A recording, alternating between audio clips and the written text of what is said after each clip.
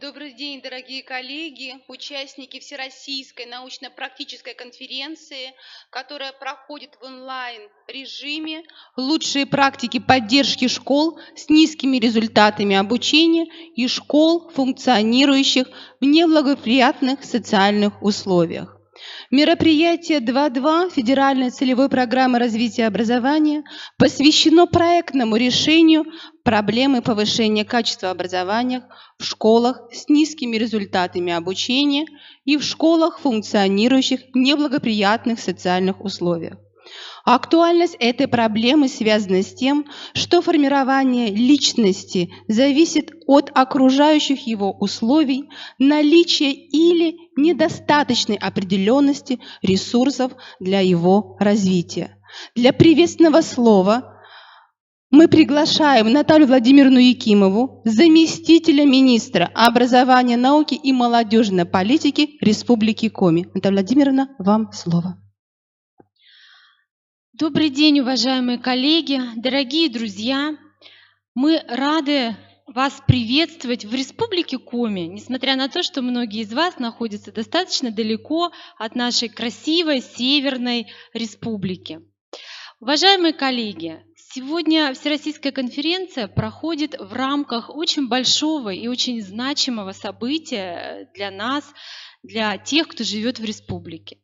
С сегодняшнего дня и до 6 октября у нас в республике проходит образовательный форум Республики Коми «Образование, государство и общество».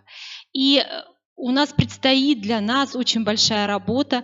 У нас будут дискуссионные, демонстрационные площадки, у нас проходят конференции, заседания, совещания, дни молодого педагога и много-много других очень важных для нас мероприятий. И нам особенно приятно приветствовать и передавать привет вам всем от участников Республиканского форума. Замечательно, что мы все нашли возможность сегодня и сможем обсудить вот такой значимый аспект, как содержание образования. Потому что это приоритетная государственная задача. И качество образования, качество образовательных услуг – это то, что нам диктует не столько закон об образовании в Республике Коми, сколько наши потребители, а если уж правильно их называть, наше общество, наши родители. И, конечно, наши с вами обучающиеся, они должны находиться в равных условиях. И несмотря на такое точное название и самого мероприятия, и нашей конференции, да, мы там встречаем такие слова, как низкие результаты, неблагоприятные социальные условия. Несмотря на эти очень тревожные, может быть, определения, все наши дети должны находиться в равных стартовых возможностях. И сегодня очень важно для нас, что мы имеем возможность обсудить то лучшее, что есть в первую очередь у вас, уважаемые участники конференции, что наработали уже мы на уровне Республики Коми. Очень важно обсудить, поделиться, а самое главное – взять себе на вооружение и реализовать это на практике. Дорогие друзья, от имени заместителя председателя правительства Республики Коми, министра образования, науки и молодежной политики Республики Коми Натальи Алексеевны Михальченковой, мы приветствуем вас на этой конференции. Мы считаем, что сегодня мы с вами достигнем определенных договоренностей. Наверное, мы сегодня найдем друзей, новых партнеров и вместе, совместно по итогам конференции сможем выработать пути решения тех проблем, которые вот сегодня, в настоящее время для нас все-таки они у нас есть, и мы их признаем. У нас сегодня в первой половине дня прошло заседание коллегии Министерства образования, науки и молодежной политики Республики Коми, где мы очень детально, очень подробно рассматривали вопросы оценки качества общего образования, где мы анализировали результаты всех оценочных процедур 2017 года.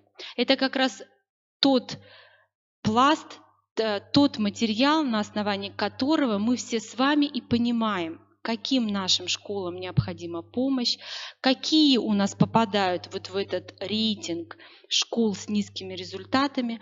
И вот сегодня на этой коллегии мы совместно со всеми представителями наших муниципальных образований рассматривали эти результаты и признали, что да, задачи стоят перед нами большие, и что мы должны с вами совместно сделать максимально возможное, чтобы качественное образование мог получить каждый школьник, и чтобы потом в дальнейшем он смог сформировать свою профессиональную траекторию развития. Дорогие друзья, еще раз приветствую вас на конференции и желаю всем нам плодотворной работы. Спасибо, Наталья Владимировна. Дорогие участники, мы начинаем пленарную часть нашей конференции, и мы приглашаем выступить Бысик Надежду Викторовну, аналитика Центра социально-экономического развития школы, Института образования, Национально-исследовательского университета Высшая школа экономики, город Москва, координатора проекта по переходу наших школ в эффективный режим функционирования. Надежда Викторовна, мы включаем вас в онлайн-режиме.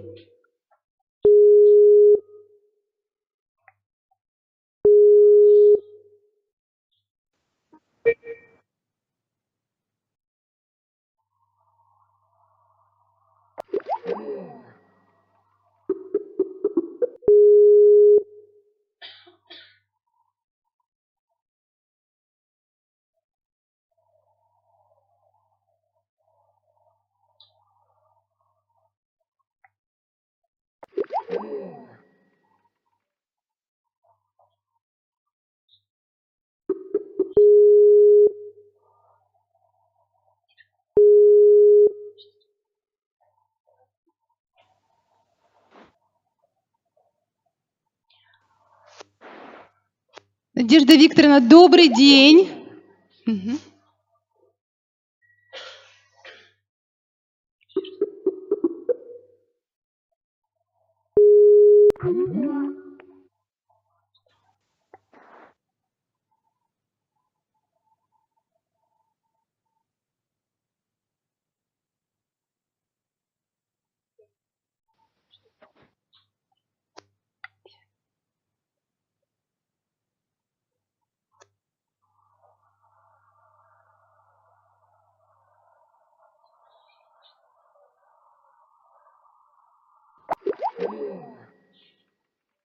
Уважаемые коллеги, Надежда Викторовна выходит на связь. Я предоставляю слово Людмиле Николаевне Гударевой, проректору по проектному управлению и научно-исследовательской деятельности Комреспубликанского института развития образования, которая представит опыт реализации проекта Федеральной целевой программы развития образования 2.2 в Республике Коми. Пожалуйста. Здравствуйте, уважаемые коллеги. Очень рада приветствовать вас всех в режиме нашей онлайн-конференции. Особенно я рада тем территориям, которые зарегистрировались и готовы принять участие в нашей конференции, работающие по этому направлению не первый год. Нам очень интересен опыт этих территорий, и мы с удовольствием хотели бы познакомиться с работой вот этих территорий. Наш проект Республики Коми в самом начале. Мы находимся на первом этапе реализации этого проекта, и практически прошло несколько месяцев с начала проекта, поэтому итоги реализации мероприятия больше носят промежуточный характер, и мы сегодня о них скажем. В Республике Коми накоплен положительный опыт целенаправленной работы со школами с низкими результатами обучения и функционирующих в неблагоприятных социальных условиях. Как сегодня было сказано, на коллегии был представлен целый блок информации по системе оценки качества образования. Я приведу только 4 цифры. С 2014 года по 2017 год удалось снизить количество школ, имеющих низкие образовательные результаты в 2,1 раза. Динамику вы видите на экране. Достижению таких показателей способствовали ряд факторов. С 2017 года, как известно, нами был разработан и в настоящее время реализуется проект создания и внедрения региональной модели перевода школ с низкими результатами обучения и школ, функционирующих в неблагоприятных социальных условиях, в эффективный режим функционирования.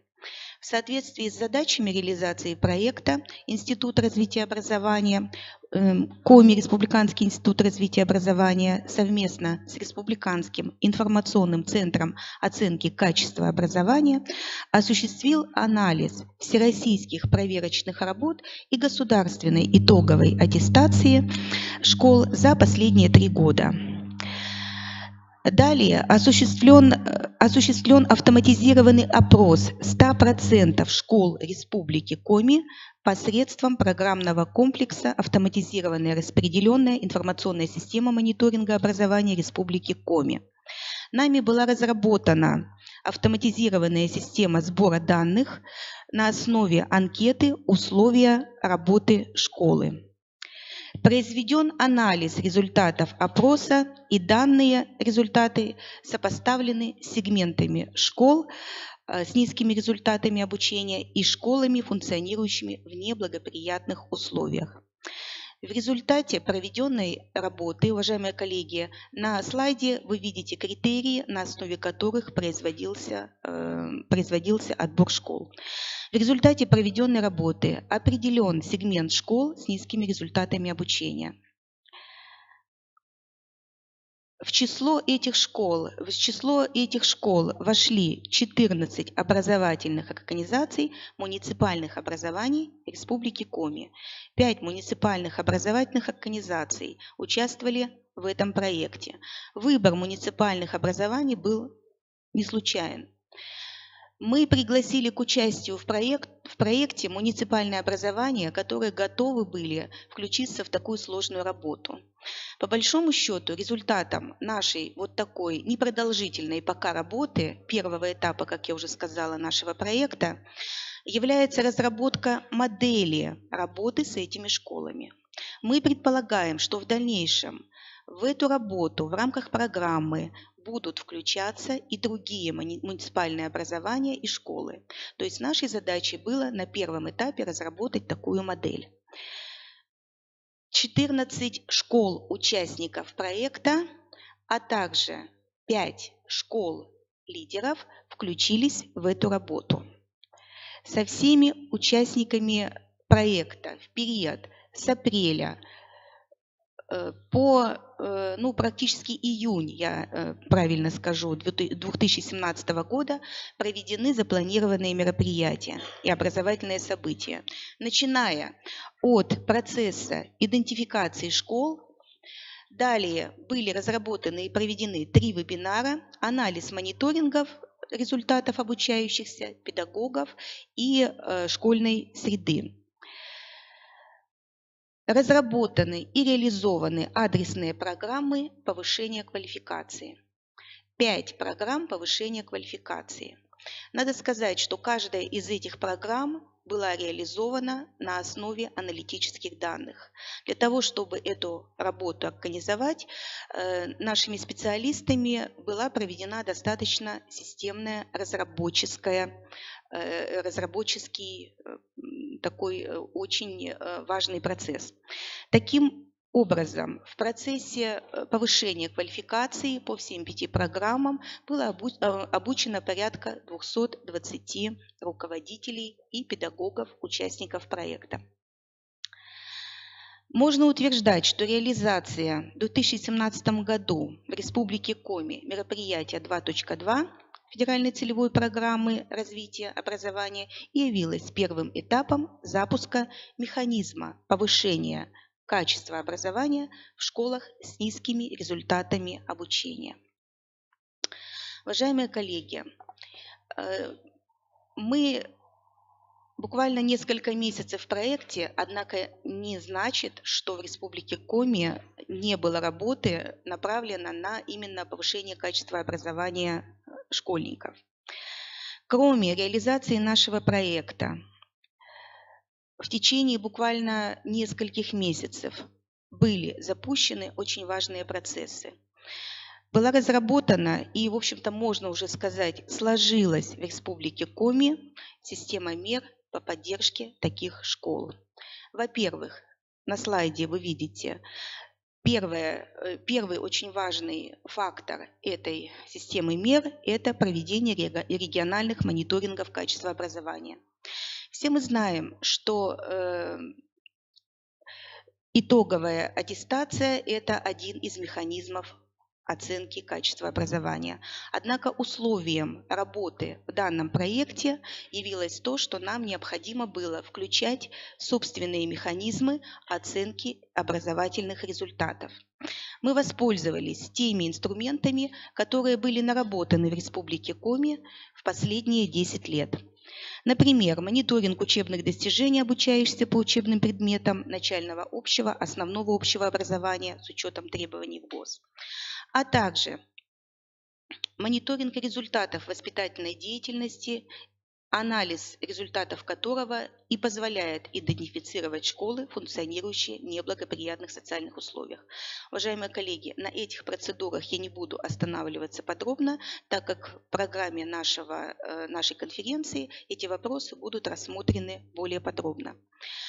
Второй фактор в части общей системы мер Республики Коми, в общем-то, можно сказать, что является такой хорошей традицией в Республике Коми анализ и обсуждение результатов внешних оценочных процедур, начиная с заседаний правительства Республики Коми и завершая педагогическими советами в образовательных организациях. На основе анализа и обсуждения результатов принимаются оперативные меры по изменению ситуации и по решению проблем повышения качества образования и развития региональной системы качества образования в Республике Коми. Далее, реализация комплекса мер по повышению профессиональной компетентности педагогов включает в себя: первое – это процесс персонификации, повышение квалификации педагогов Республики Коми. Мы пошли по этому пути, и в части этого направления идет разработка индивидуальных образовательных маршрутов на основе диагностики профессиональных дефицитов педагогов. Второе – совершенствование процедуры проведения аттестации педагогических работников с использованием модели, содержащей контрольно-измерительные материалы. Этот процесс запущен с начала этого года. Далее, создание и обеспечение эффективной деятельности экспертно-консультационных центров в работе с педагогами. Развитие кадрового потенциала отрасли образования Республики Коми в условиях сетевого взаимодействия. Республика Коми является и Коми Республиканский институт развития образования являются республиканской инновационной площадкой по данному направлению. На этой площадке вместе с нами работает более 40 образовательных организаций, инновационных площадок Республики Коми. Заслуживает особого внимания проект «Молодой педагог», который также стартовал в этом году. Таким образом, мы с вами понимаем, что параллельно с проектом, в котором мы начали работу в этом году, осуществляется серия мероприятий, которые имеют огромнейшее значение в процессе управления качеством образования Республики Коми.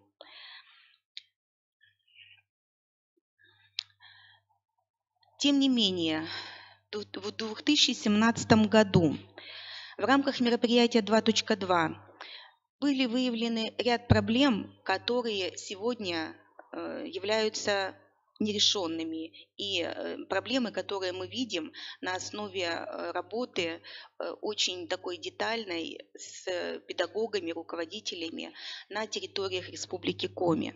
На слайде вы видите обозначены только 3 из них.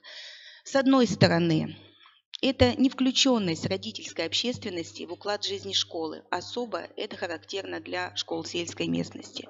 А также незаинтересованность социально неблагополучных родителей в судьбе собственных детей. И с другой – отсутствие системы привлечения родителей, учащихся, педагогов и обучающихся к реализации целей и задач эффективного функционирования школы. Мы понимаем, что система работы с родителями должна включать в себя не только работу классных руководителей, но и также других специалистов, способных взаимодействовать с категорией социально неблагополучных родителей. Вторая проблема, которую мы видим и которая требует буквально решения в течение ближайшего времени – низкий уровень сформированности у большей части учителей и руководителей профессиональных компетенций, необходимых для осуществления эффективной контрольно-оценочной деятельности в условиях реализации в ГОС. И еще одна проблема, которая требует включения всего профессионального сообщества, управленческих структур, отсутствие штатных должностей в школах, участниках проектах. Речь идет о социальных педагогах, психологах, логопедах и других специалистах.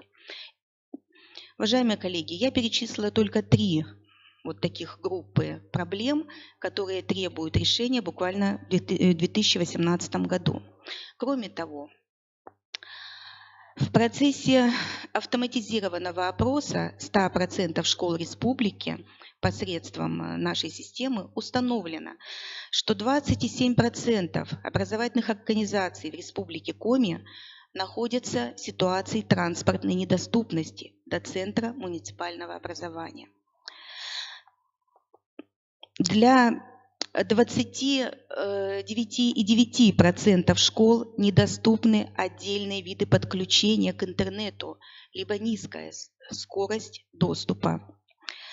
6,5% школ отмечают низкую доступность социальной инфраструктуры для досуга детей и молодежи. И 24,9% школ находятся, по их мнению, в сложных социально-экономических условиях работы школы. В процессе нашего исследования не только эти факты нам удалось установить. Практически нам удалось создать информационную карту образовательных организаций Республики Коми, где ярко прослеживаются те дефициты, которые сегодня являются для нашей системы пока проблемными. Мы считаем, тем не менее, что намеченные позитивные тенденции в ходе реализации проекта требуют закрепления и дальнейшего развития в рамках проекта создания и внедрения региональной модели перевода школ с низкими результатами в эффективный режим функционирования в 2018 году. Механизмом на слайде вы видите целевые показатели проекта. Мы видим 2 группы показателей. Это низкие результаты образования и школы, функционирующие в неблагоприятных социальных условиях. 2 группы факторов, которые имеют систему показателей, и именно на основе этих показателей мы работали с нашими партнерами. Механизмом для решения проблем, выше обозначенных в нашей презентации, должна стать, на наш взгляд, республиканская программа перевода школ в эффективный режим функционирования. Такая программа была разработана. На основе нашей программы далее были разработаны и муниципальные программы, и программы школ, всех 14 школ, находящихся в этой ситуации. Особенностями содержания программы являются применение коучингового подхода и проектного управления в школе, формирование контрольно-оценочной деятельности учителя, достижение планируемых образовательных результатов, адресная работа с родителями учащихся с привлечением специалистов, социальных педагогов, психологов, логопедов, разработка механизмов привлечения в школы педагогов, психологов и других специалистов. Планируется в течение 3 ближайших лет внедрение многоуровневой модели перевода школ в эффективный режим функционирования. Мы видим, что на слайде ярко показано, что эта модель выстраивается во взаимодействии с моделью управления качеством образования в школах. В процессе реализации проекта в 2017 году были разработаны следующие методические материалы мы считаем одним из итогов вот такой промежуточной работы эти разработки. Во-первых, программа педагогического аудита школ с низкими результатами обучения и школ, функционирующих в неблагоприятных социальных условиях. Эта программа и явилась тем основным документом и алгоритмом, который позволил нам в дальнейшем выстроить работу по самообследованию школ. Кроме того, в рамках этой программы была разработана рабочая тетрадь для курсов повышения руководителей этих школ.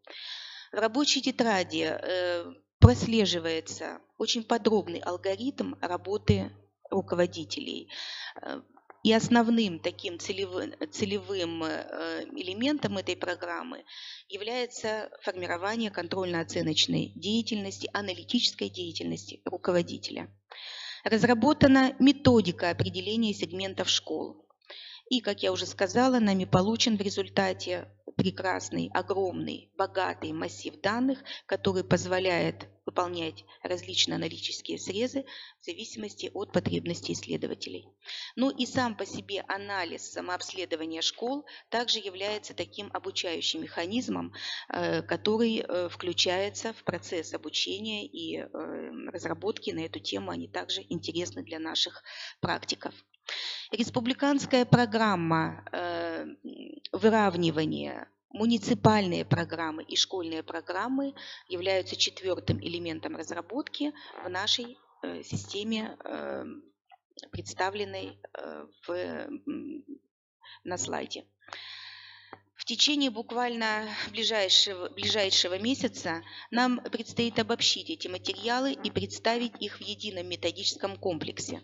Уважаемые коллеги, этот материал будет представлен вашему вниманию в конце октября на межрегиональном семинаре. Мы обязательно пригласим всех участников нашего мероприятия на этот семинар, и есть некоторые договоренности с приглашением специалистов, ведущих специалистов Российской Федерации для участия в этом семинаре. Таким образом, можно утверждать, что реализация в 2017 году в Республике Коми мероприятия 2.2 федеральной целевой программы развития образования и явилась первым этапом запуска механизма повышения качества образования в школах с низкими результатами обучения и в школах, функционирующих в неблагоприятных социальных условиях. Уважаемые коллеги, я хочу поблагодарить всех наших партнеров, которые включились в эту работу. Мы надеемся, что в 2018 году нам удастся спланировать нашу работу так, чтобы нам было удобно включаться на каждом этапе в совместную деятельность. Мы видим, знаем эту проблему и надеемся, что в ближайшее время, в 2018 году, нам удастся выстроить такой планомерный процесс работы. Спасибо за внимание, и если есть вопросы, я буду рада вашим вопросам. Спасибо, Людмила Николаевна. Республика вступила в проект в этом году, но вы видите, что те результаты, которые показывает наша система качества образования, они являются уже основой для формирования республиканской системы оценки качества образования. Мы очень надеемся, что наши партнеры муниципальное образование сегодня будут представлять свой опыт, свои практики перевода школ в эффективный режим функционирования. Мы продолжаем работу нашей конференции. И позвольте подключить к нашему общению, профессиональному общению, Надежду Викторовну.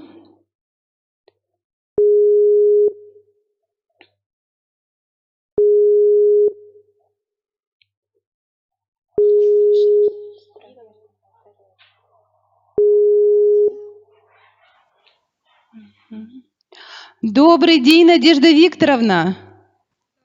Надежда Викторовна, приветствуем вас. Удалось связаться с вами. Слышно меня? Спасибо, очень хорошо слышно. Надежда Викторовна, вам слово. Спасибо большое, что вышли с нами на связь. Вся республика слышит вас. Вся республика Коми. Да, Вам уважаемые слово. коллеги, мне хотелось поприветствовать всех участников семинара, всех тех, кто работает в сложных условиях, но стремится совершенствоваться в профессиональном плане, постигать новые технологии, изучать новый опыт и развиваться. Республика Коми, мы считаем, присоединилась к нашему проекту, в котором уже больше 30 регионов, в совершенно разных географических условиях находящихся, с абсолютно разными практиками и совершенно разными, я бы сказала так, характеристиками и параметрами системы образования. Но при всех этих разностях, у всех этих регионов есть общая проблема – это существование школ с низкими образовательными результатами. Когда мы идентифицируем школы по нашей авторской методике, мы обычно выявляем 25% нижний квартиль школ, которые демонстрируют низкие результаты в сложных условиях, и эти школы традиционно являются самыми главными объектами поддержки, которую, конечно, должен оказывать регион и муниципалитет, потому что не все школы могут справиться со сложными внешними обстоятельствами. Таким образом, для того, чтобы в регионе вот этот проект успешно реализовывался, первый этап – это нужно определить конкретные школы. Конечно, мы говорим о том, что есть просто школы с низкими результатами, и эта категория тоже нуждается в поддержке. Но как помогать таким школам, более-менее понятно. Есть проект Рособорнадзора, который называется «Я сдам ЕГЭ», есть другие проекты, нацеленные на профессиональное развитие учителей, потому что, как правило, в таких школах основное препятствие к улучшению образовательных результатов лежит в плоскости качества преподавания. Но есть школы, как мы уже с вами видим, которым просто улучшение качества преподавания недостаточно, поскольку есть некоторые внешние факторы, которые они должны преодолевать. Соответственно, разные регионы решают эти ситуации по-разному. И вот в презентации, которую я, к сожалению, не могу продемонстрировать, поскольку с телефона с вами общаюсь, но, в общем, я могу рассказать, и я эту презентацию высылала организаторам, ее можно разослать по школам. Значит, существуют некоторые практики, которые помогают школам в отсутствии серьезных ресурсов справляться с такой ситуацией. Но первая и самая распространенная практика – это практика взаимодействия данной категории школ со школами-лидерами. В разных регионах совершенно по-разному реализуется. Есть школы, вернее, есть регионы, которые просто административным решением лучшие школы, занимающие высокие места в рейтинге, или школы, которые являются региональными инновационными площадками, закрепили за школами в сложных условиях, понимая, что последним нужно помогать. И это неплохая практика, потому что она во многих регионах работает. Хорошим школам всегда есть чем поделиться, а школам в сложных условиях всегда хочется учиться. Есть другие практики, которые, например, позволяют сначала идентифицировать профессиональные затруднения внутри школ в сложных условиях. То есть это могут быть кадровые проблемы, могут быть проблемы сложности контингента учащихся, например, большой доли учащихся с неродным русским языком. И тогда им нужна специфическая помощь. В этом случае во многих регионах поддержка осуществляется теми школами, в которых вот указанные, перечисленные мною проблемы и сложности являются приоритетами в образовательной политике школ. И тогда вот это сотрудничество строится сильная школа вот по этому направлению и школа в сложных условиях, у которой это направление западает. И это тоже хорошая практика. Есть совершенно уникальный опыт, например, Тамбовская область еще 4 года назад затеяла социальный проект. Мы все знаем, что такое социальные проекты. Это проекты помощи, так сказать, территории и вообще обращенной школы вовне. Так вот, коллеги затеяли проект, который назвали «Народный проект». И смысл был такой: «Помоги сельской школе». И лучшие гимназии и лицеи Тамбовской области писали проект, как бы они могли помочь какой-то сельской школе, то есть описывали фактически свои сильные качества, свои достижения. Ну и, конечно, организаторы конкурса, после того, как эти проекты были написаны, защищены, и 10 проектов стали лауреатами конкурса, подобрали сельские школы для того, чтобы вот эти проекты, написанные и защищенные, могли реализоваться на практике. И вот сейчас, когда мы весной этого года были в Тамбовской области на семинаре, вот эти пары школ, которые в некоторых регионах называют сетевыми парами, например, это два учреждения, имеющие личные, профессиональные и уже даже неформальные связи. Вы знаете, они, когда приезжают на совещание, директора этих школ даже садятся вместе. Потому что пока суть до дела, пока организационные моменты и так далее, им всегда есть о чем поговорить и чем поделиться. Есть и другой интересный опыт работы. Например, Московская область, когда начинала вот аналогичный проект поддержки сельских школ, конечно, первое, что стали делать, это искать ресурсы, как школы поддержать. И нашли. Тоже способ достаточно оригинальный, который сейчас некоторые регионы тоже переняли. Значит, коллеги назвали эти школы региональными инновационными площадками. Конечно, каждая школа разработала программу перехода в эффективный режим работы. Каждая взяла на себя какие-то обязательства и так далее. Но в целом получился пул школ, которые находятся в сложных условиях, но которые готовы что-то менять у себя в школе, и поэтому их назвали региональной инновационной площадкой. И, соответственно, выделили средства на поддержку этой школы. Конечно, мы понимаем, что средства выделили в основном на материальную базу, потому что истратить их иным каким-то образом весьма проблематично. Но ведь дело же не в этом. Дело в том, что статус школ признали, их усилия по изменению ситуации признали.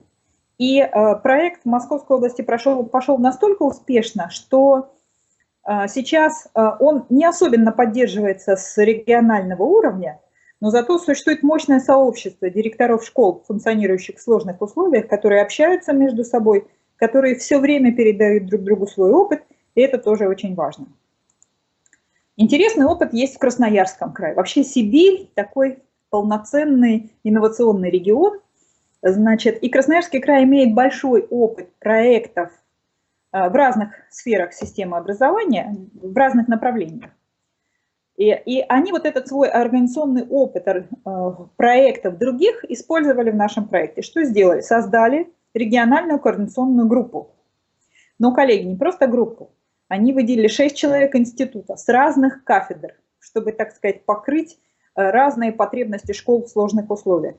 И каждого человека из этой команды 6 закрепили за 3-4 школами. И это личный персональный консультант школы.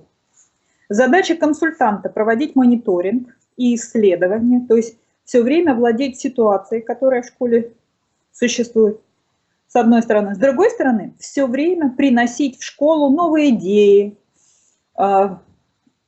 информацию о всяких семинарах и так далее, и так далее. Красноярск в системе ЛМС, то есть в системе дистанционного повышения квалификации, создал страницу проекта. И поскольку я подписана на эту страницу, еженедельно появляется какая-то новая информация. Причем информация не только о том, что проводит Красноярск. Последняя информация, которая появилась, это был про семинар в Кострому, вебинар, и вебинар в Республике Коми. Я вот, к сожалению, не владею информацией, но мне кажется, что с Красноярска кто-то должен у вас быть. Есть еще интересный опыт. Ну, например, Новосибирская область активно привлекает ресурсы других проектов для того, чтобы помогать сельским школам. У них даже в конкурсе, в региональном конкурсе «Директор школы» есть номинация «Директор школы в сложных социальных условиях». Конечно, такие меры имеют очень большое значение. Еще одно направление, которое тоже мне хотелось бы осветить, это мониторинг. Коллеги, понимать, что мы движемся в правильном направлении, можно только если мы это направление все время мониторим, измеряем и сравниваем. И в целом ряде регионов, таких как Томская область, Красноярский край, Ямало-Ненецкий автономный округ, региональные центры оценки качества очень активно включились в проект. Они не только идентифицируют школу по показателям результативности и внешних условий, но они все время мониторят результаты исследований, которые нам все известны, ВПР, НИКО, ЕГЭ, ОГЭ, и они раскладывают эти результаты, доводят их до такого состояния, которая может быть интересна учителю. То есть буквально результаты учащихся раскладываются по предметам, по темам, по универсальным учебным действиям и так далее, и так далее. И в режиме онлайн, кстати, у них есть еще и собственные региональные мониторинги, которые в большей степени качественно измеряют индивидуальный прогресс в достижении учащихся. И вот такие большие информационные данные позволяют учителю не просто улучшать мифическое качество образования, а позволяют конкретно ликвидировать, вернее, работать с теми проблемами, которые выявлены в образовательных результатах учащихся.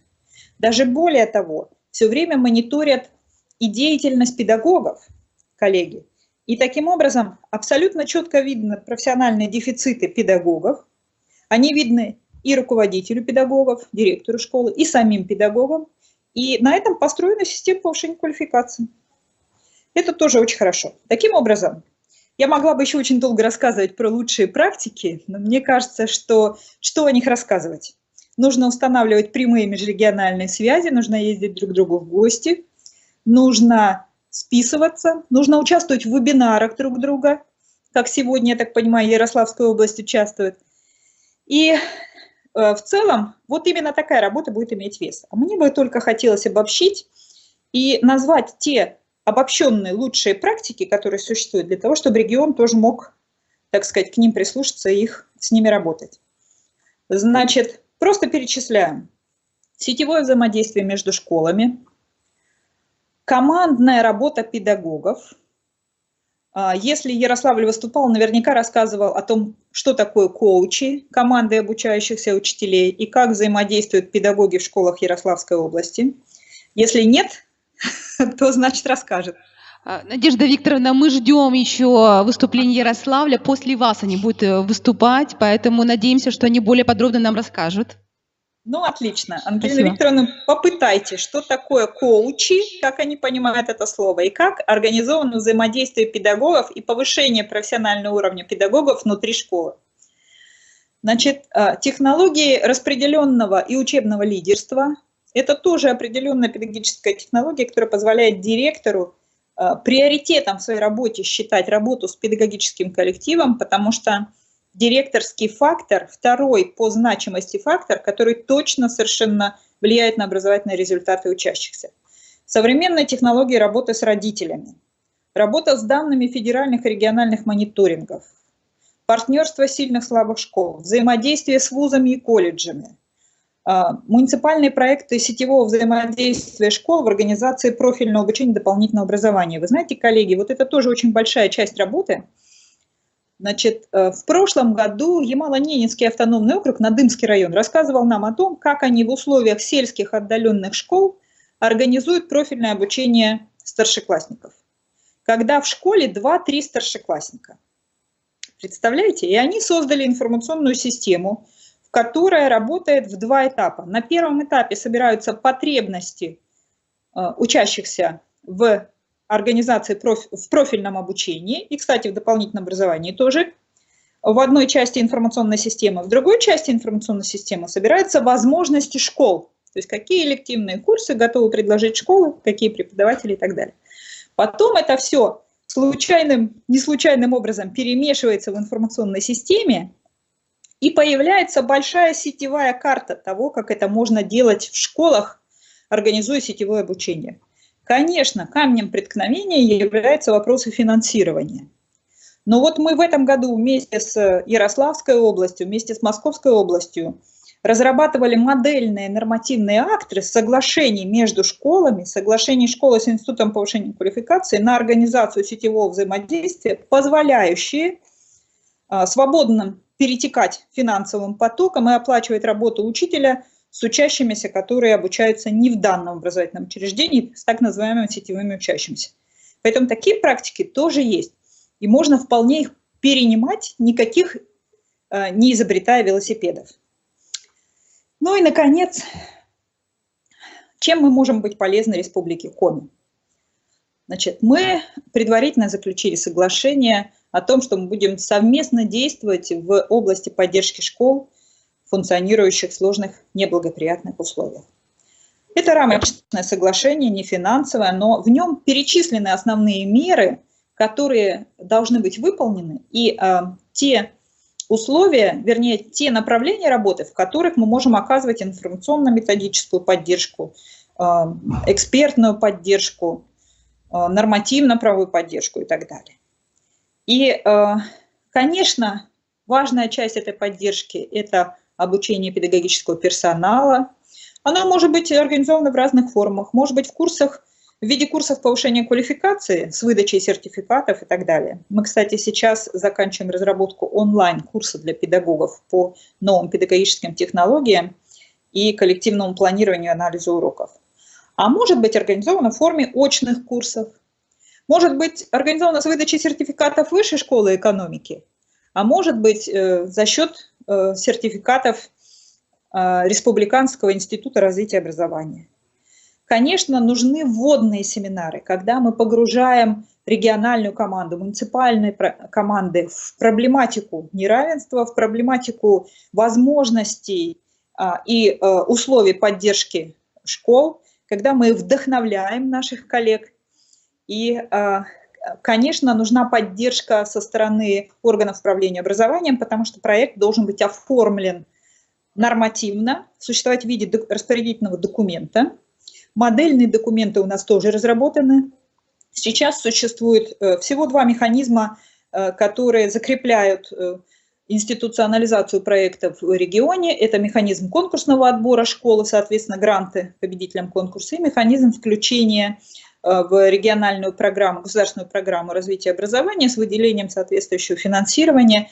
В этом случае уже отбираются учреждения не по конкурсу, а именно те учреждения, которые находятся в наиболее сложной ситуации и которым нужна приоритетная поддержка. Мы готовы проводить экспертизу, мы готовы консультировать школы и муниципалитеты вот в продвижении от разработки программы до, соответственно, ее реализации и мониторинга первых результатов. И мы предлагаем целый пакет всяческих бесплатных, ну, я бы не сказала услуг, а направлений деятельности, которые тоже есть в моей презентации. Это присутствие Республики Коми на сайте «Эффективная школа», значит, изучение того, что там размещено, участие в наших мероприятиях и представление на нашей площадке своих мероприятий, своих курсов, своих семинаров и так далее. Это еженедельная рассылка, которую мы сейчас в более чем 20 регионов делаем. Мы избавляем институты и даже органы управления образованием от необходимости пересылать. То есть мы делаем ее прямо непосредственно в школы. Соответственно, получают школы обратную связь. В этой еженедельной рассылке все время мы публикуем информацию о актуальных курсах, о мероприятиях, которые проводят регионы, наиболее интересные статьи российские и зарубежные, наиболее интересные новости образовательной политики, которые касаются наших школ. Ну и у нас есть много интересных партнеров, которые тоже могут быть полезны регионам, в том числе и Республике Коми. Например, Сингапурский профсоюз учителей, организация EduCare, которая работает в Татарстане, проводя курсы и семинары для директоров и учителей. Они работают с нами, и они, в общем, могут проводить в любом регионе. Или, например, Всероссийская программа «Учитель для России», которая обучает за счет средств Сбербанка и направляет в школы в сложных условиях молодых педагогов. Причем это педагоги, это лучшие выпускники непрофильных вузов, которых на программе переподготовки доучивают как педагогов. Или, например, коучинговая ассоциация, которая осуществляет продвижение учителей в плане коучинга, а коучинг сейчас уже признан эффективной педагогической технологией, которой учителям и директорам хорошо бы владеть. Или, например, наш партнер «Директория онлайн» или издательская фирма «Сентябрь», с которой мы сейчас запускаем онлайн-курс для учителей. Таким образом, коллеги, эффективность мер, которые можно реализовывать в отношении школ с низкими результатами, уже доказана многими регионами во многих российских и зарубежных исследованиях. Нужно только начать, нужно озаботиться этой проблемой, нужно поставить ее в повестку дня в образовательной политике и, несомненно, добиваться результатов. Ну и, конечно, несмотря на то, что регион ежегодно должен отчитываться по соглашению с Федерацией о расходовании субсидий на реализацию вот этой задачи по ФЦПРО, мы понимаем, что достичь устойчивых результатов за год невозможно. Поэтому где-то в среднем 3 года должно пройти для того, чтобы школы, которые сегодня функционируют в сложных условиях, смогли выбраться из сложной ситуации и наработать какие-то успешные практики, которые помогают учащимся успешно учиться. Вот все, что я хотела сказать. Спасибо.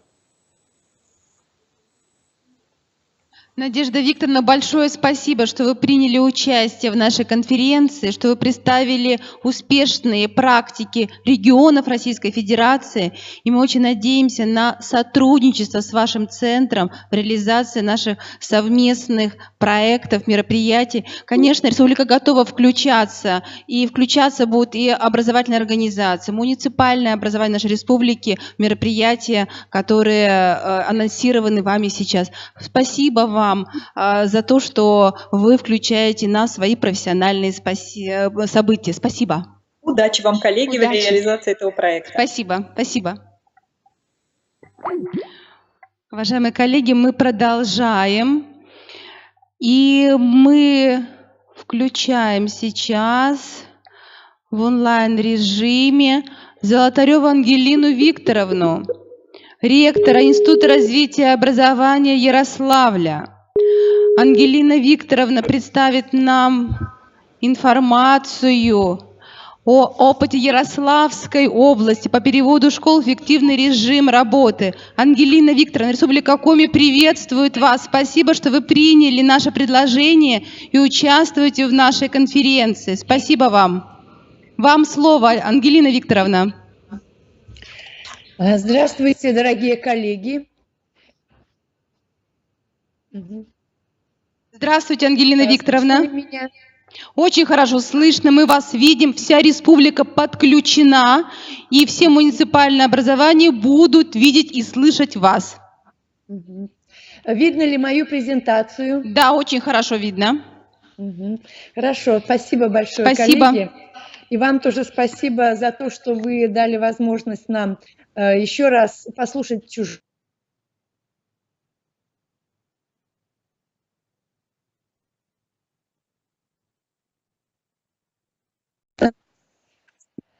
Дальше развиваться. Ну, во-первых, на самом деле мы говорим о такой важной проблеме, как перевод школы в эффективный режим работы. И эффективность для нас важное понимание результативности, которую мы обеспечиваем за счет самых разных результатов, затрат, которые мы здесь производим. Эти затраты мы можем увидеть через всякие оценочные характеристики, поэтому у нас возникает проблема, какие оценочные процедуры мы можем при этом использовать. Ну и мы понимаем, что эффективность может быть не только экономической, но и образовательной, и социальной. И в данном случае это для нас важнее, и поэтому именно об образовательном и о социальном результате в наших проектах идет речь. И мы... Не переключается что-то у меня. И мы на самом деле... Да, вот я смогла переключить. Мы на самом деле в этом проекте уже давно, с 2009 года. Большое спасибо Высшей школе экономики, которая нас подключила к этой деятельности. И мы за это время какие-то свои наработки сделали. В частности, региональный проект разработка и внедрения стратегии помощи школам, работающих в сложных контекстах, имеющих низкие результаты, у нас уже действует по сегодняшний год. И в рамках реализации этого проекта нам удалось накопить опыт своих каких-то методик, подходов, в том числе по созданию обучающихся сообществ школьных, по разработке муниципальных моделей сопровождения этих школ, по оценке эффективности реализации программ перехода школ в эффективный режим работы. Ну и вот, собственно говоря, 2017 год, он тоже какие-то дал возможность нам приобрести новый результат. И самое важное, что мы, работая вот в этом проекте, находим взаимодействие как на Надежда Викторовна правильно сказала, нужно пытаться находить партнеров, взаимодействовать друг с другом. И у нас в проекте работают, кроме института, Центр оценки и контроля образования, муниципальные органы управления образованием, муниципальные методические службы и команды школ. Мы на самом деле делаем упор на командную работу, именно команды и административные, и команды учителей, которые пытаются в этой проблеме быть. Ну и вот кроме Высшей школы экономики к нам подключилась Академия повышения квалификации, и это взаимодействие для нас важно, потому что дает возможность перейти к эффективности. Мы видим, что повысить образовательную и социальную эффективность образовательных организаций можно через вот реализацию региональных и муниципальных проектов, через механизмы идентификации этих школ. И я покажу вам, какие мы в этом году нам удалось эти механизмы наработать. Через механизмы создания новых моделей, формирования и оценивания новых компетенций и дефицитов педагогов. Собственно, педагог – ключевая фигура, и он обеспечивает новые результаты. Через разнообразные модульные вариативные программы подготовки педагогов. Здесь тоже у нас есть свой подход наработанный, я позже покажу. Через потенциалы разных других социальных ресурсов наших, в том числе дополнительное образование, медиация, инклюзия, ну и через разные мониторинги. И в частности, вот и нами в последние 2 года были наработаны такая спектр оценочных процедур.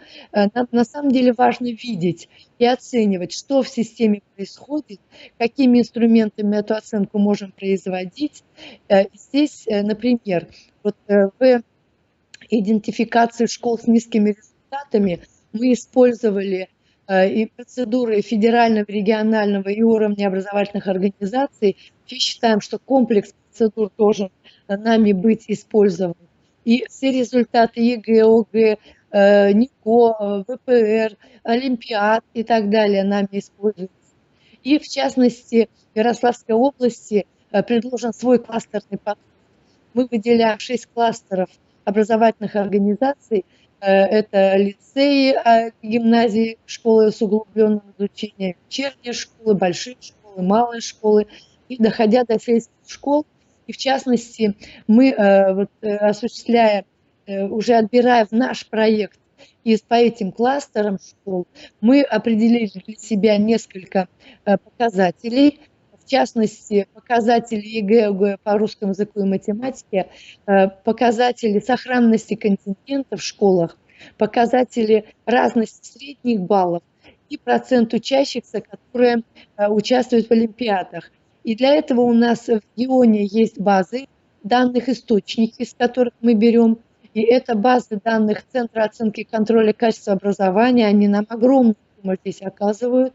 Это автоматизированная система информационного обеспечения образовательного процесса, ОСИО, который в этом году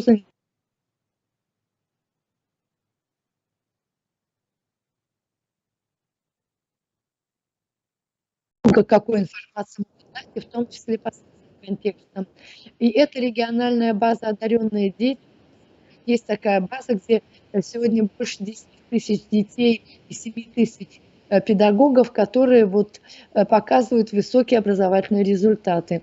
Ну и вот как образец я часто в своих выступлениях использую эту картинку. Сегодня вот это кластер, например, лицеев и гимназий, первый класс.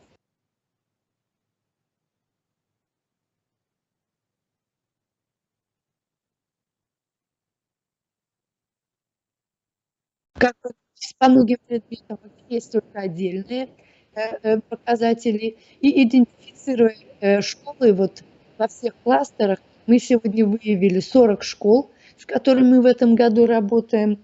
И в эти 40 школ вошли те школы, с которыми мы изначально в проект включили, для того, чтобы можно было динамику показывать.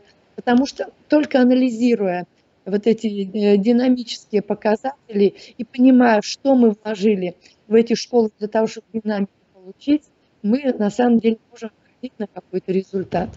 Ну и мы использовали тоже некоторые процедуры для выявления школ.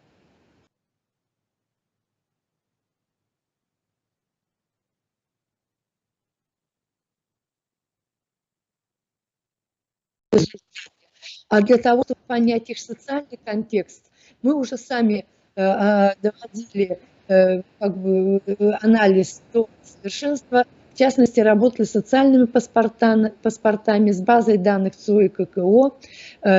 И нам удалось тоже на самом деле выделить из этих 40 школ те, которые в наиболее сложных социальных контекстах сегодня находятся. И кроме того, мы в регионе создали свой инструмент оценки сформированности и выявления дефицитов компетенций педагогов. Он на нашем внутреннем ресурсе есть. Все более 800 образовательных организаций, которые в Ярославской области есть, могут в этот ресурс входить, тестировать своих педагогов. И мы определяем не столько оценку даем им, сколько выявляем дефициты. И под эти дефициты сегодня разрабатываем образовательные программы. В частности, здесь сегодня уже есть тесты для педагогов дополнительного образования, для педагогов, для учителей школ и для педагогов, работающих с одаренными детьми. В нашей региональной программе поддержки школ вот есть такие разделы, вы видите на слайде. Мы пытаемся формировать инфраструктуру поддержки школ. Мы пытаемся вот на самом деле с командами коучей работать. Мы пытаемся создавать школы, которые уже показывают хорошие результаты, как школы-консультанты. И в частности, вот мы работаем со средой поддержки на региональном уровне, на уровне образовательных организаций, в частности, ИРО, и муниципальной методической службы, и на уровне объединений самих школ. В центре, конечно, сам ребенок. И в частности, вот то, что касается наших команд, которые мы формируем, туда входят руководители и педагоги. И мы через команды обучающихся учителей, мы понимаем обучающиеся команды как команды, которые способны сами выявлять проблемы, анализировать, выявлять проблемы и находить решение этих проблем. Только через работу с собственными проблемами, проблем в конкретной школе, можно выйти на меры поддержки самим себе и на меры улучшения образовательных результатов. Поэтому, собственно, повышение качества образовательных результатов мы через различные меры поддержки, в том числе самим себе, вот здесь показано, как мы это осуществляем на слайде, мы пытаемся обеспечить. Таким образом, вот в этом году в результате конкурсного отбора 40 школ, у нас 8 школ получили грантовую поддержку на разработку своих программ развития, в частности, на те меры, которые они считают нужным. Это могут быть меры, связанные с материальной базой, и с повышением квалификации, и на социальные программы. Мы реализуем в этом году 7 программ повышения квалификации, в том числе программы, которые имеют выход на дополнительное образование детей, еще раз, на медиации, на инклюзию, если у нас вот контексты такие есть. Мы 12 методических рекомендаций готовим по разным проблемам, в том числе и работы с обучающимися организациями, и на повышение эффективности по предметам, в частности, русский язык и математика. И мы тоже пытаемся точечно работать. Мы сегодня, когда работаем с результатами ЕГЭ и ОГЭ, находим именно те основания, по которым сегодня результаты низкие, доходя до конкретных методик. Там не та приставка, не так пишется, не умеет решать какие-то конкретные упражнения. И опять-таки вот с этими дефицитами мы в наших программах и пытаемся работать через создание еще профессиональных сообществ самых различных. И вот эти дефициты и затруднения сегодня для нас важны, и они входят в те программы модульные, которые мы реализуем. Мы, вот, собственно говоря, по этому принципу пытаемся профессиональную компетенцию определить и профессиональный модуль сделать, насытив содержание этого модуля актуальными проблемами, которые у нас сегодня есть. И, в частности, у нас сегодня популярностью особо пользуются программы для руководителей, управления образовательным процессом по результатам КИО. Это такая сетевая программа, в которой участвуют, кроме института, развития образования, Центры оценки контроля качества и центры и образовательные города Рыбинска, города Ярославля. И вот мы как бы понимаем, чему мы учим и что на выходе должно быть. У нас есть несколько программ по подготовке обучающихся к итоговой аттестации на основе дефицитов. И в частности, мы предлагаем индивидуальные образовательные маршруты слушателей по математике, биологии, физике, химии. И опять-таки нам важно, чтобы мы понимаем, на что мы должны выйти. Кроме того, у нас есть модульная программа по разработке и реализации программ перехода школы в эффективный режим работы. И мы считаем, что именно модульная программа с индивидуальным маршрутом дает возможность каждому найти для себя тот дефицит и те меры устранения дефицита, которые им нужны. У нас в приоритете сегодня тема тьюторская поддержка педагогов в реализации программ улучшения. И вот наш постоянно действующий семинар «Шаги на пути к эффективности» сегодня тоже дает свои результаты. Кроме того, у нас есть такая площадка открытая, как Педсовет 76, и на этой площадке мы для всей России, у нас очень много участников, и в том числе вот, здесь показаны и Высшая школа экономики, Московский государственный педагогический университет, Институт открытое образование, Центр «Сириус» одаренных детей. Наши организации участвуют в этом, и мы пытаемся эти лучшие практики сами показывать и просить, чтобы люди нам рассказывали о своем опыте. Ну и последнее, что я скажу, что нам кажется очень важное сопровождение профессионального развития педагогов и на муниципальном уровне, на уровне образовательной организации, на уровне педагогов. И мы вместе с нашими коллегами из других наших организаций пытаемся это сопровождение осуществить. Собственно говоря, вот спасибо за внимание. Это то, к чему мы сегодня готовы и что-то сделали. У нас на самом деле много проблем. Сегодня тоже, как и у вас, потому что мы понимаем, что надо двигаться дальше, и мы пытаемся находить какие-то варианты дальнейшего движения. Спасибо, готовы сотрудничать с вами дальше и слушать ваш опыт. Спасибо. Спасибо, Ангелина Викторовна, за такой интересный профессиональный доклад. Вы представили опыт Ярославской области. К сожалению, наша республика только первый год в этом проекте. Мы понимаем, что ваше предложение, оно является для нас именно как предложение к сотрудничеству, что мы можем использовать ваш опыт, который вы уже презентуете на уровне Российской Федерации, как лучшую практику. Спасибо вам большое, Ангелина Викторовна. И нас, конечно, очень интересует ваша школа коучей. Может быть, несколько слов вы о ней скажете более подробно?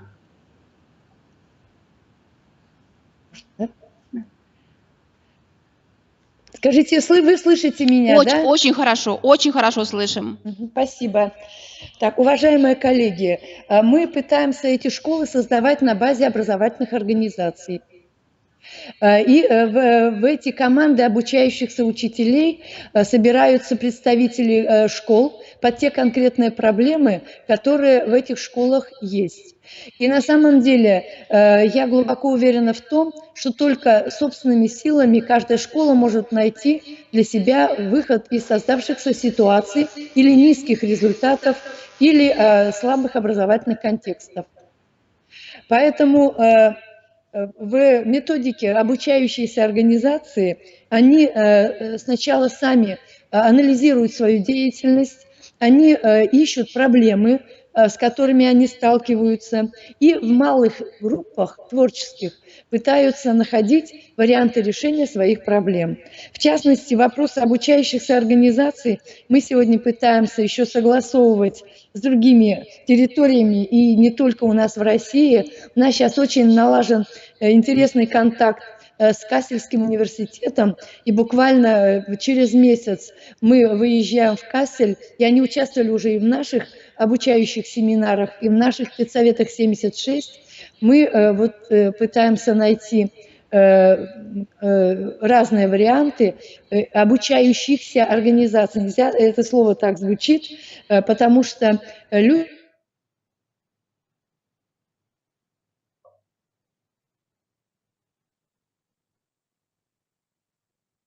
продвижение не очень быстрое, но очень продуктивное, потому что оно нацелено на получение конкретного продукта на повышение эффективности или образовательного результата, или социального результата. И вот эти вопросы пытаются как раз в этих коучах наши коллеги решают. Один из примеров – это 4-я школа города Тутаева, которая благодаря именно созданию коучей таких внутри школы смогла увидеть проблемы и собственной продвижки. Сегодня одна из ведущих школ, главный консультант. Спасибо, Ангелина Викторовна, за такой подробный ответ. Благодарим вас за участие в нашей конференции. Спасибо за представленный опыт. Надеемся на дальнейшее с вами сотрудничество. Спасибо. Спасибо. Уважаемые коллеги, к нам присоединяются наши международные партнеры. Коллеги из университета имени Сэма Хьюстона в штате Техас представят модель эффективной школы Соединенных Штатов Америки. Они будут поднимать проблему оценки эффективности и самоанализа школ.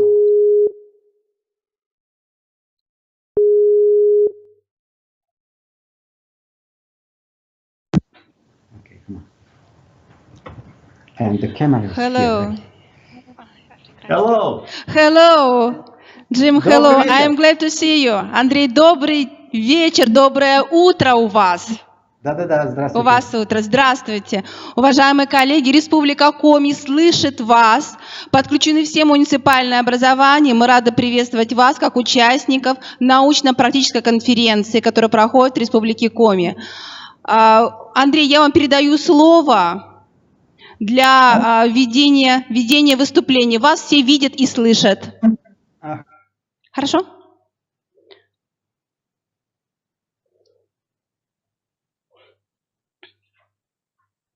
Republic of Komi is greeting you, and right now we can see you very well. All of the agencies are connected, and all of the participants are online. Okay. We are ready to start your presentation. Okay, you need to get it back to the original. Yeah. Давайте что же тогда начнем с того, что мы просто представимся, и после этого уже доложим вам наше.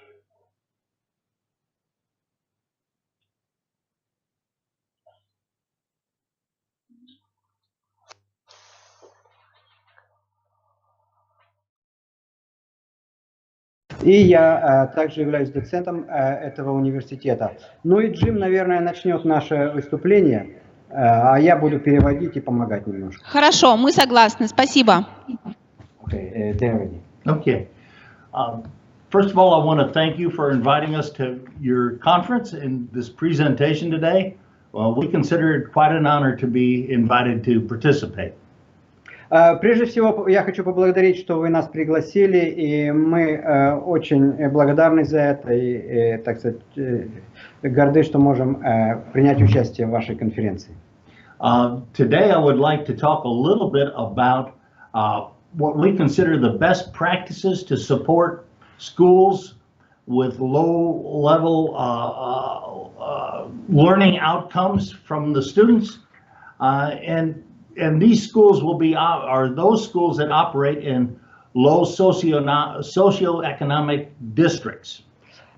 Сегодня мы хотим поговорить о тех школах, в которых студенты не показывают хорошие результаты обучения, и также о тех школах, которые работают в условиях недостаточного социального развития, в регионах с недостаточным социальным развитием. Let me begin by introducing you to our university.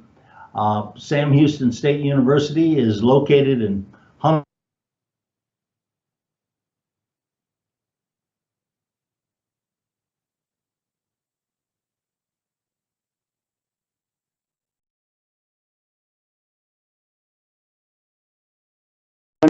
Центра Хьюстона.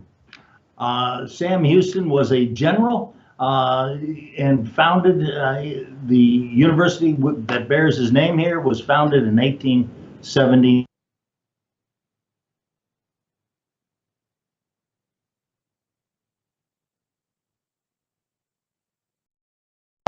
Сэм Хьюстон был генералом, ну и педагогом в том числе. И основан университет был в 1879 году. Он, кстати, был основан как педагогический институт. Это третий по старшинству, наиболее старый университет в Техасе. Всего в Техасе 38 университетов.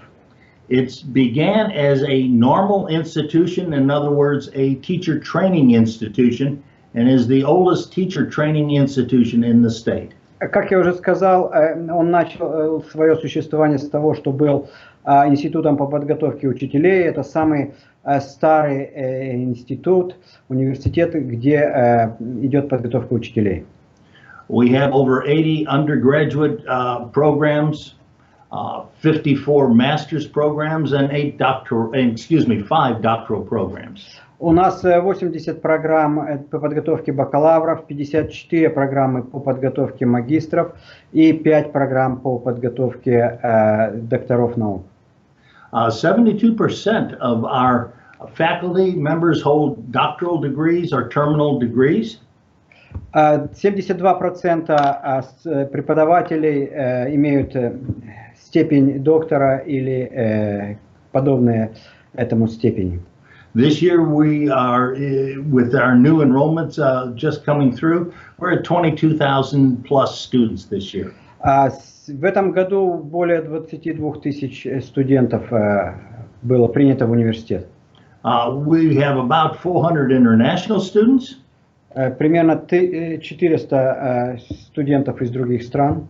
And a student-teacher ratio of 1 to 22 with 31 students per class as the average class size. Соотношение преподавателей и студентов 1 к 22, ну и примерно размер класса, количество студентов в классах где-то порядка 31 студента. Discussing a little bit about, or moving into our topic actually, the assessing the effectiveness and self-analysis of the work of a school operating in these lower socioeconomic conditions, we often in the States refer to this as a Title I school. Теперь, переходя непосредственно к нашей презентации, к цели нашей презентации. Обычно те школы, которые работают в условиях недостаточного социального развития или же низкого экономического развития в районах таких, мы обычно называем их Title I школы. We use two approaches here. One is concerns student assessment, and the other is teacher-based assessment. Мы обычно используем в штате обычно используются два подхода к таким школам, но и не только вообще к школам. Это прежде всего идет оценка знаний и умений студентов, и второе идет оценивание работы учителя.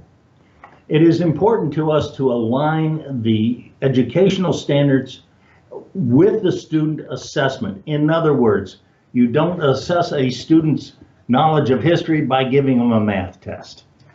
Это очень важно, чтобы оценка знаний студентов соотносилась со стандартами, с образовательными стандартами, которые существуют, а не просто давать какой-либо там тест по математике. It is important to clearly define the knowledge and skills that a student has to have at each stage of their educational level. Это очень важно, чтобы было четко определено, какие знания и умения должны приобрести и иметь учащиеся на каждой ступени своего обучения. We have standards of expectations and that the student must achieve at each level. У нас существуют стандарты, которые предполагают и ожидают, что студенты должны достичь определенного уровня в каждом классе, на каждом этапе. We give the students standardized tests. In other words, they are designed and given to the students to take as a written test that ensures that all students are assessed on the same task and that their results are measured by the same standards. Мы требуем от студентов, мы даем студентам стандартные тесты. Обычно это начинается с 3 класса.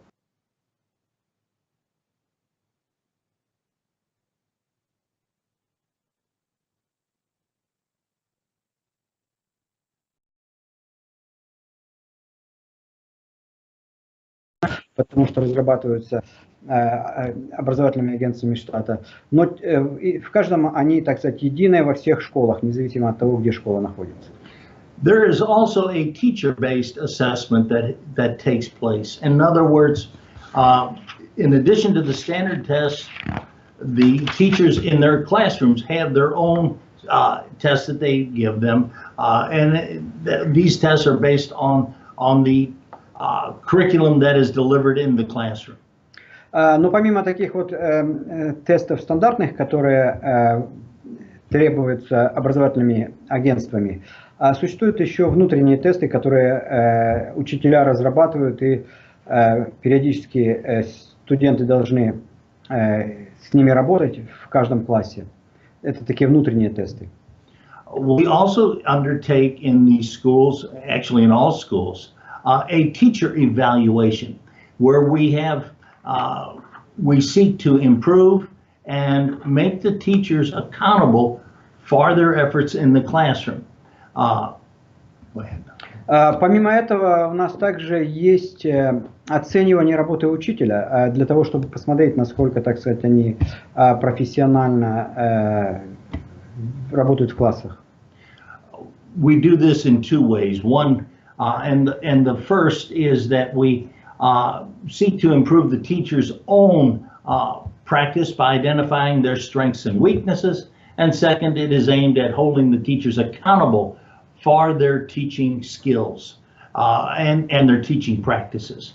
Это как бы в двух направлениях ведется такое оценивание работы учителя. Прежде всего, оценивается, насколько они профессионально работают в классе, в процессе преподавания. И второе направление – оценивается ответственность учителя, каким образом они подходят к своей работе, начиная там от планирования, преподавания и так далее. We use a T-test rubric that entails planning, instruction, learning environment, and professional practices and responsibilities. Мы используем так называемый T-тест критерии, которые рассматривают некоторые компоненты, такие как планирование, преподавание, создание обучающей среды, профессиональная практика и ответственность, ну и профессиональная переподготовка, иначе говоря, методические какие-то наработки учителей. There are 5 categories that will be derived from this evaluation. Improvement needed, developing, proficient, accomplishment, and distinguished. Obviously, distinguished is the level that we want everybody to reach. 5 категорий существуют, которые, так сказать, являются оценками работы учащихся, и учителей, прошу прощения. Значит, первое – это необходимо улучшение. Второе – это категория, так сказать, идет развитие. Третья категория – это профессиональный уровень. Четвертая категория – это выполненный, достигнутый уровень. И последняя категория – это как бы заслуженный, такой очень высоко оцененный. Обычно мы не считаем целесообразным, чтобы все учителя достигали самого высокого критерия, потому что это является как бы нереальным. We've given you a slide which shows a chart of a school, an independent school system district, and the evaluation for that. In this case, we're using the city of Houston, which is the 4th largest city in the U.S. and the 7th largest school district in the U.S. And we've given you a copy of their evaluation, which is an external evaluation aligned with the school's own internal evaluation. Мы послали вам слайды. Первое вот по оценке работы учителя. Там есть ссылки на интернет-сайты, где вы можете более подробно посмотреть о том, как оценивается работа учителя и познакомиться более подробно с критериями.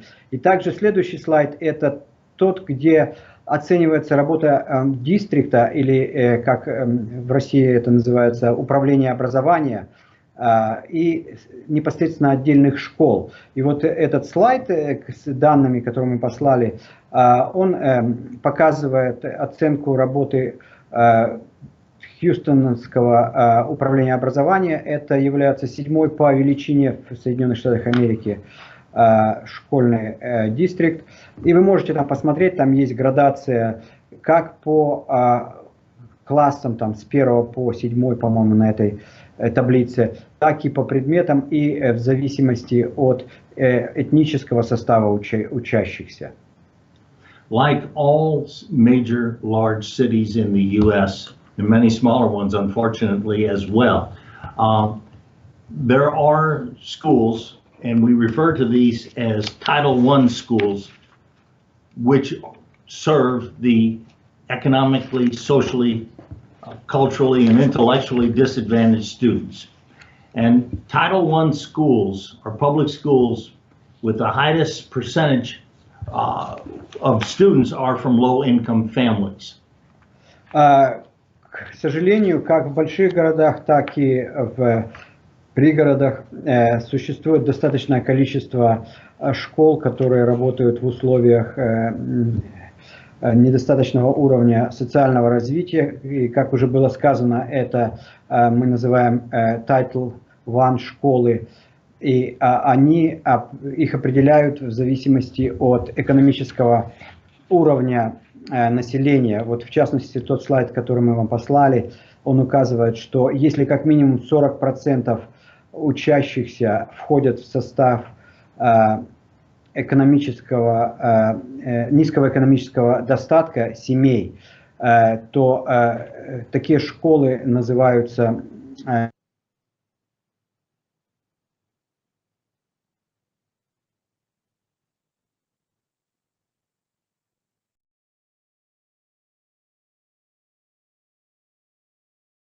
And this is to be used to improve the academic performance of the students themselves. And they particularly target the lowest achieving students in these programs. Существуют фонды, которые предоставляются таким школам, Title I школам, которые направлены на улучшение обучения студентов, и особенно тех учащихся, мы называем студентов, те, кто в школе тоже, тех учащихся, которые показывают очень низкую успеваемость. We ask often why in this time there are students who are in this disadvantaged stage and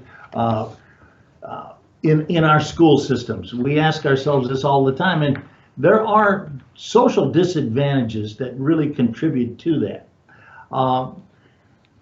We find now that parenting practices can impede intellectual and behavior development of your student. Мы очень часто задаемся вопросом, ну почему, вот в чем проблема с учащимися из таких недостаточно развитых экономических районов и с низким достатком в семьях. Почему они страдают и не могут показать достаточные результаты.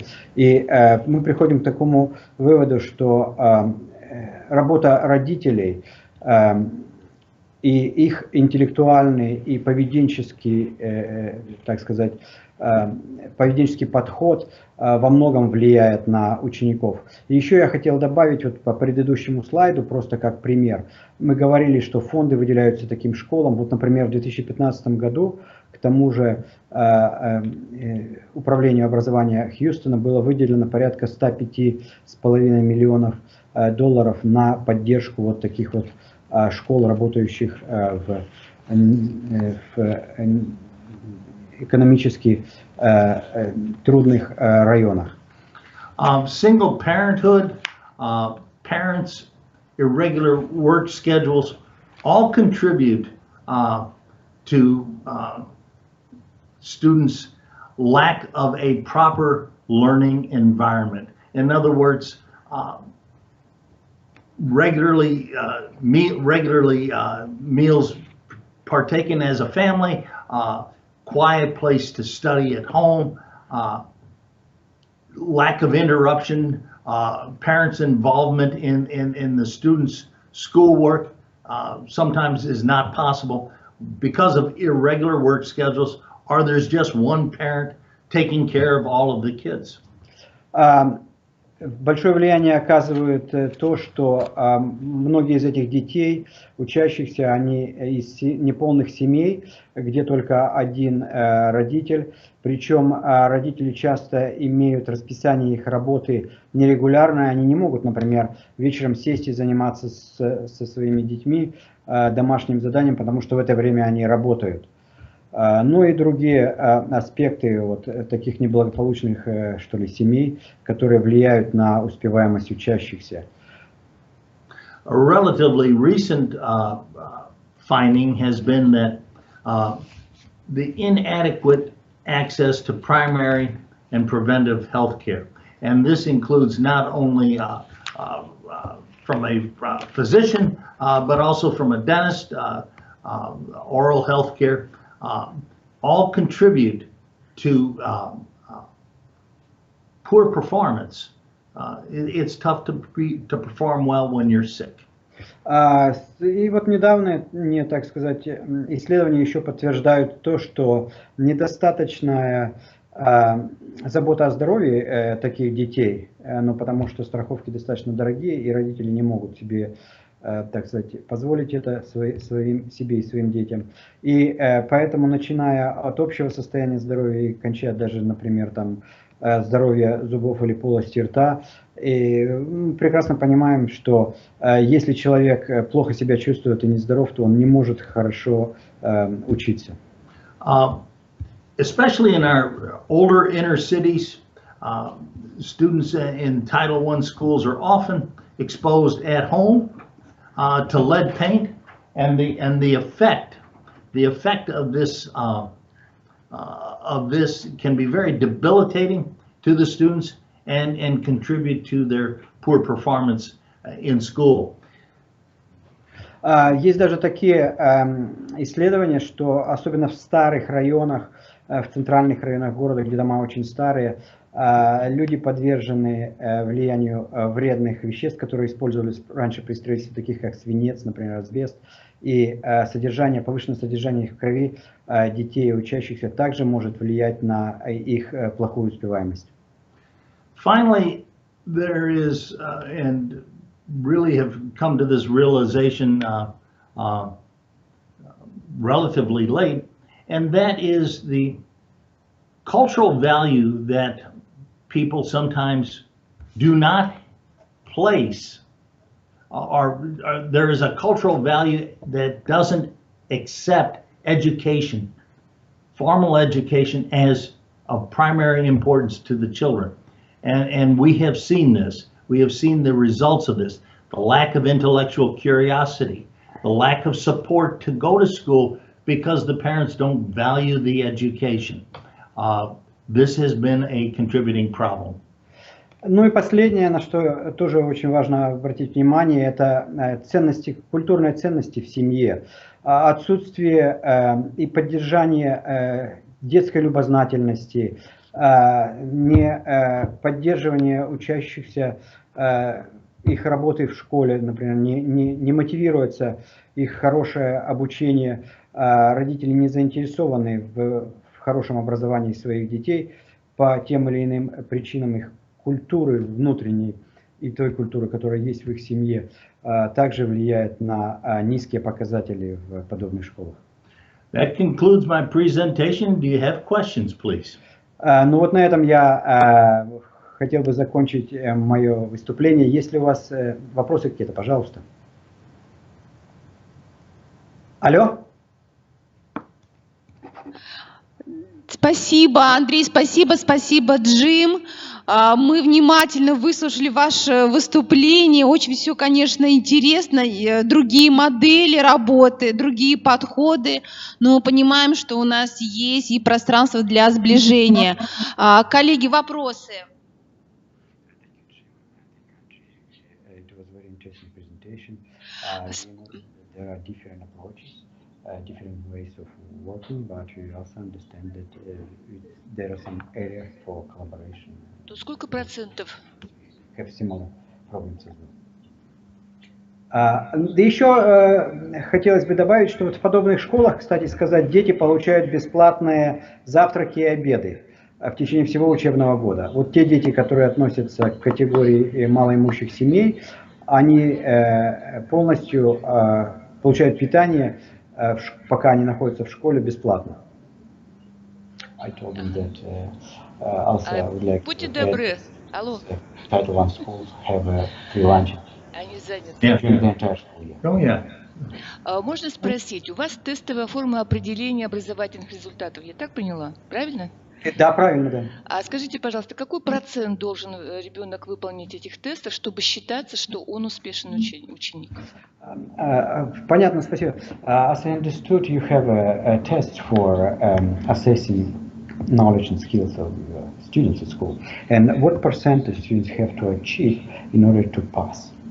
It varies from doesn't it? topic to topic. Yeah. Generally, approximately 70%. Это иногда зависит, может варьироваться от темы к теме, но в целом, если сказать, то 70% должно быть выполнено успешно. Спасибо. Thank you. Коллеги, большое спасибо. Мы надеемся, что мы с вами встретимся и в очном режиме.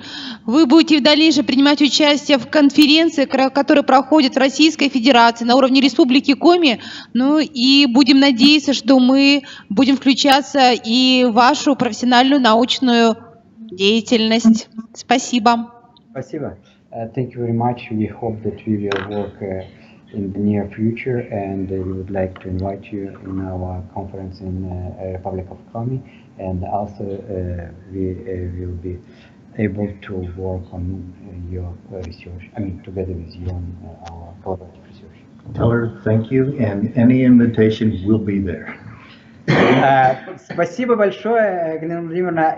Джим просит передать, что как только вы нас пригласите, мы будем там.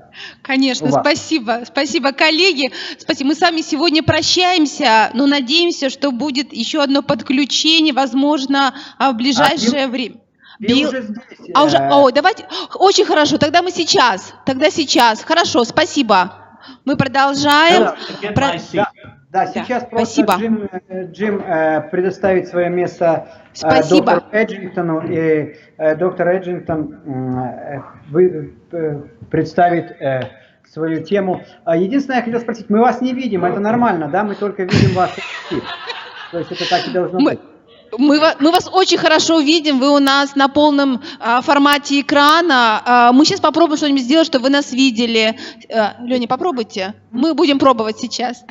Спасибо, Андрей. We do not see them. They say that they see us very well. They have a big screen there. That may not be good. Yeah, but right now they're trying to do something. Андрей, вы нас видите сейчас? Нет, пока не видим. Нет? Вот сейчас идет. Да, вот сейчас мы видим вас. Очень хорошо. Wow, there you are. Now, when I'm finished. Okay. Да. Это намного лучше сейчас.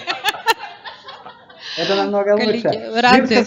Вот жалко, что он только что закончил. See you later. See you later. Андрей, мы тогда продолжаем, и вы подключаете доктора Вильяма Эдингтона. Спасибо, мы ждем выступления.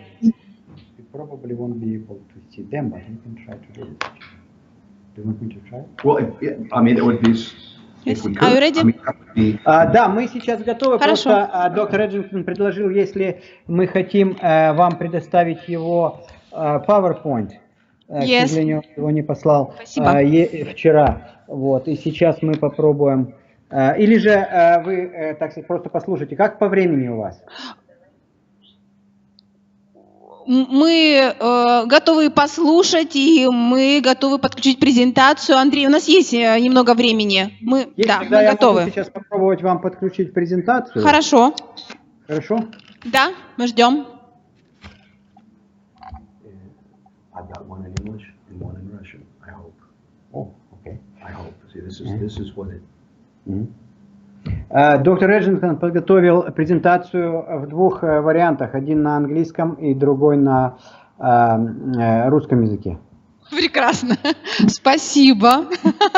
Спасибо. Thank you. Two.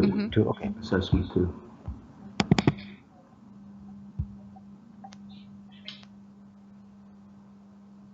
Ну, пока мы готовим вам презентацию, значит, я хочу сказать, что доктор Эджингтон, он полный профессор, работает уже более 10 лет в университете. Он был долгое время заведующим нашей кафедры, и достаточно известный профессионал, достаточно известный ученый и в штате Техас, и также в стране.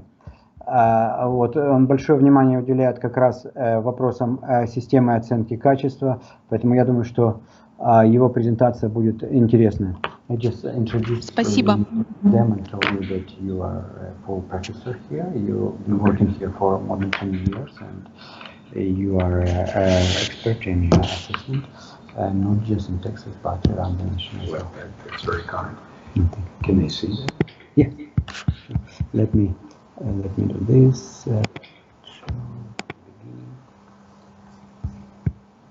Видите ли вы презентацию сейчас? Или пока нет? Нет. Ага, сейчас я попробую это сделать. Oh, well.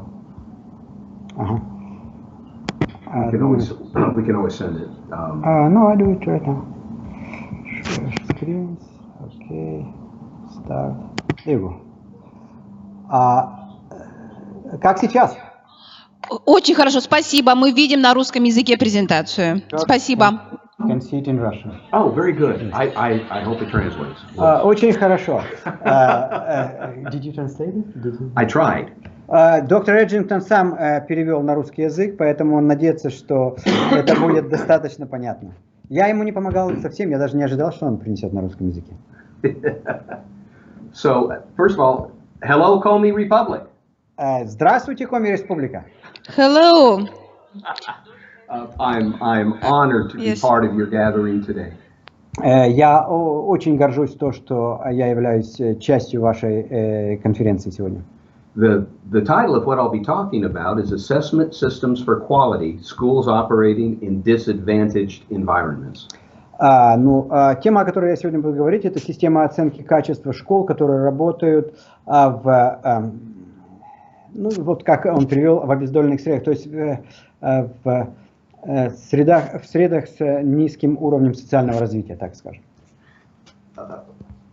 I'm using the term disadvantaged for a particular reason. Yeah, we should be there. We use the term disadvantaged here in the United States. Мы используем это понятие как бы малообеспеченное или недостаточно обеспеченное развитие здесь, в США, тоже. The term describes students or groups of students who are considered to have a higher probability of failing academically or dropping out of school altogether.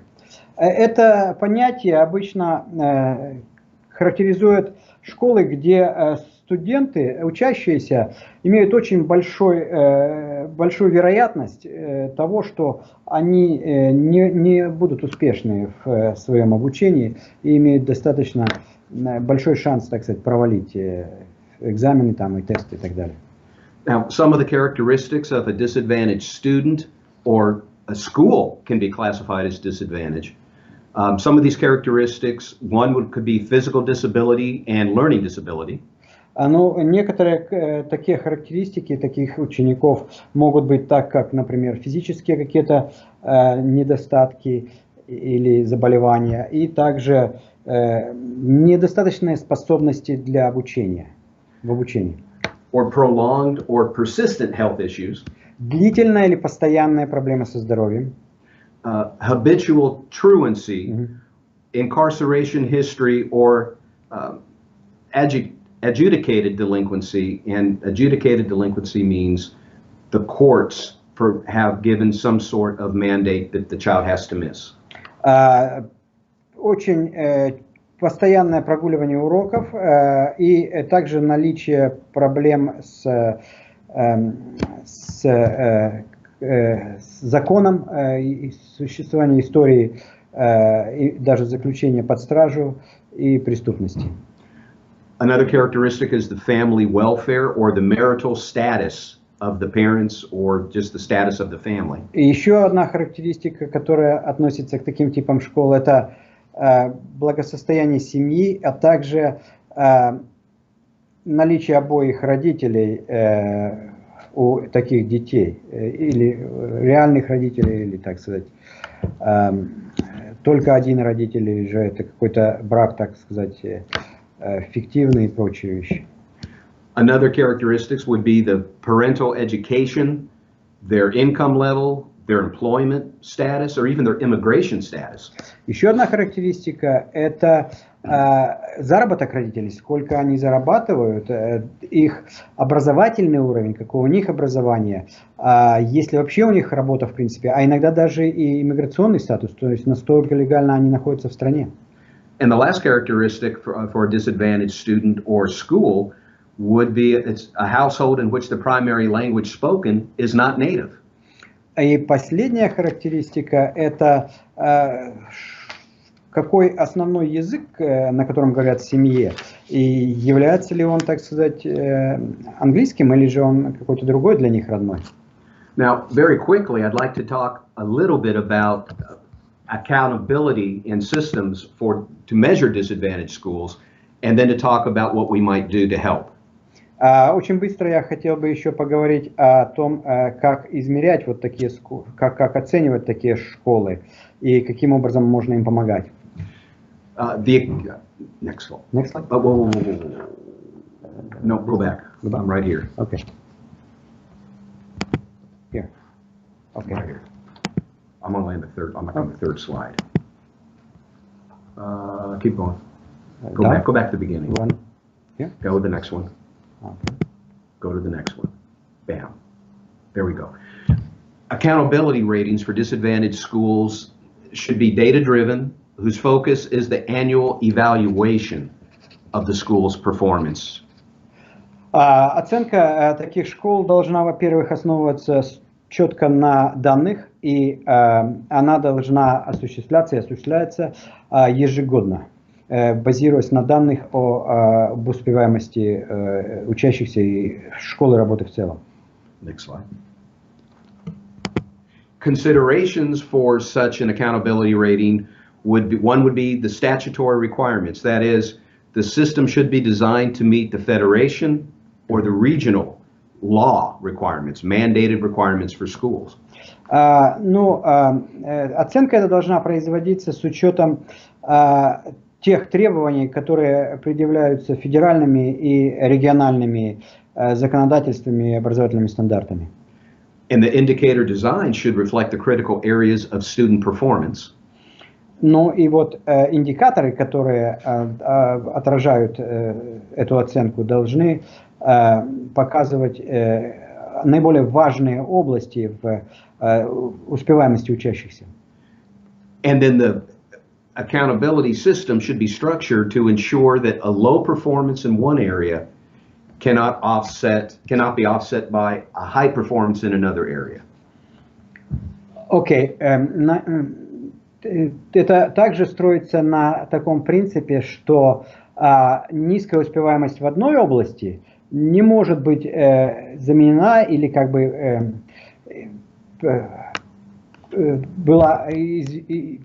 была прощена за счет высокой успеваемости в другой области. Think of it, a low performance in math Да. won't be wiped out with a... Например, если низкая успеваемость по математике не может быть, так сказать, являться извинением, если идет хорошая успеваемость по истории. То есть в каждом предмете, в каждой предметной области успеваемость должна быть на определенном уровне. And perhaps most important of all, that the system, next slide, should have high expectations. That high expectations are expected, obviously, for all students, and that cut points can be adjusted over time.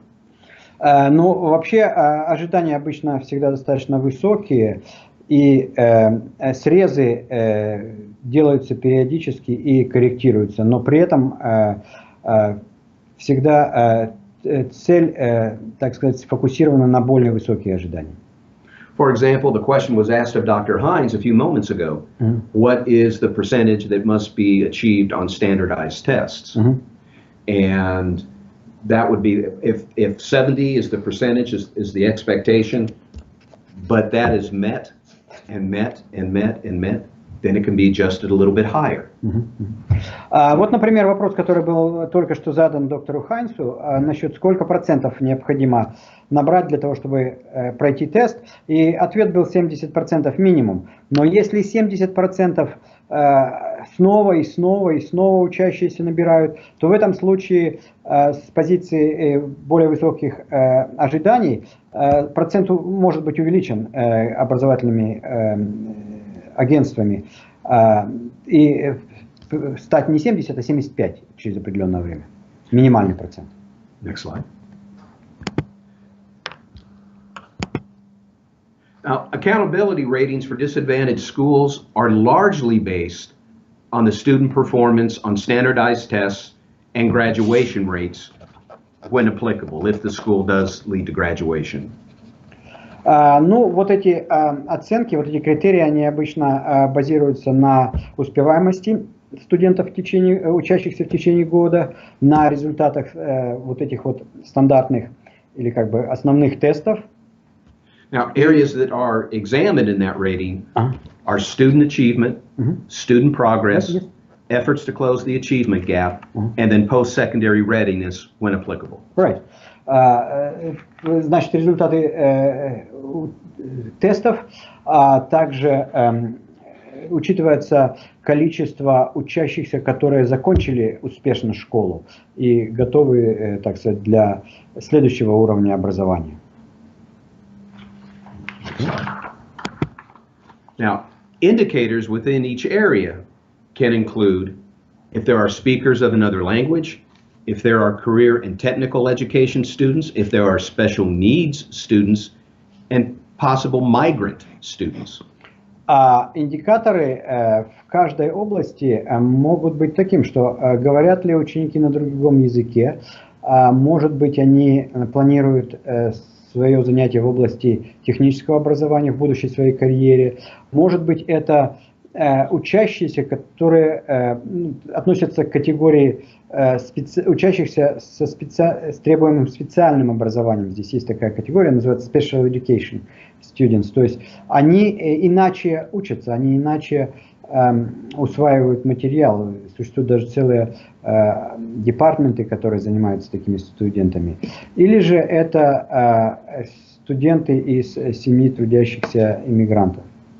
Now, within each indicator can be criteria such as standardized test passing rate and the dropout rate and graduation rate where applicable. И в критерии вот в этих индикаторах могут включать такие, что какой уровень учащихся в школе сдали вот эти вот стандартные тесты, какое количество учащихся было отчислено из школы или ушли из школы, просто так сказать, бросили школу, и какое количество, какой процент учащихся успешно закончили школу. Next slide. Now, all that said and done, what effort should be made to increase the effectiveness of disadvantaged schools? Учитывая все эти аспекты, что необходимо сделать для того, чтобы повысить эффективность школы с таким вот недостаточным социально-экономическим развитием? Now, first and foremost, it's imperative that faculty value and are prepared to work with this population of students? Прежде всего, это абсолютно точно, это насколько сильные преподаватели и их готовность работать с таким типом студентов, учащихся. Very often in the United States, teachers end up at disadvantaged schools, not because they chose to be there, but they just happen to end up there, and they don't really want to be there. И очень часто учителя попадают и работают в таких школах не потому, что они хотели бы, выбрали там работать, просто они осознают, куда они, в какой школе они оказались, и потом им начинает, это очень как бы их увлекает, и они с удовольствием работают с таким контингентом. And this is unfortunate because the students deserve a teacher who wants to be there. Те студенты, те учащиеся, те учителя, которые, так сказать, не очень хорошо относятся к подобным студентам, то это большое сожаление, потому что, в общем-то, даже и такие учащиеся, которые, может быть, не хотят учиться, и из малообеспеченных семей, они все равно заслуживают хороших преподавателей. Now, just as we have special training for teachers who are going to work with children in early childhood or elementary or secondary, faculty must understand and appreciate the conditions that contribute to a student or school being labeled disadvantaged. They have to know, they have to appreciate that, I'll just say that. Очень часто мы имеем курсы повышения и переподготовки учителей, и преподаватели как бы ценят, многие преподаватели ценят то, что они работают вот в подобных школах с подобными учащимися. And so how do you prepare a teacher to work with disadvantaged students or at a disadvantaged school? Through teacher preparation and through professional development. Ну а как мы должны подготовить таких преподавателей? Безусловно, через методическое обеспечение, через профессиональную переподготовку учителей, сфокусированы как раз вот на такую специфику школы и учащихся.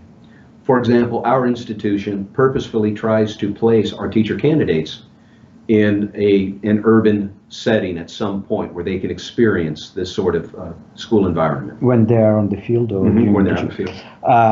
Например, в нашем университете, в нашем колледже мы целенаправленно отправляем учащихся во время педагогической практики в городские школы подобного типа для того, чтобы они были готовы к возможной работе в таких условиях и с такими учащимися в будущем. Next slide.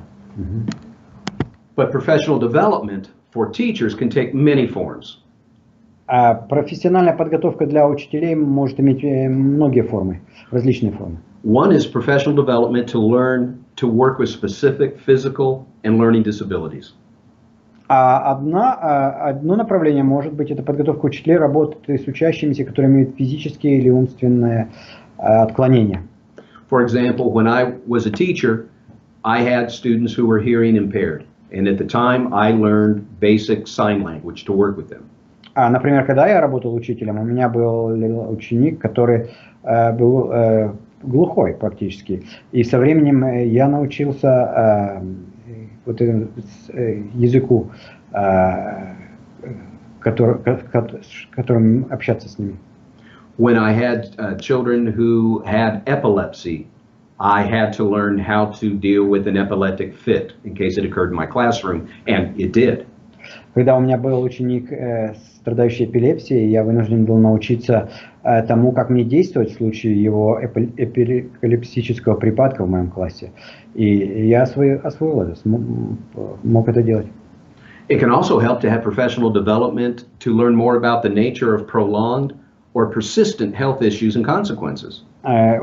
Также важно быть подготовленным к тем ученикам, которые очень долгое время болеют или имеют хронические заболевания. For example, if a child has mononucleosis, they are going to be out of school for quite some time.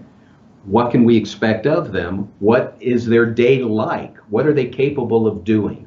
That's something else I had to learn as a teacher. Например, если учащийся имеет такое заболевание, как мононуклеоз, он отсутствует в от школы, не ходит в школу очень долгий период времени, и необходимо знать, как проходит его день, каким образом он может учиться вне школы. Тоже приходилось осваивать вот эти вещи. For example, I also had students with lupus. I don't know if that translates. Lupus. Okay, it's a blood disease. Okay. And children with cerebral palsy. And I had to learn how to work with those students and what their life was like because of that particular disease. Встречаются студенты с серьезными заболеваниями крови или даже церебральным параличом, и приходится быть готовым и изучать, как работать с таким типом студентов. But all of the disadvantaged children are not necessarily there because of health issues.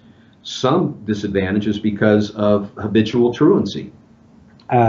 Бывает, что студенты не всегда имеют проблемы со здоровьем, а просто их, так сказать, отношение к учебе совершенно, так сказать, не ответственное.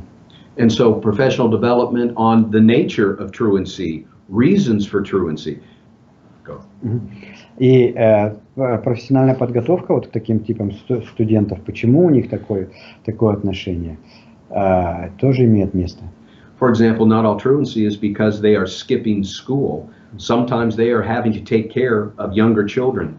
Иногда такое отношение как бы безответственное к учебе не потому, что они пропускают школу, а потому что они вынуждены заботиться о своих маленьких братьях и сестрах. Professional development might also include looking at the structure of juvenile incarceration.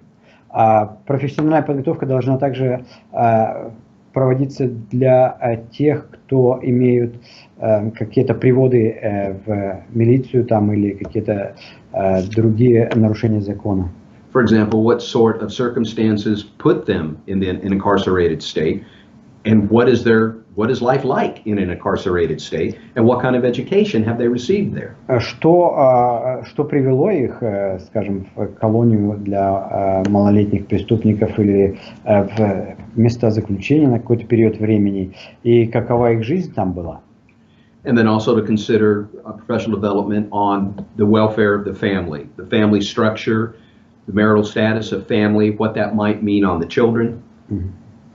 Также очень важно в профессиональной подготовке и переподготовке учителей учитывать семейное положение, в которых живут учащиеся, каков доход у них, какая жизнь в семье, единственный ли это родитель и так далее.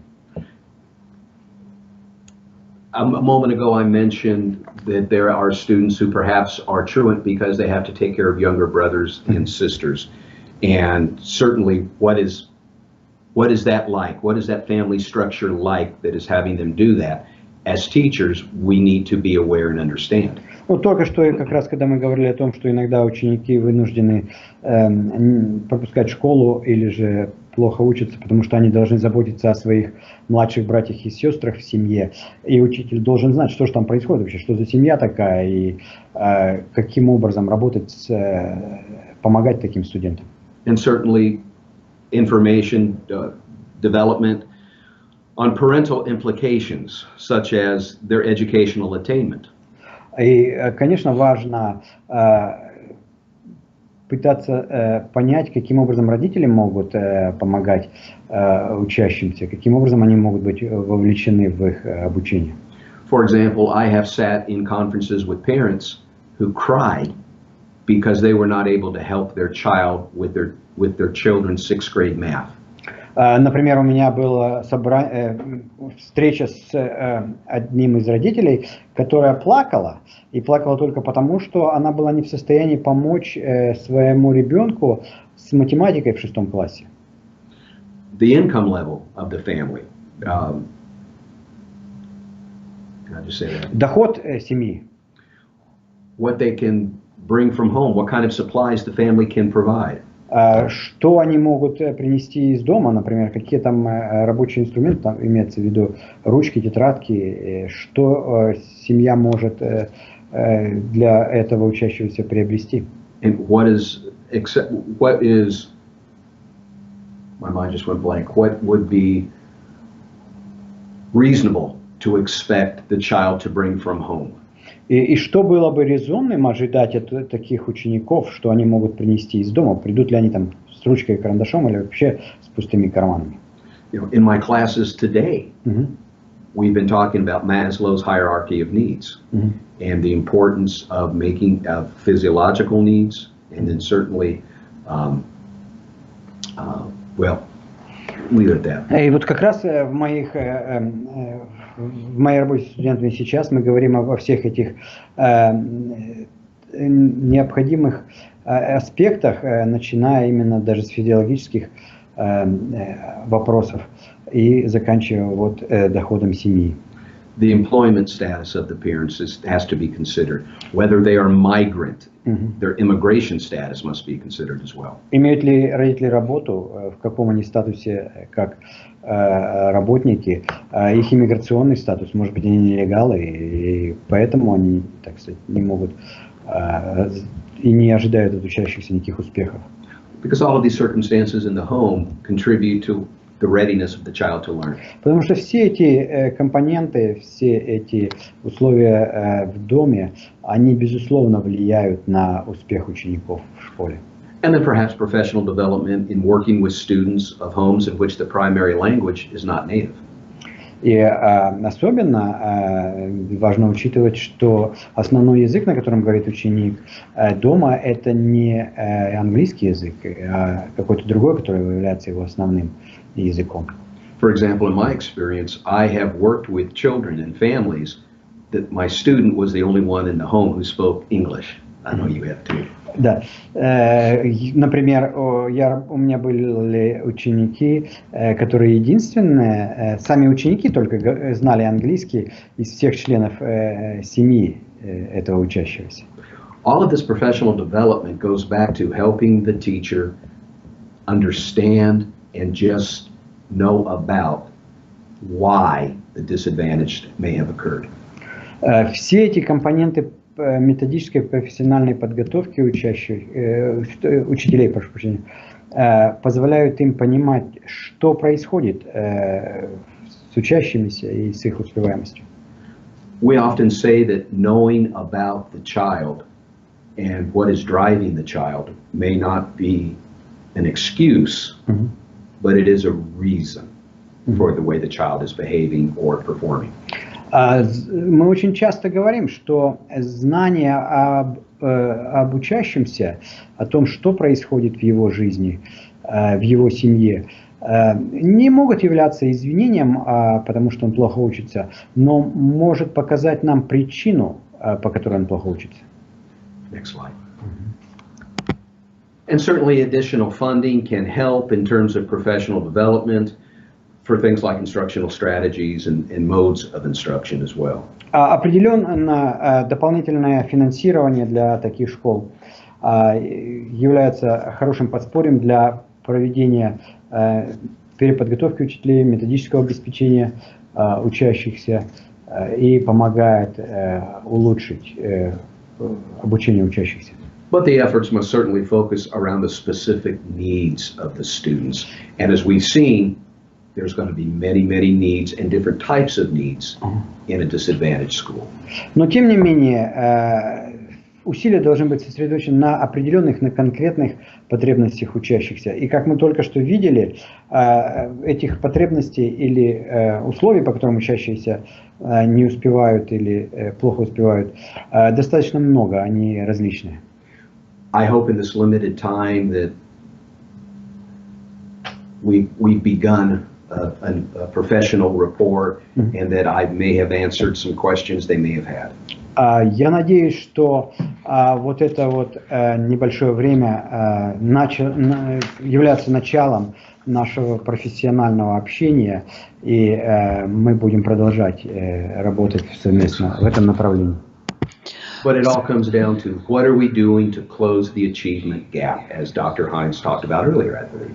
И все сводится к тому, что бы мы могли сделать для того, чтобы улучшить успеваемость And what are we doing to ensure that our students are ready for the next stage in their lives? И что мы делаем для того, чтобы быть уверенным, что наши учащиеся готовы к следующему этапу их жизни? Спасибо. Переводить, я думаю, не надо, да? Нет, да, все прекрасно. Thank you for your attention. Андрей, спасибо большое, спасибо, Билл. Нам очень было важно услышать ваши позиции по системе оценки качества образования. Вы не только представили свой опыт, но и обозначили ряд проблем, которые возникают на уровне Российской Федерации. Мы, конечно, надеемся, что мы продолжим профессиональное сотрудничество. Спасибо за подготовленную презентацию на русском языке. Мы благодарим вас от имени всех участников за профессиональный доклад. Спасибо. Разрешите, я переведу, ладно? Thank you so very much for participating in our conference and for such a great presentation, especially special thank you for preparing it in Russian. We are very pleased to see it, and we would like to say thank you one more time from all of our. Спасибо. Спасибо. До встречи. Спасибо, Да, Андрей. до Спасибо. встречи, да. Спасибо. Есть ли вопросы? Может быть, какие-то вопросы есть? Нет? Спасибо. Да, спасибо. Спасибо. До свидания. До свидания. свидания. Хорошо, спасибо. Уважаемые коллеги, продолжаем нашу конференцию. Мы хотим представить опыт нашей республики, муниципального образования городского округа Сыктывкар. Слово предоставляется бригадиру Ольге Юрьевне. Ольга Юрьевна, вам слово. Спасибо.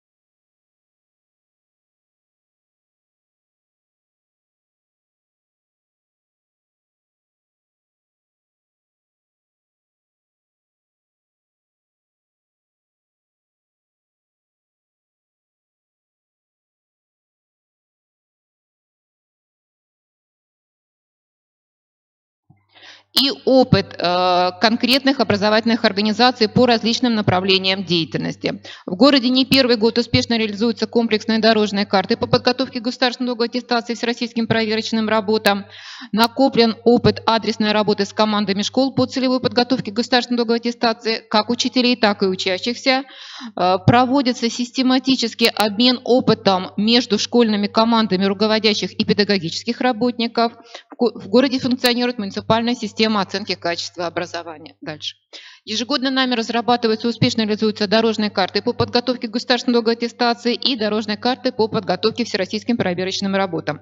Анализируя и сравнивая результаты ГИА и ВПР, мы выделяем несколько групп школ. Школы, которые демонстрируют стабильно качественные результаты, школы, которые демонстрируют повышение качества ГИА и ВПР, школы, которые демонстрируют снижение результатов, и школы, которые демонстрируют низкие результаты и при этом сохраняется риск дальнейшего снижения результатов. Говоря о результатах, мы контролируем не только количество учащихся, преодолевших минимальный порог баллов, и не только динамику средних баллов по предметам, но также мы анализируем и выявляем по каждому учебному предмету проблемные зоны, анализируем выбор предметов, количество учащихся, выбирающих предметы.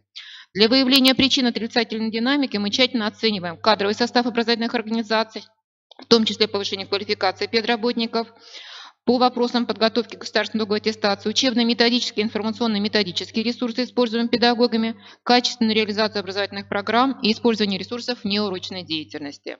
Разработка муниципальной программы школ с низкими результатами по переводу их в эффективный режим функционирования позволило выделить данные школы в качестве непосредственного объекта. При этом были определены проблемы каждой образовательной организации, которые необходимо решить, чтобы обеспечить рост качества. Для каждой группы участников образовательных отношений выделены специфические проблемы.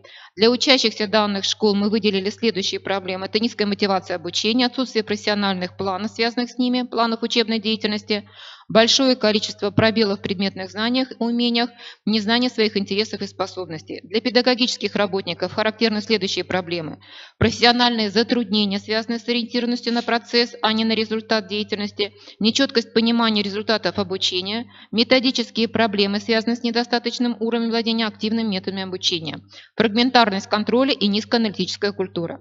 Члены администрации демонстрируют следующие проблемы. Это отсутствие системной работы в рамках подготовки ГИА, в целом управление качеством, слабо представляют педагогические задачи, как правило, ослаблено командное взаимодействие заместителей директоров, неумение работать с родительской общественностью с ориентацией на решение проблем детей.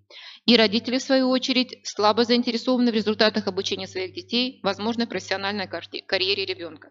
Исходя из этого, выстроена муниципальная система образования, которая основана прежде всего на привлечении ресурсов муниципальной системы образования для решения вышеобозначенных проблем конкретной школы в сочетании с повышением квалификации на базе федеральных стажировочных площадок.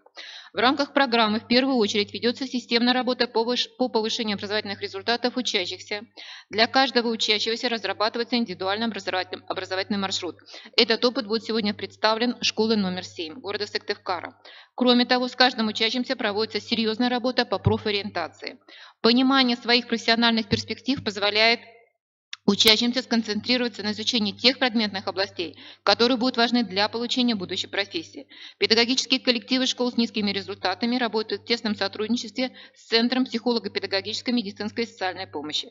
Специалисты Центра для каждой образовательной организации разрабатывают план деятельности по профессиональной ориентации учащихся.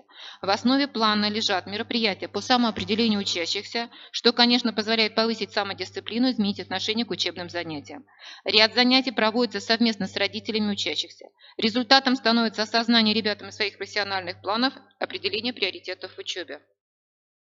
Безусловно, в работе со школами с низкими результатами важна кадровая составляющая. Низкие результаты, недостаточная мотивация, большое количество пробелов в знаниях учащихся – это прежде всего результат работы педагогов. При организации работы с педагогическими работниками школ с данными школами мы сделали ставку на лучшие практики учителей школ нашего города, большинство из которых на протяжении многих лет являются экспертами республиканских предметных комиссий. Учителями школ с низкими результатами совместно с учителями-лидерами был проведен детальный анализ результатов ГИА, анализ результатов промежуточной аттестации текущего контроля успеваемости. Была определена основная форма работы с учителями школ с низкими результатами – это трансляция лучшего опыта. Учителя должны были освоить продуктивные приемы формирования и отработки предметных умений и форм контроля. Для этого учителя-лидеры представляли свои карты уроков, контрольно-измерительные материалы для проведения текущего контроля, промежуточной аттестации. В течение года учителя-лидеры посещали уроки в школах с низкими результатами, анализировали их, проводили практикум по их разработке. Особое внимание уделялось анализу текущих контрольных работ. Выстроилась своеобразная модель обучения в действии, в которой осваивались технологии управления планируемыми результатами на уровне каждого педагога. В этом процессе, как оказалось, самым сложным моментом явилось осознание учителями того, как проектировать учебный процесс, опираясь на четкое понимание того, какие образовательные предметные результаты должны быть достигнуты на уроке. Надо отметить, что ученикам данный подход понравился, появилась деловитая атмосфера урока, ребята становились успешнее, появился интерес к результатам своей учебы. Изменения об организации методической работы на уровне образовательных организаций будут представлены в 28-й и 8-й школы города Сыктывкара. В работе с администрацией была также выбрана модель обучения в действии. Хочу отметить, что на протяжении ряда лет планово ведется повышение квалификации администрации школ города на курсах федеральных стажировочных площадок. Это Челябинский институт развития образования и Ярославский институт развития образования. В городе сформировалась успешная практика административной работы ряда команд общеобразовательных организаций. Опыт работы данных команд стал отправной точкой. Начали со встречи школьных административных команд, на которой команды-лидеры рассказали о своих продуктивных приемах управления качеством обучения и работы с родительской общественностью.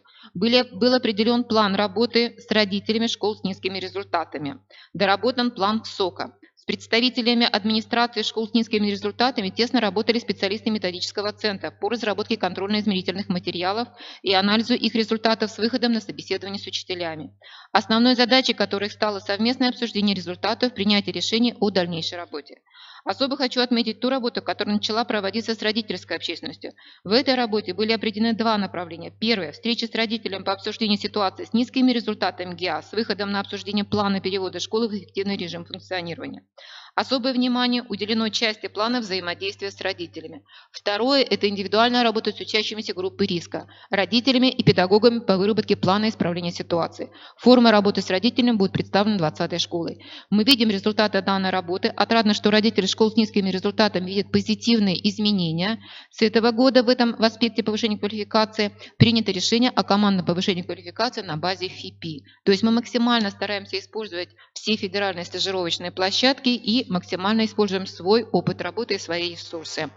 Спасибо большое за внимание. Спасибо, Ольга Юрьевна. Ольга Юрьевна представила одну из лучших практик на уровне Республики Коми по формированию системы качества образования. Спасибо вам, что вы включены в республиканский проект по мероприятию 2.2 по переходу школ в нашу республику в эффективный режим. Мы очень надеемся, что школы-лидеры вашего муниципального образования будут принимать участие и в поддержке школ в других муниципальных образованиях. Это очень важно, Ольга Юрьевна. Спасибо. Спасибо. Уважаемые коллеги, к нам подключается Кольцова Ольга Станиславовна, ректор Смоленского областного института развития образования.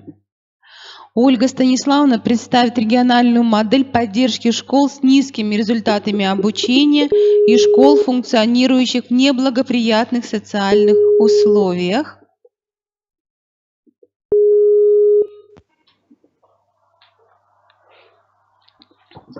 Добрый день, Ольга Станиславовна. Спасибо, что вы подключаетесь к нашей конференции. Очень рады видеть вас, и мы предоставляем вам слово, Ольга Станиславовна. Добрый день, коллеги. Институт развития образования Республиканский Коми. Я в студии одна, но представляю Смоленский регион, свою Смоленскую область. Вижу вас, вашу теплую аудиторию. Добрый день всем. Я так понимаю, что тайм-менеджмент предполагает следование, конечно, регламенту, поэтому я очень кратко, не повторяясь, озвучу самые главные тезисные мысли. Уважаемые коллеги, сотрудники Института развития образования, мы, как и вы, вошли в проект 2.2 официально, очень радовались, что наша заявка получила статус, да, мы вошли в статус федеральной площадки, но он так не называется, и взялись за дело. Конечно, все регионы России работают даже до этого проекта 2.2 над темой, как помочь школам слабым. И с чего мы начали, слайды? И с чего мы начали, стали разбираться, что мы понимаем под слабыми школами. Я внимательно слушала наших коллег и пыталась все-таки уловить, что на другом конце земного шара понимает под слабыми школами.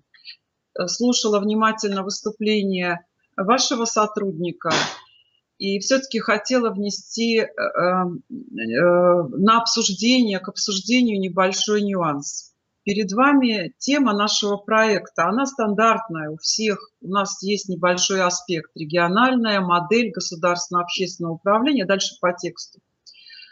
Друзья, все-таки мне хотелось бы внести свой вариант, как оценить, что такое слабая школа, что такое школа с низкими результатами.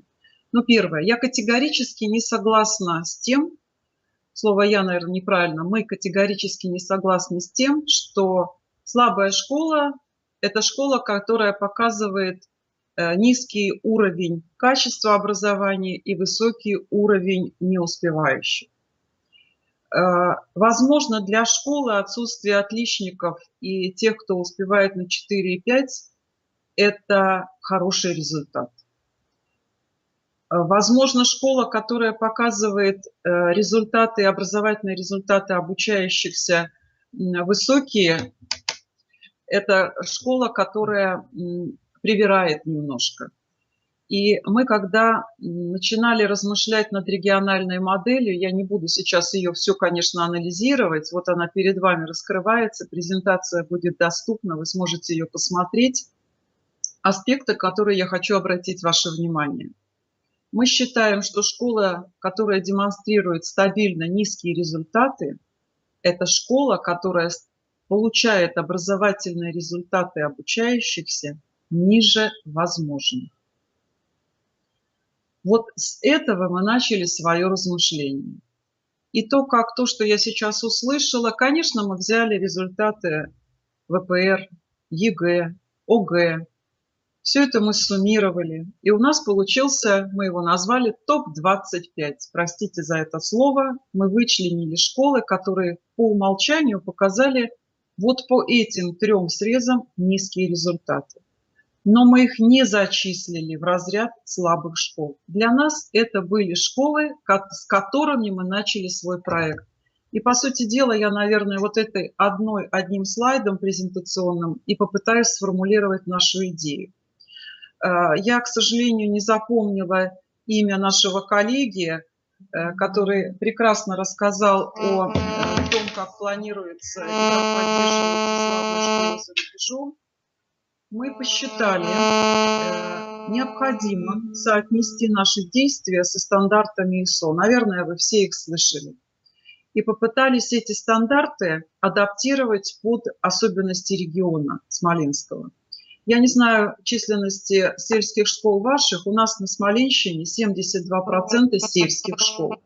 Значит, если мы применяем индекс социального благополучия, я надеюсь, вы тоже это все понимаете и применяли, да, то мы по умолчанию можем все практически 72% считать школами, которые работают в сложных социально-контекстных условиях. Но считать их школами, работающими в кризисной ситуации, нельзя.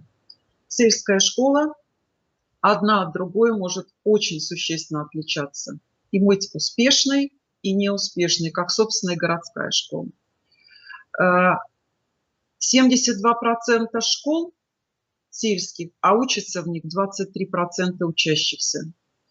А мы с вами работаем в поле закона об образовании и в конституционном поле. То есть все граждане Российской Федерации должны получить качественное образование. И никакие основания для того, чтобы нет педагога, трудно доехать, еще чего-то нет, не принимаются. Это конституционное право детей. Поэтому перед вами придуманная нами в рамках проекта 2.2 матрица сводных диагностических данных. Вы видите только заголовки матриц. Под каждую матрицу придумана нами технологическая карта. Потенциал учащихся мы определяем, здесь можно точнее сказать, интеллектуальный потенциал учащихся мы определяем по диагностической карте только с учетом психолога. Условно, если совсем просто, это некий уровень обучаемости. Если вы помните, Петр Иванович Третьяков, ученый, который ввел вот этот замер, уровень обучаемости. То есть мы делаем замер, который позволит определить максимально возможный уровень образовательных возможностей, простите за тавтологию, учащихся. Это очень важный замер, вот он, потенциал учащихся. Все остальное я, наверное, зачитывать не буду. Вы, наверное, уже успели просмотреть глазами и увидели здесь и то, что наши коллеги из-за рубежа говорили, это и семейное благополучие, и потенциал педагога. Кстати говоря, потенциал педагога тоже разрабатывается совместно с психологом. Это и успешность управления, и так далее. Причем каждая матрица имеет ключ к расшифровке. Это целая технологическая карта. На первый взгляд кажется, что мы слишком усложнили ситуацию. То есть получается, что директор, чтобы определить комплексную характеристику состояния дел в школе, должен на месяц остановить образовательный процесс, и взяться за счет. Нет, матрицы очень просты в счете. Матрицы сейчас вложены в так называемую, мы сформировали рабочую тетрадь директора. И в итоге директор, если он взялся за дело, получает индикатор итоговый. Видите, я указателем мыши показываю. И получается итоговый балл.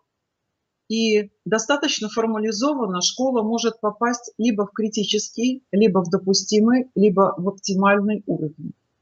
Если школа попадает в критический уровень, это значит, наступает, коллеги, момент антикризисного управления. И тогда в качестве гипотезы мы предположили, что никакие меры, которые может предпринять директор, учителя, даже если мы направим туда лучших методистов, не сможет вывести школу на допустимый уровень. Это значит инфраструктура школы, состояние дел, интеллектуальный потенциал учащихся позволяет сказать, что, к сожалению, ситуация кризисная, и выхода из нее без принятия радикальных мер, а радикальные меры – это перенос учащихся в иную образовательную среду, невозможен. Ну и так далее, допустимый, оптимальный. Я так пробегусь по презентации. Что у нас получилось? Вот посмотрите, я умышленно убрала наименование школ. Это пример того поля топа 25, который мы выбрали. И это очень важно, я хочу обратить ваше внимание. Школы, 8 школ, которые показали очень низкие результаты по итоговой государственной аттестации. Состояние дел в школе, как оказалось, посмотрите зеленое поле, на оптимальном достаточно уровне и на допустимом уровне. Это значит, что там, где маркировка зеленая или синяя, полученный итоговый результат образовательный гораздо ниже возможного. Посмотрите потенциал обучающихся. Первую строчку я хочу обратить ваше внимание. Это из 18 возможных баллов. Вот это проблема. Это означает, что ресурсная база, система ресурсов достаточно для того, чтобы перевести школу в режим, когда она получает формально нормальные образовательные результаты. Критический уровень, посмотрите, в основном характеризует динамику развития школы. Мы попробовали матрицами просчитать и предложить методику, когда можно оценить уровень не стабильного функционирования, а стабильного развития школы. Но в итоге наших действий были даны общие выводы всем педагогам школ. Не буду их зачитывать, вы сможете посмотреть на презентации. Были даны общие выводы в качестве для учащихся, для педагогов. И мы перешли к выводу общему, обобщенному. Без кардинальных мер. Школы, которые показывают результаты, образовательные результаты ниже возможных, мы посчитали нужным назвать слабыми школами. Если сюда еще как трафаретно предложить им вариант выхода из этого кризисного состояния, вот в этом и заключался комплекс мер, направленный на эти школы со стороны Смоленского областного института развития образования. Мы сели за виртуальные парты, мы поехали в каждую из 8 школ, это был десант. Мы очень долго разбирались в ситуации в каждой школе. Это и малокомплектные, это и такие школы, как одна из городских школ с большим количеством людей. На сегодняшний день, в течение года мы уже работаем, есть предварительные выводы. Они будут все размещены на сайте Института развития образования, представлены, естественно, в Министерство образования Российской Федерации. Выйдут публикации, посвященные вот этому матричному подходу. И самое главное, что мы хотели бы, на что бы хотелось обратить внимание, что не нужно ставить школам задачу получать много четверок, много пятерок и мало троек и двоек. Школа должна обеспечить качественное образование. На наш взгляд, качественное образование должно соответствовать образовательным возможностям ребенка. Мы призываем вас включиться в обсуждение нашего варианта, вот такого прочтения проекта. Я пролистаю и хочу обратить внимание на последний слайд. Все остальное вы почитаете уже самостоятельно. Пусть глаза этого ребенка, которые на вас смотрят еще не готового учиться, будут в надежных руках. В преддверии Дня Учителя, уважаемые коллеги, все, кто нас слышит, Смоленский областной институт развития образования поздравляет всех с праздником. Это праздник, который говорит о том, что наше с вами служение человеку, дело благородное.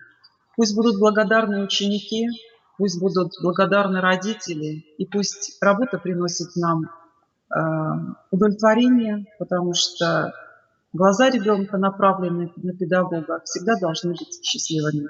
Спасибо за внимание. Если есть вопросы по сути презентации, я готова ответить. Ольга Станиславовна, спасибо за такие важные слова для нашего профессионального сообщества.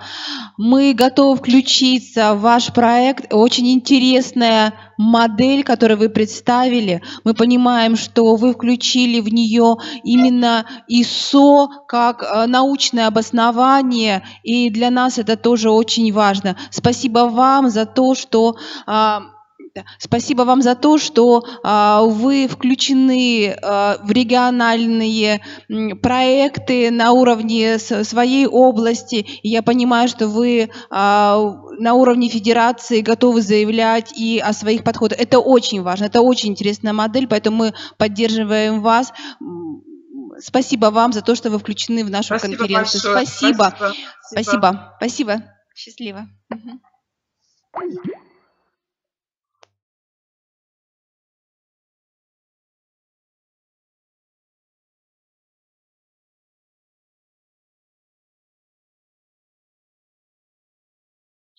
Овчинников Алексей Андреевич, методист-эксперт, издательство «Просвещение».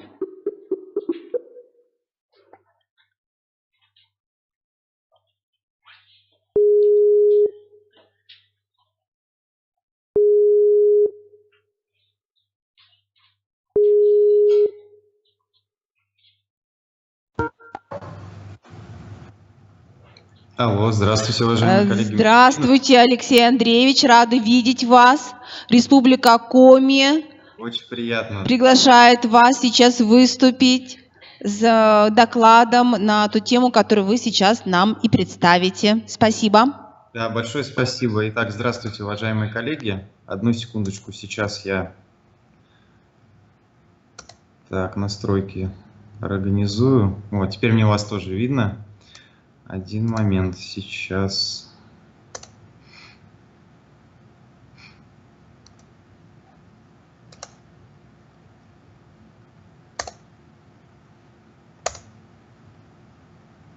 Итак, уважаемые коллеги, показ слайдов начался. Видно вам что-нибудь? Да, все хорошо видно. Спасибо. Отлично. Так, тогда давайте начнем. Сегодня я вам хотел рассказать о тех новых продуктах, которые выпускает издательство «Просвещение» для того, чтобы эффективно подготовить детей, выпускников школы, как в 9, так и в 11 классах, к ОГЭ и к ЕГЭ. Серия этих пособий называется «Я сдам ЕГЭ» и «Я сдам ОГЭ». Теперь больше конкретики. На данный момент мы выпустили 47 обновленных изданий по всем 14 предметам. Это русский язык, математика. Математика у нас представляет из себя пособие как базового, так и профильного уровня. Пособие по литературе, физике, химии, биологии, информатике, информационно-коммуникативным технологиям, географии, истории и обществознания, а также иностранные языки в виде английского, немецкого, французского и испанского языков. Теперь перейдем с вами к характеристике пособий. Что важно отметить? Данные пособия разработаны совместно с Федеральным институтом педагогических измерений, ФИПИ. Авторы являются разработчиками контрольно-измерительных материалов к ОГЭ и к ЕГЭ. Данное пособие включает все типы заданий, которые будут представлены перед школьниками на экзамене в 2018 году. То есть все задания, которые есть в данных пособиях, они максимально приближены к реальным условиям. Гарантирует высокий уровень предложенных материалов, безусловно, так как были подключены, так сказать, лучшие авторы и те люди, которые понимают, какие именно задания нужно включить в данное пособие, а также что необходимо проделать детям для выполнения тех или иных заданий, они включили в свои пособия. Далее, содержит полный объем материала, необходимый и достаточный для подготовки учеников. Здесь стоит сказать, что данные пособия рассчитаны на подготовку к экзаменам от 1 до 9 месяцев включительно. Также есть возможность использовать данные пособия для подготовки к ОГЭ либо к ЕГЭ на протяжении даже 2 лет. Ну, безусловно, так сильно затягивать не имеет смысла. Конечно же, данное пособие желательно использовать в течение всего года. Что важно еще сказать? Данные пособия, они действительно уникальны, так как только в издательстве «Просвещение» были разработаны пособия, которые содержат внутри себя стратегию подготовки к единому государственному экзамену и к основному государственному экзамену. То есть дети совместно с педагогом либо самостоятельно могут использовать книгу из составную часть модульного курса, который называется «Курс самоподготовки» по любому предмету, и подготовиться самостоятельно. То есть рассказаны абсолютно все моменты, все нюансы, которые находятся в том или ином предмете, будь то сложная типология заданий, что еще можно сказать, какие ошибки возникают наиболее типичные, да, при выполнении тех или иных заданий по предметам. Соответственно, именно в наших пособиях есть вот эти вот рекомендации, которые позволяют самостоятельно составить свой план подготовки к сдаче того или иного экзамена. И, конечно же, содержит в себе ключи, что очень важно, так как детям это действительно необходимо, чтобы они могли выполнить самоконтроль. Ну, либо педагоги, то есть ориентация данных пособий, она достаточно универсальна. Теперь перед вами на слайде представлены основные из этих пособий. Каждый курс содержит в себе типовые задания. Это типовые задания, которые будут представлены на экзамене в большом количестве на отработку и закрепление изученного материала по тому или иному предмету. И сам курс самоподготовки, о котором только что говорил, который позволяет понять всю технологию выполнения заданий, даны подробные рекомендации по выполнению этих заданий, а также ответы. И одно завершающее пособие, которое у нас есть, это пособие, ориентированное на все предметы. О нем я сейчас чуть позже расскажу. Типовые задания содержат в себе комплекс заданий по темам для отработки материала, как я уже говорил, для отработки и самоконтроля изученного, разбор всех типов и заданий, которые будут на экзаменах в 2018 году. Ключи ответа также есть в этих пособиях, рекомендации даны, системы критерий оценки работы, ну и, конечно же, форма экзаменационной работы в 2018 году, специфика записи ответов на каждое задание согласно каждому предмету. Итак, курс самоподготовки, технологии решения заданий. Данный курс включен в подробный разбор решений задач любой сложности по всем блокам тем, которые будут актуальны в грядущем году. Расписаны основные этапы работы, которые необходимы для успешного решения конкретного задания экзамена. Учитываются типичные ошибки результатов ОГЭ и ЕГЭ прошлых лет. Описана подробно методика мягкого контроля и самоконтроля, а также планировка своего времени для выполнения того или иного задания. Представлены критерии оценивания экзаменационной работы, и данное пособие позволяет сформировать индивидуальную стратегию выполнения работы и подготовки к ней. И теперь перед вами на слайде то самое пособие, о котором я говорил, как подготовиться к сдаче ЕГЭ в 2018 году по всем предметам. Данное пособие содержит в себе ряд простых, понятных каждому пользователю, но очень эффективных советов и рекомендаций относительно того, как сдать ЕГЭ по всем предметам. Данное пособие ориентирует и поможет сориентироваться школьнику, выстроить свою самостоятельную работу по подготовке к экзамену, разработать свою собственную стратегию, а также выполнить ее успешно. Пособие это адресовано как родителям, так и учащимся 9-11 классов. Пособие поможет школьнику эффективно и успешно подготовиться к ЕГЭ, а также получить нужный балл, даже если до экзамена осталось совсем мало времени. То есть действительно там прописана та стратегия, которая позволит ребенку сдать экзамен, в зависимости от того, чего он хочет достичь на том или ином экзамене.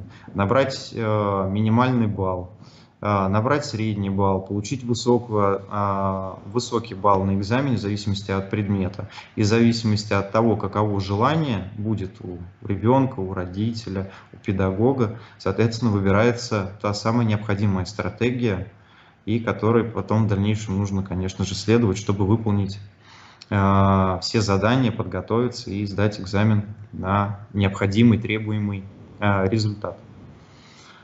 Каковы же преимущества курса самоподготовки, опять же, по всем предметам? Прежде всего, это отбор содержания был проведен в соответствии со структурой кодификатора элементов содержания 2018 года. Пособие позволяет самостоятельно подготовиться к ЕГЭ как по химии, так и по любому другому предмету в течение 1 года, как я уже говорил, от 1 до 9 месяцев, так и постепенно в течение 2 лет, по мере прохождения тем курса. Уделяется особое внимание тому, какие теоретические и фактологические знания имеют первостепенное значение в той или иной теме.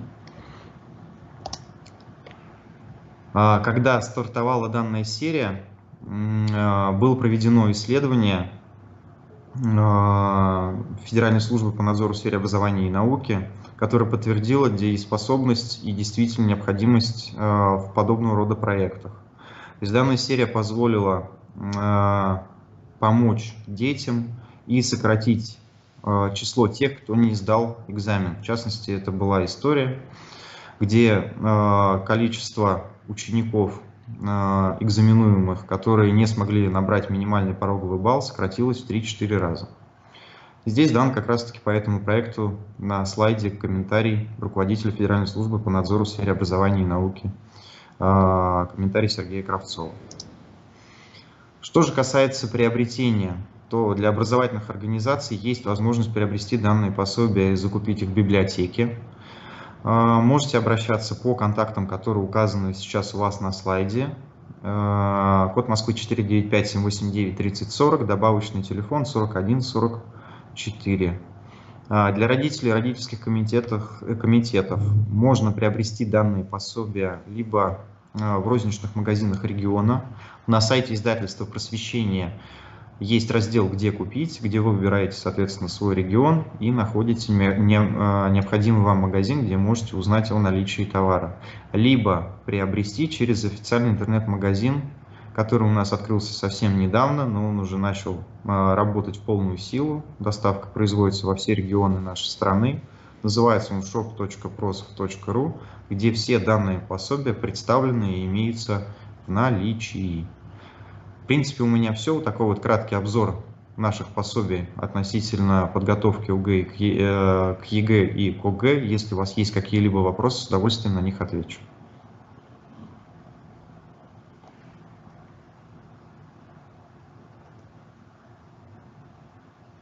Секундочку, что-то плохо слышно. Да, включите микрофон, пожалуйста.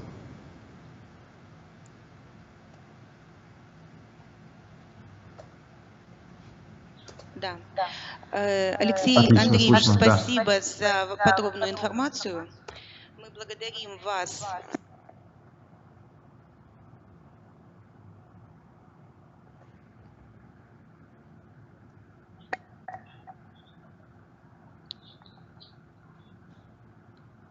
Прошу Спасибо прощения, большое. не слышно. Спасибо вам. Спасибо Вот, что большое. выслушали. Ждем Да. вашу презентацию. Презентацию обязательно пришлем. Спасибо. Да, спасибо большое. До До новых свидания. встреч. Всего доброго. До свидания. Уважаемые коллеги, время ограничено. На нас вышла скрипник Яна Николаевна. Это представитель Ставропольского краевого института развития образования. Ольга Сергеевна Шульц, извините, пожалуйста, мы пропускаем вперед нашу коллегу, а вам слово будет предоставлено чуть позже. Я обращаюсь к нашему партнеру из Ухты, Ольга Сергеевна. Далее мы ждем в эфире вашего выступления. Скрипник Яна Николаевна, здравствуйте. доцент, заведующий лабораторией развития региональной системы образования, Ставропольский краевой институт развития образования, повышения квалификаций и переподготовки работников образования. Вам слово. Мы очень рады слышать вас. Пожалуйста. Добрый день, уважаемые коллеги. Меня слышно, да?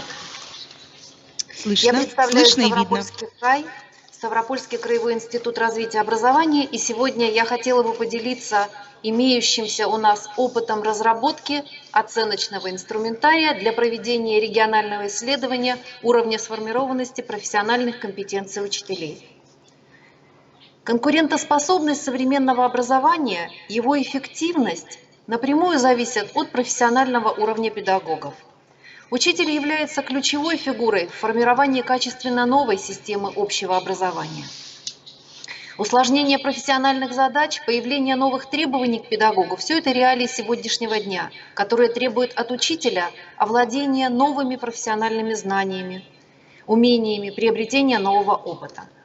Изменение образовательного уклада вследствие смены парадигмы образования обусловливает изменение и качество профессиональной деятельности педагога, инструментальным выражением которой является профессиональная компетентность.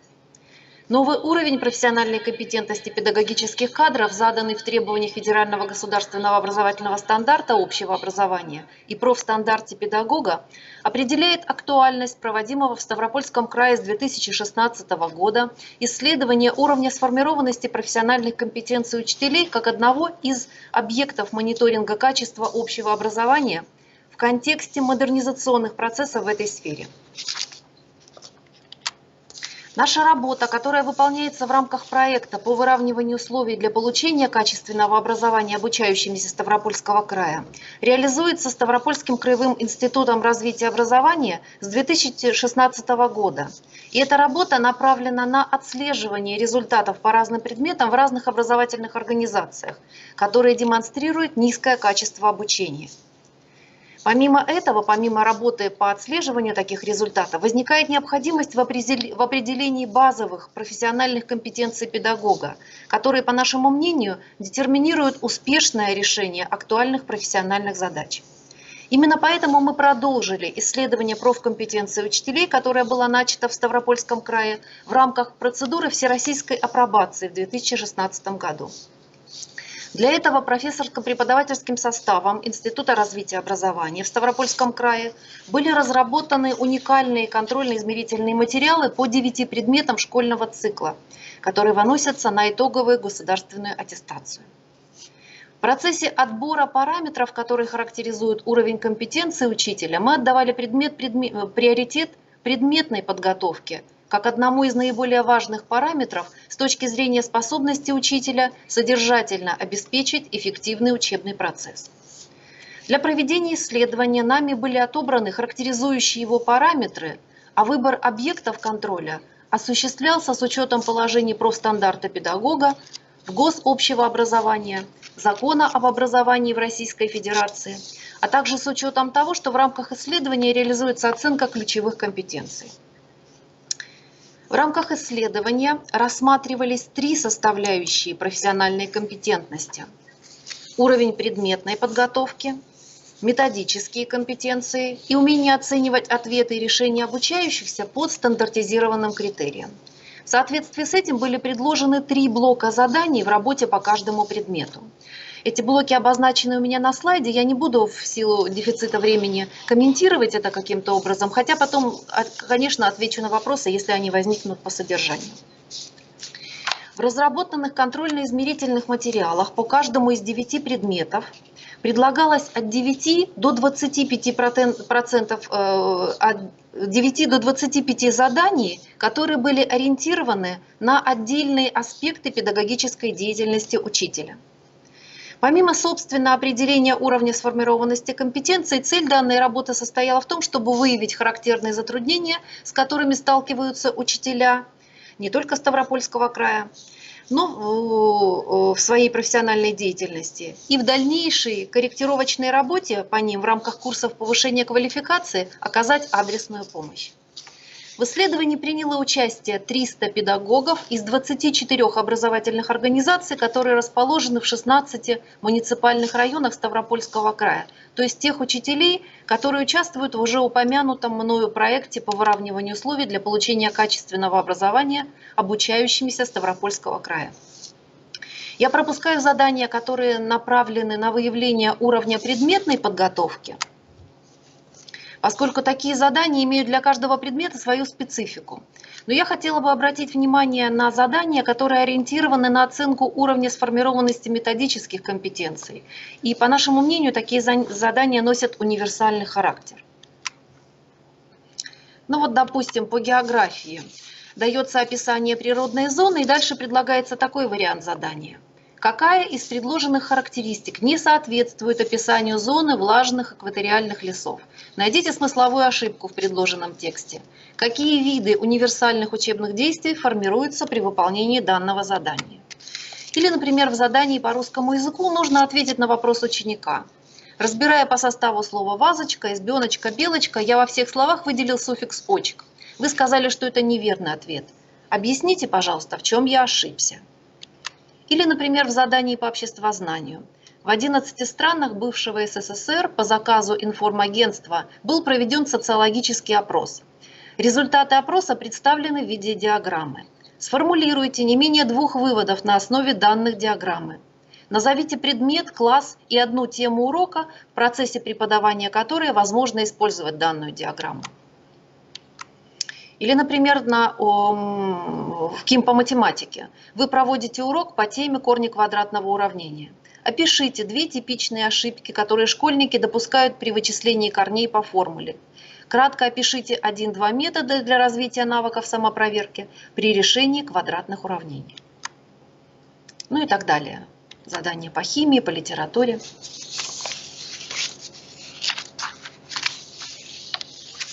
Подобная работа позволила нам сделать следующие выводы. Учителями лучше выполнялись задания, которые типичны для ЕГЭ по предмету, что говорит об определенной направленности в практической работе учителя на отработку именно заданий формата ЕГЭ. Для диагностики сформированности профкомпетенции учителей наиболее эффективны были задания с развернутым ответом, так как они обладают наибольшей дифференцирующей способностью. Такая диагностика, по нашему мнению, крайне эффективна в системе повышения квалификации, поскольку позволяет привлечь к работе методистов, учителей с признанно высокой квалификацией, а по результатам такой работы начать корректировку выявленных при проверке проблем. По предварительным данным, полученные результаты показывают наличие устойчивой связи между результатами выполнения заданий конкретным учителем и уровнем результатов его выпускников на ЕГЭ по соответствующему предмету. Но такая связь проявляется в большей степени при большой разнице в баллах. Иначе говоря, выполнение заданий, по нашему мнению, является более точной измерительной процедурой оценки компетенции учителей, чем анализ баллов ЕГЭ их выпускников. Проведенная работа позволила составить обобщенный педагогический портрет учителя, работающего в школе с низкими результатами обучения. При структурировании такого педпортрета участников исследования мы посчитали рациональным применение уровневого подхода, поскольку уровень сформированности профессиональной компетентности педагога отражает его способность как специалиста решать профессиональные задачи определенного спектра и степени сложности. Мы выявили у наших учителей 4 уровня сформированности профкомпетенций.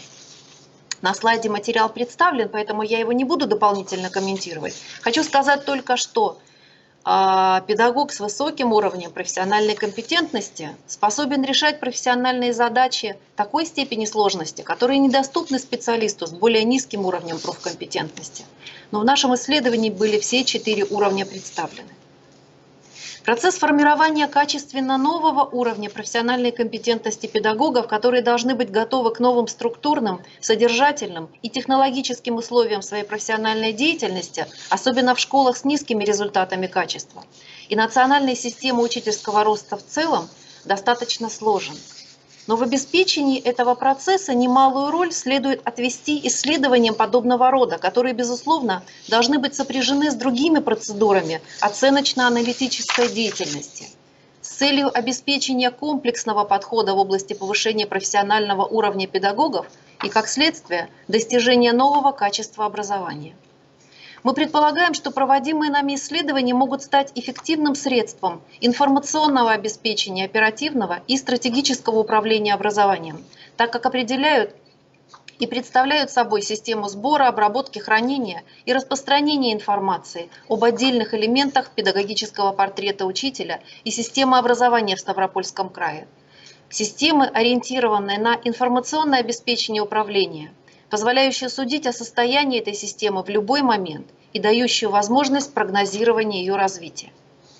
В Институте развития образования Ставропольского края мы прикладываем усилия для создания концептуально выстроенного, системно-логического, управляемого процесса отслеживания состояния и развития педагогов. Процесса, который инвариантно протекает под влиянием поставленной перед образованием цели и задач, определенных условий и обеспечивает намеченный результат, что способно подготовить формирование целостной модели учительского роста и ее дальнейшую реализацию. Благодарю за внимание. Я с большим удовольствием отвечу на вопросы, если они возникают. Уважаемые коллеги, вопросы? Яна Николаевна, большое спасибо за выступление. Очень интересна ваша тема, потому что у нас в институте есть тоже подобные разработки. Здесь в аудитории находятся люди, которые включаются в подобные виды работ. Мы очень рады сотрудничеству с вами и приглашаем вас принимать участие, может быть, даже в очном формате взаимодействия с нами. С большим удовольствием, потому что такой обмен опытом был бы очень полезен и в плане даже вот технической стороны вопроса по организации самих контрольно-измерительных материалов. Спасибо большое, уважаемые коллеги. Поздравляю вас с наступающим Днем Учителя, нашим профессиональным праздником творческих свершений. Спасибо большое. Яна Николаевна, мы вас также поздравляем, желаем успехов, здоровья и дальнейших свершений. Всего доброго. С Днем Учителя. Уважаемые коллеги, мы предоставляем слово Ольге Сергеевне Шульц, заместитель директора информационно-методический центр город Ухта.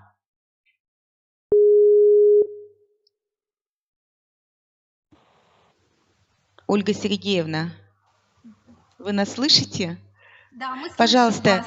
я прошу вас, время у нас ограничено, да, мы все понимаем и все очень устали, поэтому очень коротко по существу о опыте вашей территории. Да, все понятно. Добрый вечер, уважаемые коллеги. Рады приветствовать вас в рамках конференции. Представляем вашему вниманию наш небольшой пока еще опыт по участию нашего муниципалитета в данном проекте. Итак, по результатам государственной итоговой аттестации 2016 года участниками республиканского проекта на территории МОГУ Ухта были определены 3 образовательные учреждения: школы номер 8, 18 и 19. Первыми результатами проекта стало следующее. Педагоги и управленцы прошли курсы повышения квалификации, организуемые Коми-республиканским институтом развития образования, по программам, которые помогли педагогам повысить свой профессиональный уровень по направлениям их деятельности. Педагоги отмечали важность и значимость проведенных мероприятий, высокий уровень организации, эффективное соотношение теоретической и практической форм работы. Вторым важным моментом стала разработка школьных и муниципальной программ перевода школ в эффективный режим функционирования. Целью программ является повышение качества образования на уровне образовательных организаций,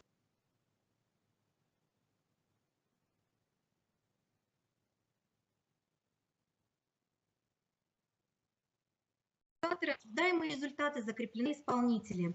Результатом программы в первую очередь должна стать... Почему? Так, очередность у нас почему-то не так. Так, планируемые результаты.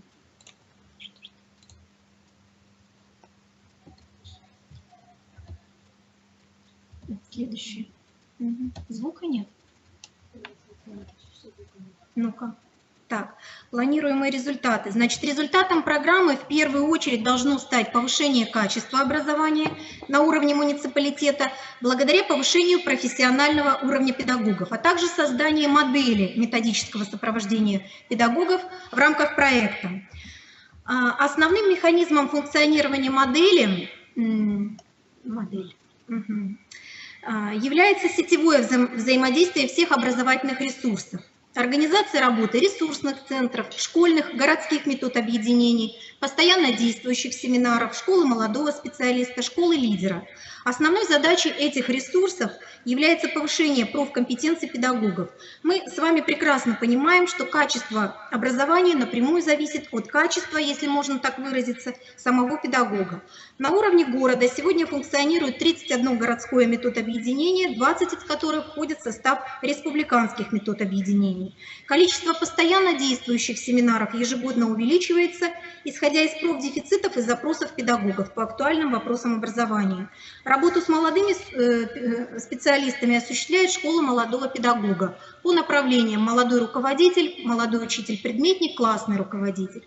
Организует и координирует работу всех ресурсов на уровне города информационно-методический центр. Функцию контроля выполняет Управление образования. Замыкает эту сеть Министерство образования и науки, молодежной политики Республики Коми и Коми-Республиканский институт развития образования, которые сегодня обеспечивают связь с другими муниципалитетами и дают возможность, обмениваясь опытом, повышать качество образовательных услуг. Хотелось бы отметить значимость в этом процессе ресурсных центров, большинство из которых на сегодняшний день являются республиканскими инновационными площадками и обеспечивают повышение профессиональной компетенции педагогов по разным направлениям. Сегодня уже невозможно представить результат без вложения в него усилий ресурсных центров. Количество проводимых мероприятий, охват педагогов и обучающихся в рамках работы ресурсных центров ежегодно увеличивается. Ключевым ресурсом в данном проекте выступает школа «Лидер», задачей которой, исходя из кадровых возможностей, является создание системы адресной методической поддержки через подготовку наставников из числа ведущих педагогов школы «Лидера». Педагоги, которые показывают высокие результаты, в свою очередь выступают наставниками для других педагогов, показывающих сегодня низкие результаты. Основным механизмом в данном случае является технология менторства, а также интерактивные формы взаимодействия. Учителями, наставниками, руководителями ГМО, учителей-предметников на сегодняшний день проведена серьезная подготовительная работа, которая включала в себя диагностику профессиональных затруднений. Педагогами были выявлены профдефициты и разработаны индивидуальные образовательные маршруты. Хотелось бы отметить, что в рамках 4-го муниципального методического форума «Механизмы достижения нового качества образования в условиях формирования и внедрения национальной системы учительского роста» уже прошли первые мероприятия с управленческим педагогическим составом школ участников проекта. Для руководителей и заместителей был проведен семинар по вопросу системы оценки качества в условиях реализации образовательных стандартов на примере ресурсного центра ГИЯ, Гимназии иностранных языков. Также был проведен семинар-практикум по моделированию и анализу управленческих проектов, в том числе по разработке проекта развития кадрового потенциала в условиях внедрения профстандарта. В каждом предметном объединении проведены практические семинары-практикумы по отработке типичных ошибок, которые выявлены в результате государственной итоговой аттестации 2017 года, разработаны методические рекомендации. В рамках реализации муниципальной программы по направлению мониторинга качества образования на уровне управления образованием ежегодно утверждается комплекс мер, направленных на предупреждение низких результатов, включающий ведомственный контроль по организации работы со слабо успевающими обучающимися, по организации работы с обучающимися, имеющими низкую мотивацию к обучению, а также по подготовке к государственной итоговой аттестации. Сегодня рано говорить о результатах проекта на уровне ребенка и педагога, но очень хочется надеяться, что все усилия будут не напрасны и дадут свой положительный результат. На сегодняшний день имеется еще достаточно много проблем, и перед нами стоит много задач, в решении которых нам потребуется помощь республики и опыт лучших практик, в том числе международный. Только совместными усилиями, путем кропотливой работы мы сможем прийти к хорошим результатам в рамках реализации проекта. Спасибо за внимание. Спасибо, Ольга Сергеевна.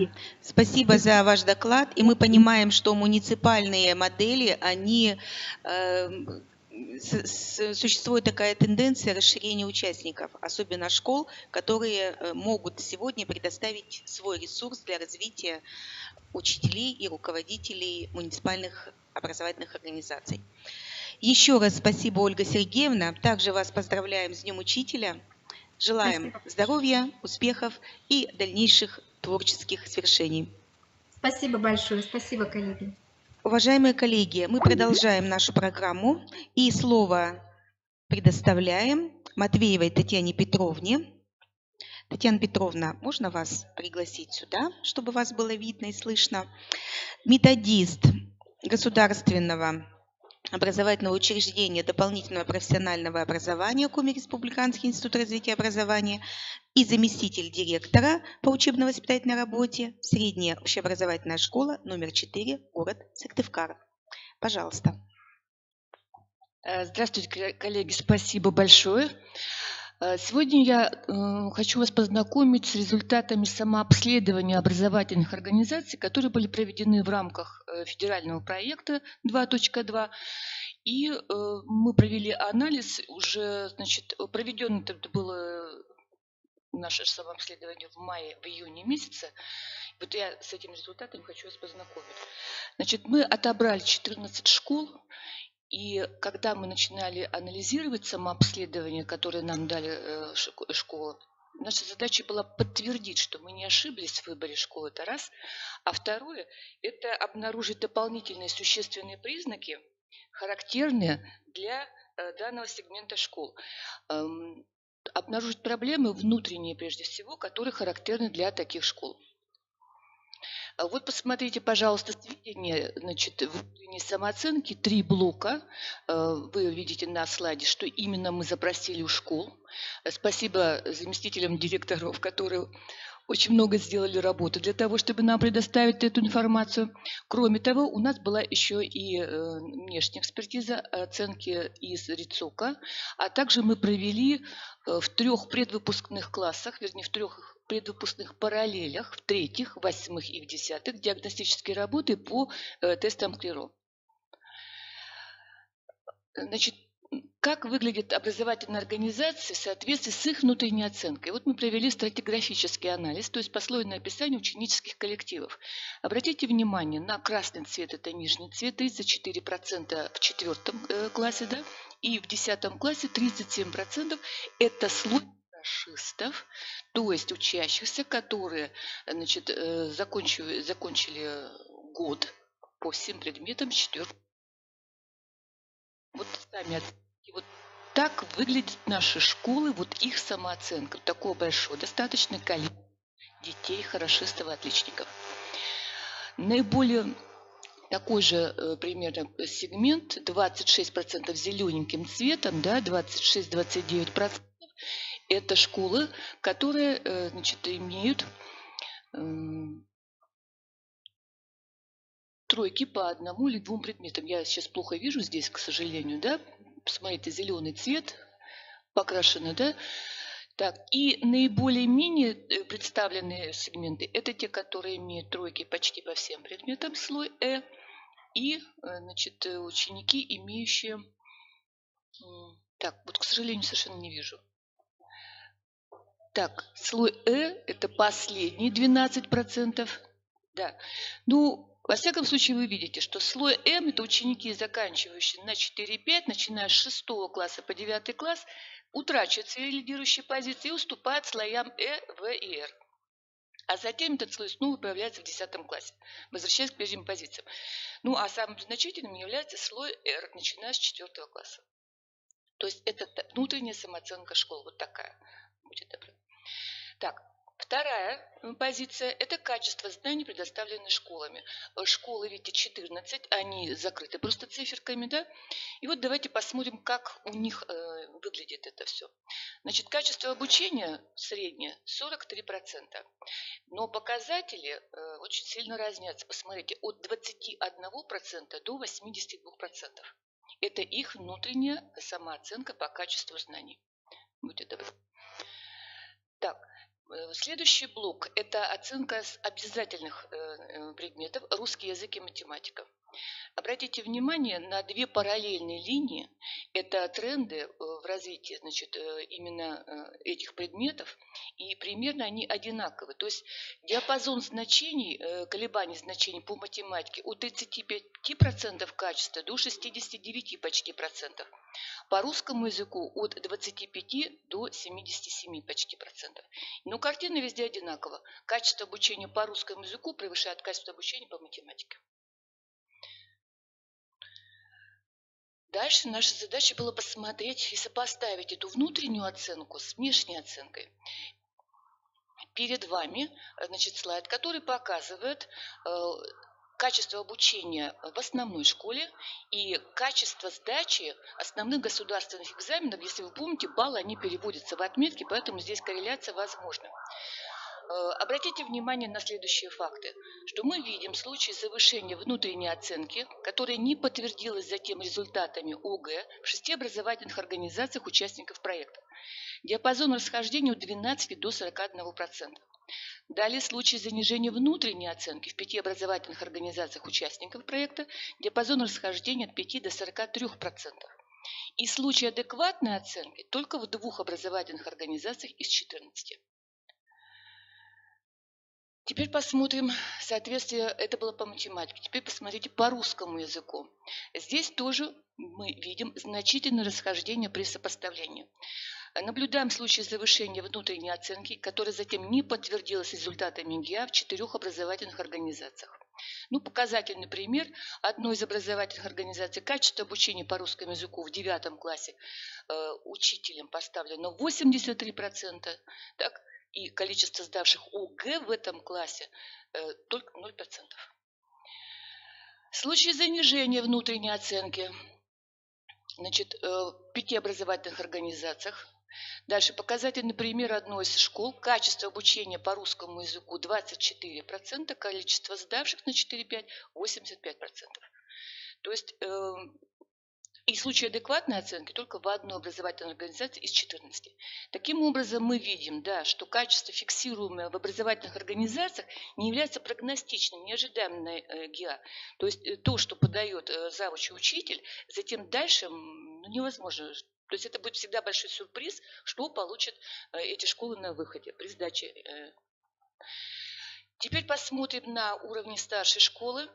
Здесь у нас баллы не переводятся в отметки, и мы решили, что мы сделаем таким образом. Мы будем считать, что значит, успеваемость – это переход по получению проходного балла, 11 баллов по русскому языку и, по-моему, 24 балла по математике.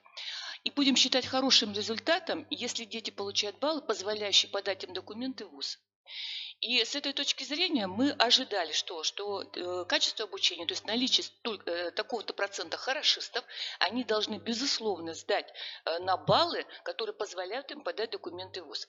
Вот вы видите желтым окрашены, да, видите кружочком, те случаи, показательные примеры, когда, значит, 78% качества обучения, например, по математике, да, и 0% сдавших ЕГЭ на баллы, позволяющие подать документы в ВУЗ.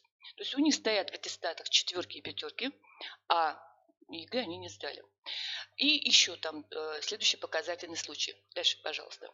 По русскому языку такая же примерно картина, то есть внутренние и внешние оценки на уровне среднего общего образования не совпадают. И опять же, качество обучения, которое фиксируется в образовательных организациях, не является прогностичным ожиданием на ГИА.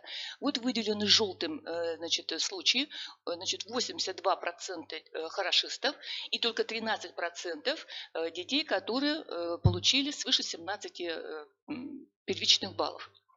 Дальше, пожалуйста. Далее мы провели свои мониторинговые работы по русскому языку и по математике. Вот по русскому языку посмотрите. Значит, на уровне 3 класса и на уровне старшей школы расхождение между нашей оценкой и внутренней оценкой школы примерно в 10%. И это, в принципе, ну, я не скажу, что это статистическая погрешность, но вполне допустимо. Но на уровне основной школы в 8 классе, так, значит, это эти выпускники следующего года, да, расхождение почти в 30%.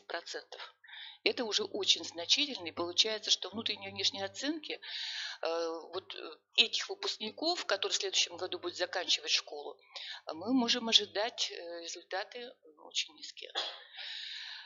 Ну и таким образом, опять же, качество, получается, обучения, которое ставят себе учителя, так сказать, да, завучи, отмечают в своих отчетах, посылаем к управлению образования, они, опять же, не являются прогностичными.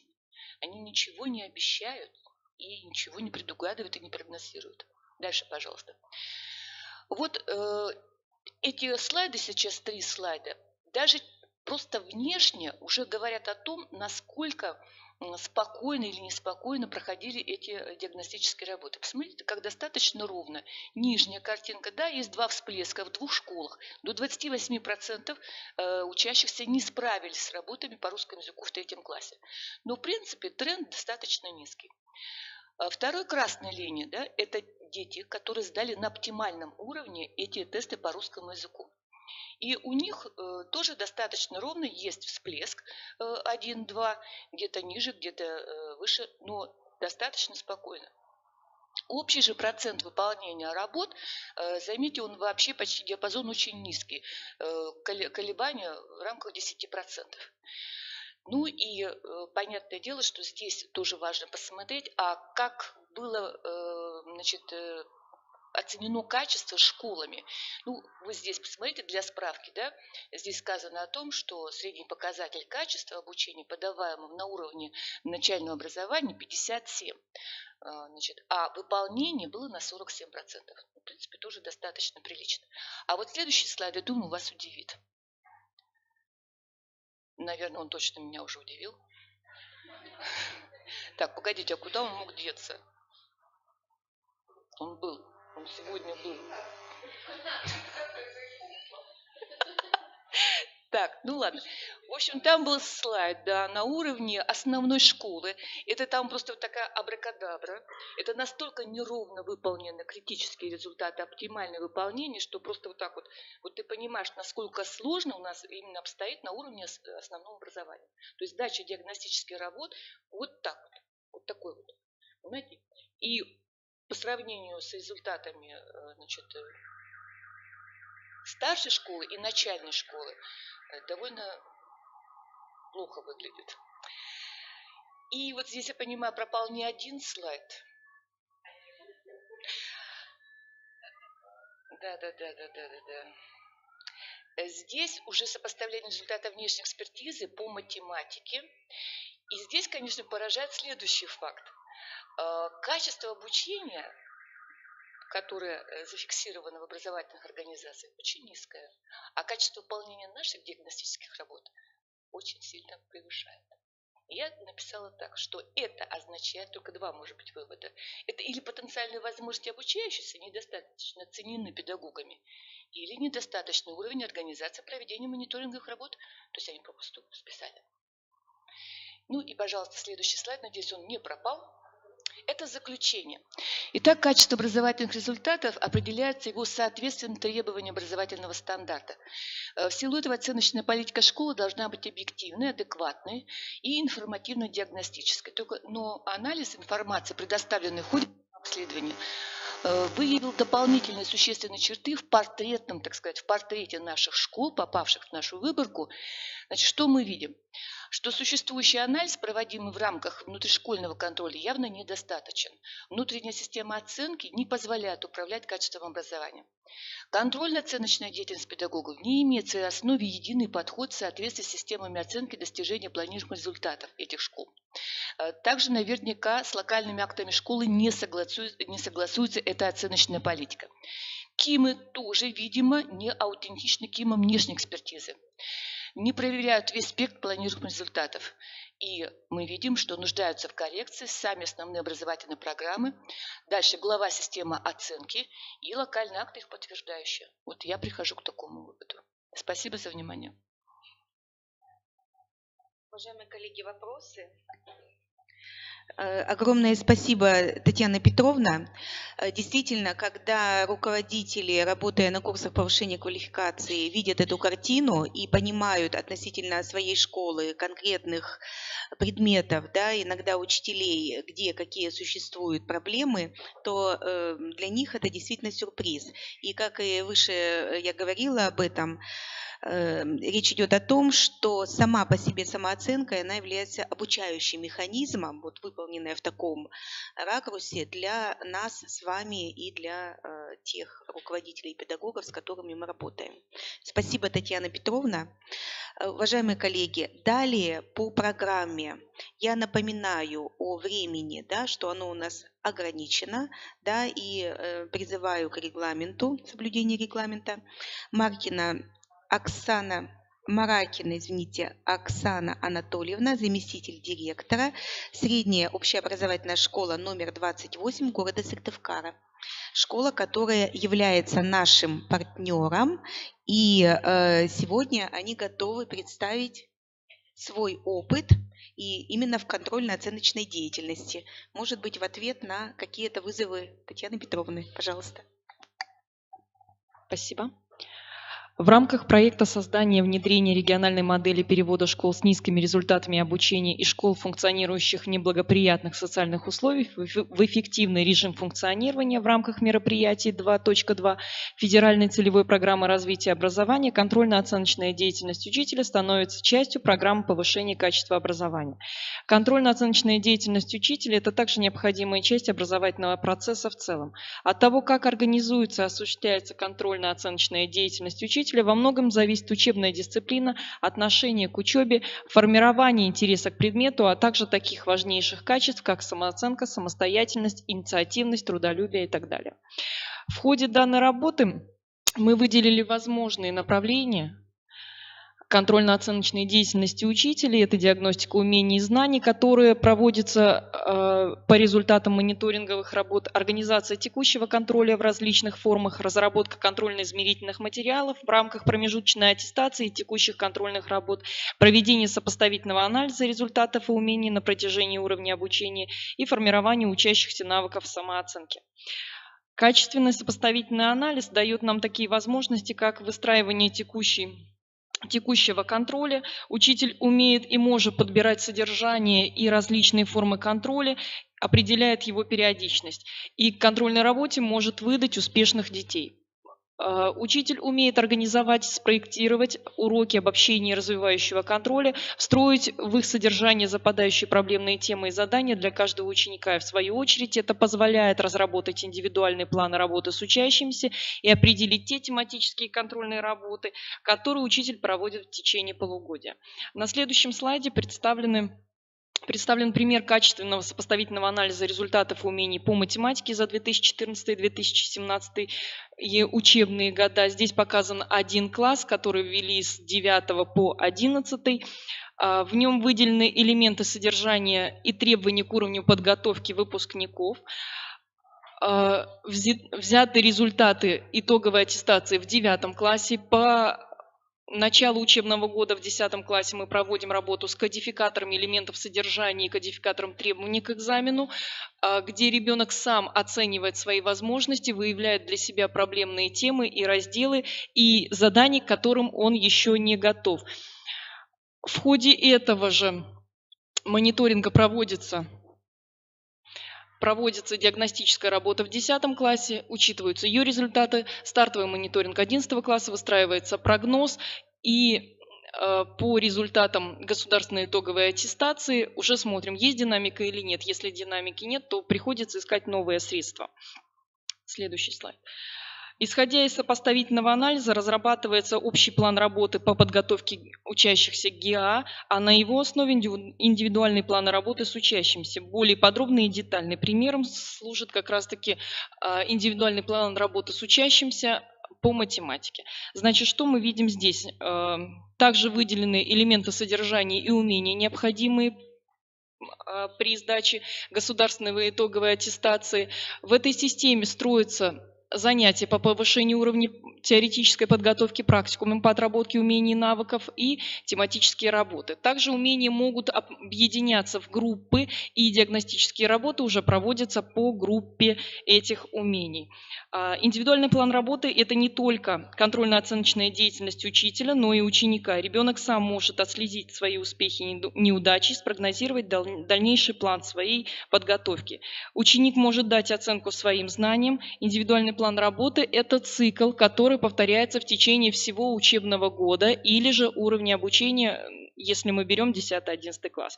Контрольно-оценочная деятельность учителя позволяет подобрать содержание контрольно-оценочного материала для проведения тематического контроля. Примером служит домашнее задание по русскому языку в 9 классе. Все практические работы на уроки и домашние задания разработаны в формате ОГЭ и включают задания на доказательство своей мысли, своего мнения для отработки таких заданий, в которых необходимы данные умения. Каждое умение, задание разбивается на разделы. Организуя контрольно-оценочную деятельность учителя, можно выходить на те элементы содержания, которые требуют доработки и развития. Средство, которое дает возможность привнести знания в систему, это интеллект-карта, так называемая карта понятий. На слайде представлена интеллект-карта по теме треугольники в 7 классе, и в период обучения в 8-9 классах карта будет дополняться. В чем ее принцип работы? Ребенок выделяет понятия и свойства, определяет, каким образом он будет работать с этим понятием. Естественно, учитель в этом помогает. Предлагаются типовые задачи с помощью интеллект-карты. Он может проклассифицировать эти типовые задачи, выделить те умения, которые необходимы ему для решения этой задачи. Тем самым он дает оценку своим знаниям и понимает, как их применить в заданиях базового и повышенного уровня. Если таких знаний не хватает, интеллект-карту он может пополнять самостоятельно. По интеллект-карте можно организовать текущий контроль в устной форме, взаимоконтроль, взаимозачет, зачеты, устные ответы на вопросы по карте понятий. На основе этого и строится контрольно-оценочная деятельность учителя и ученика. Итак, в основе контрольно-оценочной деятельности учителя лежит четкое знание требований к учащимся, четкое знание предметных и метапредметных результатов, понимание требований государственной итоговой аттестации в рамках организации подготовки. Учитель знает, как организовать текущий контроль и в рамках урока, и в рамках тематических контрольных работ после раздела. Умение подбирать такие формы, которые позволяют вести контрольно-оценочную деятельность, умение подбирать содержание контрольно-измерительных материалов для проведения промежуточной аттестации и умение их разработать, формировать у детей навыков диагностики. Контрольно-оценочная деятельность позволяет скорректировать календарно-тематическое планирование и подобрать содержание урока, что очень важно при подготовке государственной итоговой аттестации. У меня все, коллеги. Спасибо.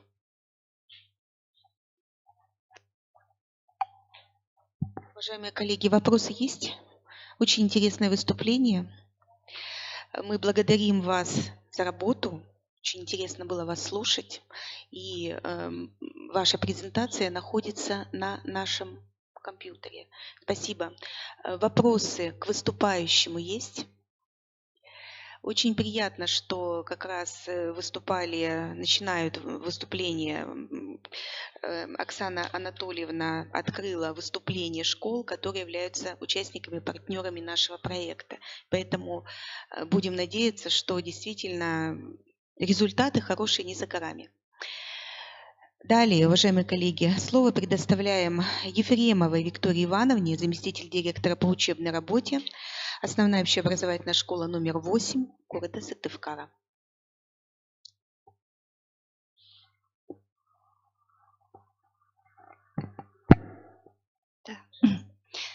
Уважаемые коллеги, добрый день. Я представляю Сыктывкарскую общеобразовательную школу номер 8. И в рамках конференции хочу поделиться опытом проектирования работы с молодыми учителями. Наша образовательная организация входит в число школ с низкими результатами государственной итоговой аттестации. Одним из важных направлений деятельности по повышению качества образования, качества результатов для нас является работа по сопровождению профессионального роста молодых учителей. 46% учителей в нашем коллективе – это молодые учителя со стажем педагогической работы до 5 лет. Еще 23% – это учителя со стажем до 10 лет. Кроме того, 62% это учителя до 35 лет. Поэтому вопрос методического сопровождения молодых учителей для нас более чем актуальны. Прежде всего,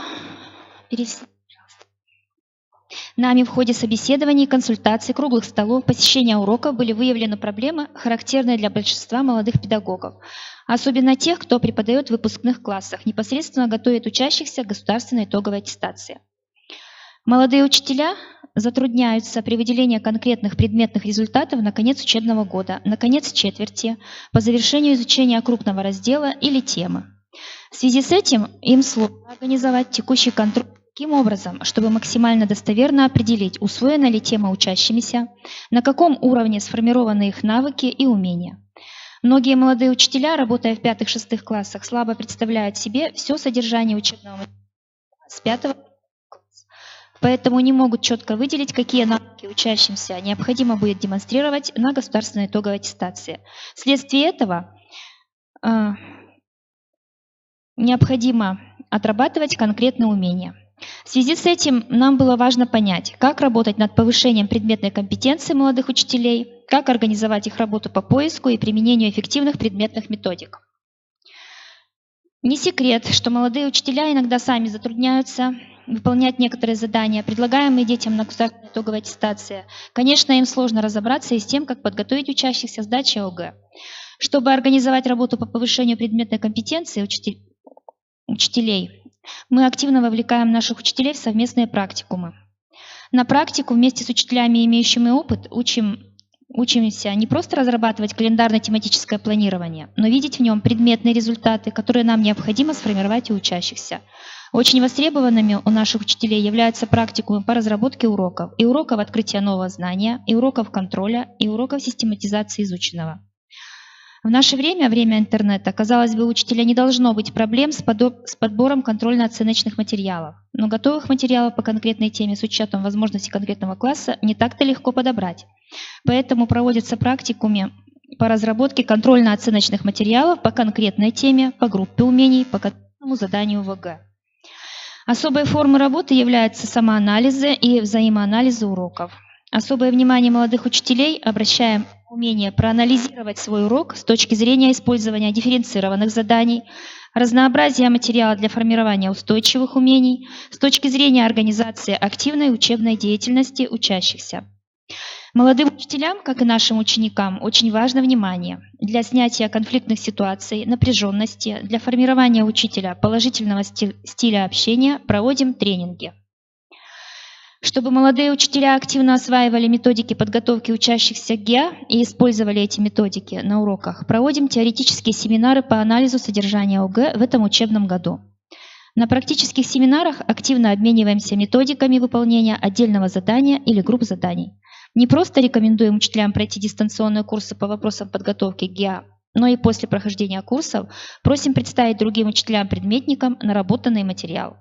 После семинаров посещаем уроки, чтобы увидеть, как на занятиях применяются методики. А после молодые учителя на своеобразном творческом отчете представляют успешность применения того или иного метода, делятся своими сомнениями, рассказывают об удачных и неудачных вариантах применения предметной методики. Адресная индивидуальная работа с молодыми педагогами позволила нам в прошлом учебном году добиться определенных результатов. По школе повысился средний балл по математике, что нас не может не радовать. Незначительно снизился балл по русскому языку, но при этом у нас нет учащихся, оставленных на повторный курс обучения. Повысился балл по обществознанию до 3,5 баллов, повысился средний балл по биологии. Сами учителя отмечают, что такая работа на семинарах, практикумах, круглых столах, конечно, занимает определенное время, но является важной. Спасибо.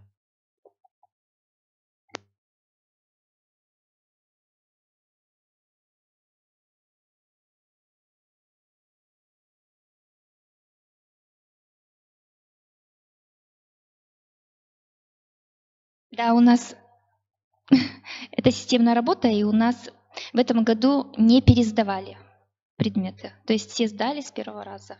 Если в первый год были оставленные на повторное обучение, на второй год 2 пересдавали, а вот в этом году все сдали. Ага, очень первый приятно, раз. да, Спасибо. что результаты действительно уже есть, хотя мы все время говорим, что мы пока еще их не ожидаем, но тем не менее, действительно, мы говорим о том, что, несмотря на то, что проект только начат, работа действительно системная, и когда она ведется и действительно подключаются все ресурсы, то это всегда приносит свои плоды. Уважаемые Спасибо. коллеги, нас слушают другие территории, и мы подключены, 20 подключений работают вместе с нами. Поэтому я обращаюсь сейчас к тем, кто находится за нашим экраном.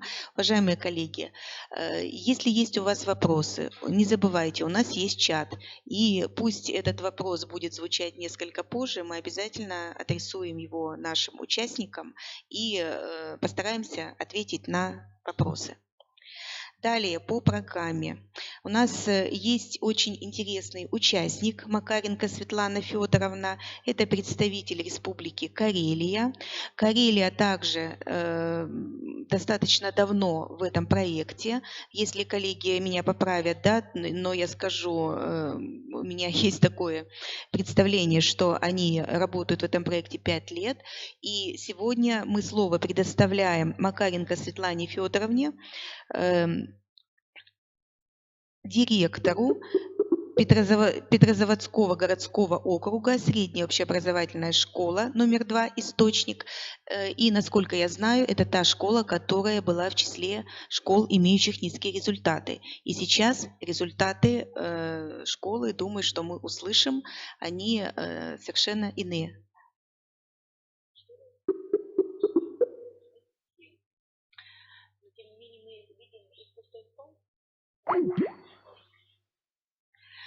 Так, ну что ж, я думаю, что мы к Светлане Федоровне обратимся еще раз и пригласим ее на наш семинар. Еще раз напоминаю, он состоится в октябре 2017 года, в конце октября. Далее, уважаемые коллеги, следующий наш выступающий, также представители города Сыктывкара, Туркина Наталья Николаевна, средняя общеобразовательная школа номер 7 города Сыктывкара. Школа, участник нашего проекта. Пожалуйста, слово вам. Уважаемые коллеги, в рамках конференции я представляю опыт работы муниципального автономного общеобразовательного учреждения «Средняя общеобразовательная школа номер 7 города Сыктывкара» по повышению качества образования, уровня подготовки к государственной итоговой аттестации, повышению результатов государственной итоговой аттестации у учащихся, получающих образование в очно-заочной форме. Учащиеся нашей школы могут получить образование в нескольких формах. И одна из форм обучения очно-заочная предоставляет возможность учащимся любого возраста, работающим и неработающим, получения основного общего и среднего общего образования, создания основы для последующего образования и самообразования. Ежегодно мы проводим тщательный анализ контингента учащихся, ведь по возрасту среди них есть и те, кому исполнилось 16 лет, и кому уже 36. Знание особенностей возрастного состава позволяет нам выбирать те формы и приемы работы, которые актуальны именно для этой группы. Изучаем мы и социальный состав. Среди наших учеников в основном совершеннолетние учащиеся, студенты колледжей, военнослужащие, младший обслуживающий персонал, многодетные родители. И для каждой социальной группы характерны свои мотивы обучения и свои психологические и организационные затруднения. Поэтому для педагогов нашей школы мы проводим семинары и тренинги, чтобы коллеги были готовы принимать наиболее эффективные формы работы. Проблемы организации образовательного процесса, разный уровень образовательных результатов обуславливают необходимость диагностики стартового уровня образовательных достижений учащихся. Диагностируем мы и то, какие общие предметные результаты учащихся сохранились на хорошем уровне, так как существует значительный разрыв у некоторых учащихся в образовании, какое предметное содержание не усвоено, на какие общеучебные навыки можно опираться при организации учебной деятельности, а какие навыки необходимо актуализировать. И также мы выявляем, каков уровень готовности к сдаче государственной итоговой аттестации. Важным этапом является разработка на основе результатов диагностик индивидуальных маршрутных карт учащихся. Маршрутные карты реализуют учителя и в рамках уроков, и в рамках групповых и индивидуальных занятий и консультаций во внеурочное время. Спецификой очно-заочной формы обучения является и то, что учащимся приходится очень много заниматься самостоятельно, а навыки самообразования, как правило, не у всех сформированы. Тем не менее, мы видим, что такой индивидуальный подход возможно реализовывать, и он приносит свои результаты. Перед вами пример карты самодиагностики, составленная на основе кодификатора по русскому языку. Учащиеся, поступившие к нам на очно-заочную форму обучения, получают такую карту практически на первых занятиях и заполняют уже с учителем, индивидуально обсуждают, как вести подготовку к государственной итоговой аттестации. Такие карты разработаны по предметам, и уже после сдачи государственной итоговой аттестации, после проведения диагностических работ, учителя сравнивают показатели. И нас, конечно, радует, когда мы видим, что по результатам экзамена большинство позиций «не знаю» оказались выполненными. А после выполнения диагностических работ и заполнения самодиагностик учитель вместе с учащимися, что очень важно, составляет план контроля.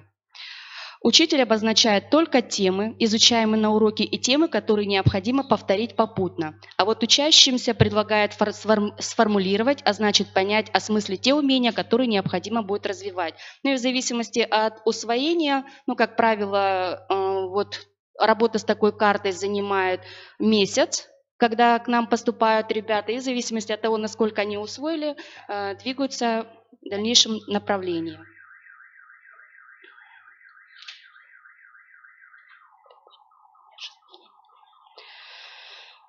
Также учителя готовят маршрутные карты самостоятельной работы, предназначенные учащимся, не усвоившим учебный материал или отсутствующим.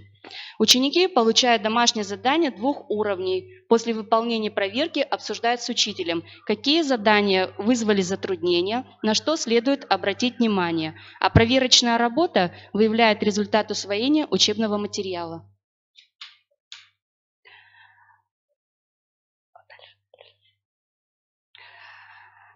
Значит, учитывая необходимость интенсивного самообразования, разный уровень внешней и внутренней мотивации, в школе организовано психолого-педагогическое сопровождение для эффективной организации образовательного процесса, в которую включены и все педагоги и администрация школы, и родители, как вы видите, и весь состав. Значит, сейчас посмотрите, пожалуйста, на сравнительный анализ результатов государственной итоговой аттестации 2015-2016 учебного года с 2016-2017 учебным годом. Вот мы видим повышение уровня усвоения элементов содержания по математике базового уровня в большинстве заданий. Но есть такие задания, которые мы видим то, что результаты понизились, то есть есть над чем поработать и что взять, какие моменты взять на контроль. Обратите внимание на сравнительный анализ результатов государственной итоговой аттестации за 2 учебных года по русскому языку. Мы видим стабильные результаты по ряду тем. Также мы видим повышение уровня усвоения, но есть и те задания, на которые также стоит обратить внимание.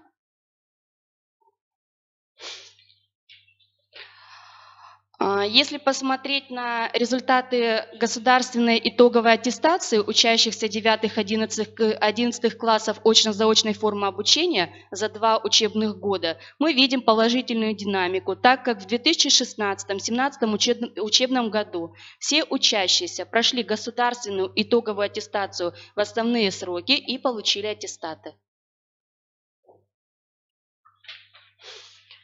Результатом совместной работы коллектива и учащихся, также родителей, является поступление выпускников нашей школы, средние специальные учебные заведения, высшие учебные заведения Республики Коми, центральные вузы страны. Ну и, пользуясь случаем, я хочу сказать о том, что в этом году наша школа отмечает 55-летний юбилей, и выпускники написали письма как раз-таки выпускники очно-заочной формы обучения, ну а учащиеся продолжают их писать. Вот что пишет. Вот что они пишут. С того момента, как я закончила школу, прошел всего 1 год, а для меня как целая вечность. Я каждый раз с особым трепетом вспоминаю своих любимых учителей, которые дали мне не только знания, но и помогли определиться в выборе профессии. Вообще, очно-заочная форма обучения дает уникальную возможность, а главное, на бюджетной основе, что немаловажно, взрослым людям получить полноценное образование, необходимое для успешной карьеры. Мне, как и другим моим взрослым одноклассникам, довелось учиться в этой школе, и я считаю, что нам несказанно повезло. Во-первых, тем, что мы туда пришли уже с осознанным решением необходимости в получении образования. В младшем возрасте многие подростки просто не понимают смысла в посещении школы. Нам нужны были знания. Во-вторых, школа оснащена материально-технической базой, со светлыми просторными кабинетами. Получать знания в такой комфортной обстановке становится удовольствием. И в-третьих, самым главным достоинством и преимуществом я считаю поистине талантливых педагогов, настоящих профессионалов своего дела, полностью отдающих теплоту своих сердец. Ну и, конечно же, в заключение я хочу сказать, что несмотря на незначительное повышение образовательных результатов, коллектив школы не останавливается на достигнутом. Мы будем также продолжать целенаправленную работу по повышению качества образования. Спасибо большое, Наталья Николаевна. Интересные формы и интересные выкладки вы предложили. Ну, будем надеяться, что это принесет действительно, да, свои плоды. И, конечно же, мы, наверное, должны еще сказать, что в нашем проекте вообще работают очень разные школы, да. Но, может быть, даже стоило начать с этого разговора, поскольку действительно совершенно особая ситуация во всех школах, и не только города Сыктывкара, но и вот сейчас мы слышим опыт города Сыктывкара, но и в целом находящиеся в проекте школы, до которых наши специалисты очень долго и далеко добирались, и действительно там существуют такие проблемы, которые буквально каждую школу характеризуют совершенно по-своему. Поэтому очень важен ваш опыт. В республике много таких школ, которые имеют примерно ваши характеристики, и они действительно находятся в категории школ, имеющих низкие образовательные результаты. И, честно говоря, мы очень с опаской брали в проект такую школу, потому что как-то слабо себе представляли, какой позитив, какой результат можно ожидать. И поэтому особо вам желаем дальнейших успехов в работе и удивлять своих учеников, нас, успехов. Уважаемые коллеги, с нами на связи находится Козлова Татьяна Сергеевна, заместитель директора средней общеобразовательной школы номер 40 с углубленным изучением отдельных предметов, город Воркута. Это коротко, да, почему Воркута, вроде бы как муниципального образования города Воркута в нашем проекте не было, но мы знаем, что город Воркута, 6 школ города Воркуты и 2 школы города Сыктывкара раньше других, раньше нас с вами вошли в этот проект. И начало было положено, ну вот в городе Воркуте они продолжают эту связь с АПКРО, и поэтому мы их специально пригласили принять участие в нашей конференции, услышать опыт и услышать те достижения, которые школа имеет. Пожалуйста, есть у нас контакт?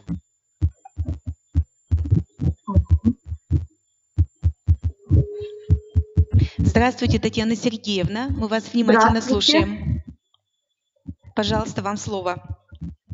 Здравствуйте, уважаемые коллеги. Я, извините, хочу сказать, да, что времени у нас немного, поэтому самую суть вашей, Хорошо. Здравствуйте, уважаемые коллеги. Разрешите представить вашему вниманию практику муниципального образования города Воркуты по переводу образовательных учреждений. Сейчас я подключу презентацию.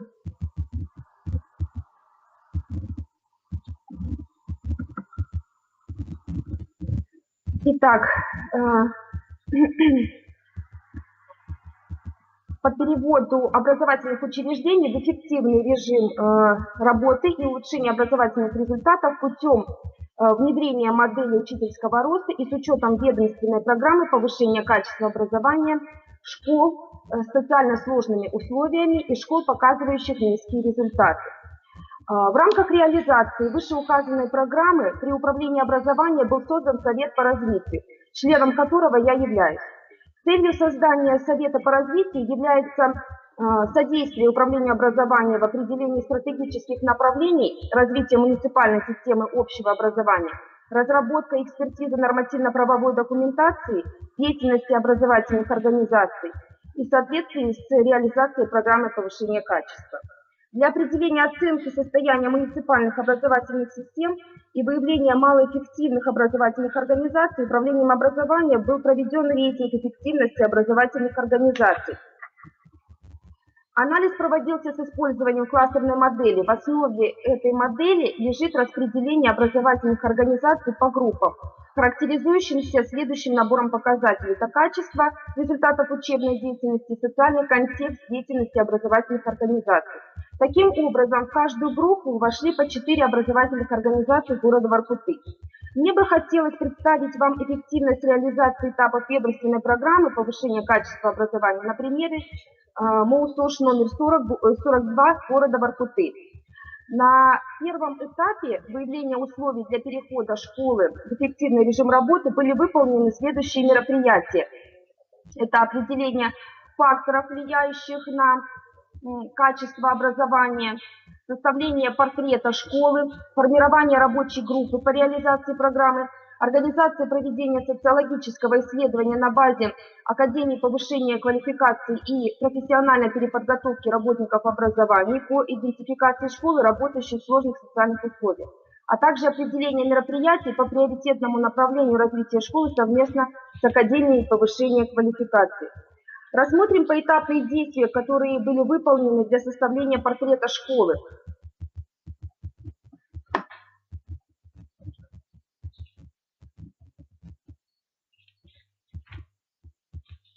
Это,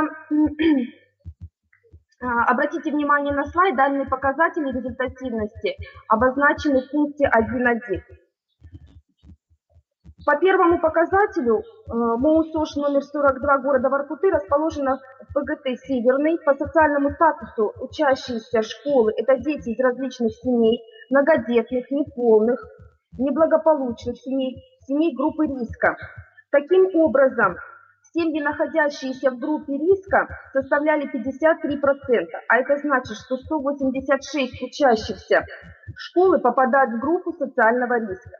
Из этого состава детей совместно с классными руководителями была выделена группа учащихся, остро нуждающихся в индивидуальном сопровождении и коррекционной работе, в которую вошли учащиеся, состоящие на различных уровнях учета, из неблагополучных семей, с девиантным поведением, учащиеся с ОВЗ и 7% резерва хорошистов.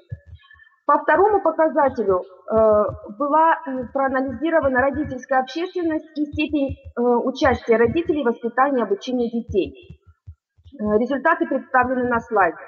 Большая часть родителей занимает активную позицию, что, несомненно, являлось сильной стороной образовательной организации, а также по оценке, независимой оценке качества образования в образовательной организации созданы комфортные условия, общая удовлетворенность качеством образования составила 50%. Следующий мониторинг был проведен психологом школы, показал, что особую тревогу вызывают 32% учащихся с низкой учебной мотивацией. Уровень же квалификации педагогов показал достаточную долю педагогов первой и высшей категории. Параллельно с этим рабочая группа проводила оценку показателей качества, обозначенных в ведомственной программе повышения качества образования. Сюда относятся результаты участия в олимпиадах и конкурсах, динамика результатов ЕГЭ, ОГЭ, качество знаний учащихся за 3 года, учебный план, состояние плана ВШК, педагогические затруднения, качество полученных аттестатов. Оценив все результаты, после всех проведенных аналитических мероприятий были сделаны выводы о наличии сильных и слабых сторон образовательной организации. Вы их можете видеть на слайде. Именно они легли в основу разработки нормативной базы, а именно разработку программы повышения качества образования в школе, работающей в сложном социальном контексте, формирование нормативной базы, это дорожная карта по реализации программы, коррекция и разработка локальных актов, коррекция плана ВШК с учетом рекомендаций тьюторского состава и мероприятий по повышению качества образования. Таким образом, был создан портрет школы, работающей в социально сложном контексте. Он представлен на слайде.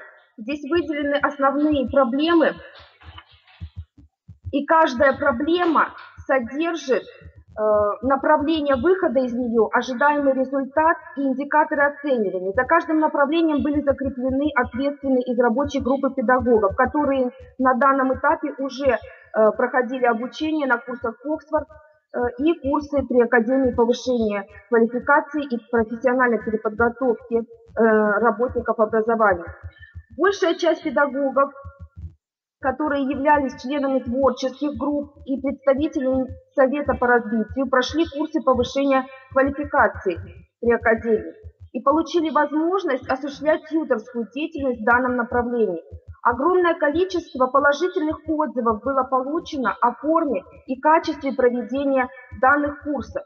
Командное сотрудничество педагогов всей страны, поиск общих конструктивных решений педагогических затруднений сплотил педагогов, кураторов проекта.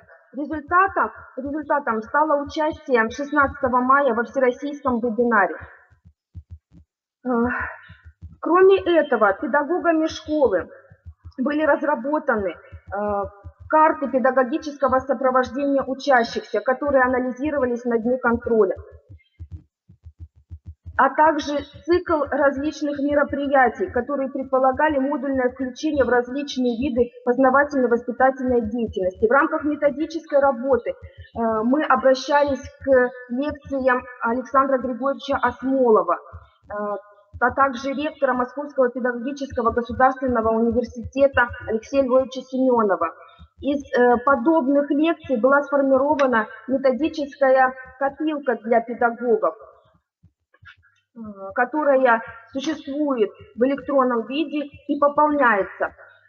Также педагогам была предложена заполнить карту реализации модели учительского роста с целью изучить интересы педагогического коллектива и их затруднения. Очень подробно мы рассмотрели современный урок в аспекте дифференцированного и индивидуального подхода как основы повышения качества образования. Направление деятельности вы можете увидеть на слайде. Также были разработаны памятки и схемы анализа уроков. Кроме этого, был скорректирован план внутришкольного контроля. Была организована работа с одаренными детьми, организована внеурочная деятельность. Разработана циклограмма по подготовке учащихся государственной итоговой аттестации. Значительно увеличилась доля педагогов, которые участвовали в конкурсах профессионального мастерства, активно участвовали в сетевом взаимодействии, то есть социально-психологическая поддержка педагогов для учащихся представлена на слайде, то есть ее направление. По всем направлениям были представлены результаты. Так, обратите внимание, учебная деятельность имеет положительную динамику. Хочется отметить, что доля вовлеченности учащихся из контингента повышенной сложности во внеурочной деятельности также возросла, а также имеются призовые места, которые получили данные учащиеся. Методическая деятельность учащихся, особенно школьного уровня, значительно повысила свои количественные характеристики. Мониторинг результатов государственной итоговой аттестации также представлен на слайде и показывает положительную динамику. Конечно, не обошлось без проблем при внедрении программы повышения качества. Необходимо было преодолеть сопротивление. Для этого была нужна просветительская и информационная деятельность, трансляция новых знаний и положительных отзывов педагогов. Очень много труда мы вложили в разработку нормативной базы. Огромное спасибо, хочется сказать, тьюторскому составу, членам Совета по развитию, которые давали правильное направление для образовательных организаций. Ну и, конечно, дефицит времени для реализации всех тех поставленных задач, которые легли в основу данного проекта. Я думаю, что мы сделали самое главное и важное. Это мы посмотрели на себя со стороны, мы увидели все свои проблемы, мы проанализировали и пытались найти эффективные пути решения. Спасибо за внимание, уважаемые коллеги. Спасибо, Татьяна Сергеевна. В нашей программке звучит школа номер 40. Вот я хотела задать вам вопрос, почему вы решили войти в этот проект. А сейчас на слайде увидела, что все-таки 42. Дело в том, что работая в школе 42, я являлась непосредственным участником и руководителем данного проекта, являлась членом Совета по развитию при управлении образования. В этом году, с 1 сентября, я перешла в другую школу, но хотела бы поделиться опытом всего муниципалитета, всех тех рабочих групп, всех тех творческих команд педагогов, которые на протяжении всего учебного года работали над реализацией ведомственной программы повышения качества образования. И результаты, к которым мы пришли, имеют, вернее, положительную динамику. Спасибо большое, понятно. Татьяна Сергеевна, желаем вам успехов и ожидаем вас в нашем проекте на следующий год. В 2018 году мы тоже стали участниками этого проекта по 2.2 и хотели бы вас и вашу школу, и школы города Воркуты пригласить в наш проект также, объединять усилия и работать вместе. Спасибо огромное за приглашение. Я буду очень рада участвовать в вашем проекте. Спасибо вам большое. И с наступающим Днем Учителя. С Днем Учителя. Всех Успехов. благ. Всего доброго. Всего доброго. Уважаемые коллеги, у нас осталось 2 выступления, да, поэтому предлагаю вам выступить по сути и представить ваши наработки. Гимназия имени Пушкина города Сыктывкара. Я так понимаю, что школа-лидер, да, вас включают в этот состав в проекте, да, дополнительно для того, чтобы ресурсы были увеличены. Пожалуйста, Горбатенко Вероника Ивановна, заместитель директора по учебной работе гимназии имени Пушкина, город Сыктывкар. Добрый вечер, уважаемые коллеги. Как было сказано, мы не относимся к школам с низкими образовательными результатами. Тем не менее, у нас есть интересные наработки в плане методической системы, которыми мы хотели бы поделиться, и считаем, что они были бы полезны при работе над повышением качества образования. Мы полагаем, что в основе работы всего коллектива образовательной организации должна быть единая методическая тема. Данная методическая тема предъявляется педагогам на педсовете до начала учебного года и весь год находится на доске объявлений в учительских. Но это не значит, что это просто красивая фраза, которую коллеги, возможно, читают, а возможно и нет. От выбора единой методической темы зависит система мероприятий, которые проводятся в гимназии в течение всего года. Вот мы представляем вам результаты за 3 последовательных года. В 2015-2016 учебном году мы работали над качеством и структурой современного урока, и вы видите, что за этой темой тянулись множество мероприятий, и мы получили вполне конкретный результат. В 2016-2017 учебном году мы обратили особое внимание на достижение метапредметных и личностных результатов учащимися. По сравнению с 2015-2016 годом изменились формы работы, так как мы перешли от методических объединений к тематическим проблемно-творческим группам. Об этом я упомяну чуть позже.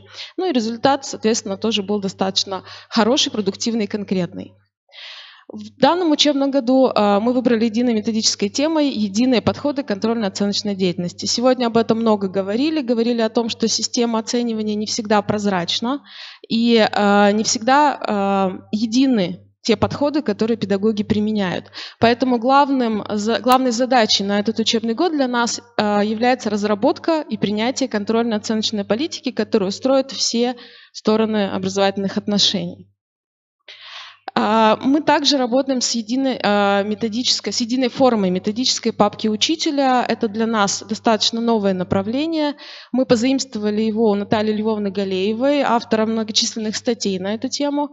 И поэтому хотели бы вам представить, как оно выглядит у нас в гимназии. Это на самом деле папка, которая находится на рабочем столе учителя, и она содержит достаточно большой объем материалов, информацию о педагоге, схемы анализов и самоанализов уроков, единые для всех педагогов. То есть мы сделали внутришкольный контроль максимально прозрачным. Педагог знает, что будут смотреть, как будут смотреть и какие за этим последуют, скажем так, управленческие решения. Затем данная папка содержит весь инструментарий разработки тематических контрольных работ. Также в ней содержится индивидуальный план работы педагога на темы самообразования и достижения педагога. Плюс он может туда добавить все материалы, которые он считает нужными. Плюсы методической папки очевидны. Самый главный плюс – это повышение автономности учителя в оценивании собственной работы и подготовке к аттестации и пополнению собственного портфолио. Итак, я упомянула об индивидуальном плане работы педагога над темой самообразования. Мы в гимназии добились 100% выполнения данного требования. То есть у нас каждый педагог имеет индивидуальный план самообразования. В прошлом году это была отдельная папка, которую учитель ввел. В этом учебном году, как я уже сказала, индивидуальный план вошел в методическую папку учителя. Индивидуальный план содержит, как вы видите, достаточно много пунктов. В принципе, это пошаговый алгоритм работы педагога над конкретной темой в течение конкретного времени. Плюсы очевидны. Как я уже сказала, это персонализация методической работы, 100% охват педагогов, узконаправленная деятельность педагога. И в конце педагоги представляют все свои наработки на внутригимназической конференции «Мои достижения». То есть каждый из них представляет собственный опыт, все это формируется дальше в банк методических разработок. В 2015-2016 году работа педагога над темой самообразования шла параллельно работе в составе методического объединения. В 2016-2017 учебном году часть педагогов смогли совместить работу над темой самообразования и работу в составе проблемно-творческих групп. В этом учебном году работа педагогов над темой самообразования вошла в работу педагогов в составе проблемно-творческой группы. Я объясню, как это происходит. Пожалуйста, следующий слайд. Итак, что же такое проблемно-творческая группа? Традиционно в школе существует методическое объединение учителей, методическое объединение классных руководителей, немножко сместился у нас слайд, и методическое объединение педагогов доп. Образования. У нас в гимназии существует предметные группы учителей, что в принципе идентично МО, и проблемно-творческие группы. Проблемно-творческие группы работают над решением проблем, которые стоят перед организацией. Так, в 2016-2017 учебном году мы провели анализ работы за предыдущий учебный год, и мы выявили 6 основных проблем, которые были не решены на тот момент. Соответственно, они легли в тематику работы проблемно-творческих групп. В данном учебном году по пожеланиям самих педагогов мы проанализировали результаты их тем самообразования, выявили те проблемы, которые не были решены в прошлом году, и, соответственно, сформулировали темы. То есть в этом учебном году у нас проблемно-творческие группы, они являются как бы оболочкой для индивидуального самообразования педагогов. Тьютор-группы – это обязательно учитель, это не представитель администрации, соответственно, мы обращаем внимание также и на формирование горизонтальной карьеры педагогов. И плюсы проблемно-творческих групп очевидны. Соответственно, все учителя заняты активной методической деятельностью, они работают на равных, они растут, они развиваются и также транслируют свой опыт на методическом семинаре. И хотела бы еще быстренько обозначить, кратко, Можно вопрос по первой части? Темы кто составляет, вы или педагоги? Темы составляют инициативная группа в составе администрации гимназии и педагогов, руководителей проблемно-творческих групп предыдущего учебного года. Ну и такой формат, как микроисследование, мы его ввели тоже в этом году. Хотели бы им поделиться, поскольку поняли уже его результативность, поскольку провели одно масштабное микроисследование, посвященное мотивации. Итак, мы решили, что в этом учебном году мы проведем 5 микроисследований. Вы видите, что тема достаточно актуальная. И разработали универсальный план, то есть каждое микроисследование включает в себя анкетирование педагогов, учащихся, родителей и иных участников, если они есть, методический семинар, оценку, самооценку проведенных уроков, занятий, каких-то иных форм работы, анализ условий и анализ результатов анкетирования. Ну и плюсы микроисследования, они также очевидны. Мы считаем, что главным плюсом микроисследования является определение точек роста. То есть мы видим проблемы, мы подходим, скажем так, новым взглядом, смотрим на условия, которые мы создаем в гимназии для развития различных сфер жизни учащихся, смотрим, насколько систематизированы материалы по данной узкой теме и, соответственно, стараемся эти проблемы решить. Благодарю за внимание. Я думаю, что если появятся вопросы, наши контакты есть. Более подробно мы можем с вами связаться и проговорить технологию проведения данных форм работы. Спасибо большое, Янина Александровна. Вероника Ивановна, извините. Вероника Ивановна, там внутри по линиям, которые были представлены, там тоже существуют какие-то карты разработки? Либо пока еще вот в таком формате перечислений? Все разработано, у нас есть отдельные папки, папки индивидуального самообразования, папки работы проблемно-творческих групп, то есть у каждого тьютора своя папка, которую он ведет и представляет по ней отчеты. В рамках работы над единой методической темой у нас разработаны открытые, единые схемы анализов уроков и внеурочных занятий, то есть инструментарий на самом деле наработан очень большой. Спасибо, очень интересно. Спасибо вам за ваше сообщение. Ну и, уважаемые коллеги, у нас осталось последнее выступление участника нашего проекта Подорова Янина Александровна, школа номер 20, заместитель директора по учебной работе. Пожалуйста. Добрый вечер, уважаемые коллеги. Представляю вашему вниманию опыт работы средней общеобразовательной школы номер 20 города Сыктывкара.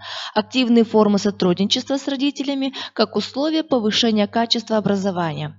Муниципальное общеобразовательное учреждение «Средняя общеобразовательная школа номер 20» вошло в муниципальную программу работы со школами с низкими результатами обучения, так как наша школа, а значит и наши обучающиеся и их родители, находятся в особых социальных условиях. И если посмотреть в процентном соотношении, то 15% всего числа обучающихся не являются жителями поселка Сеткыркищ, в котором располагается наша школа. Вступив в программу, мы определили основные проблемы организации работы с родителями в особых социальных условиях.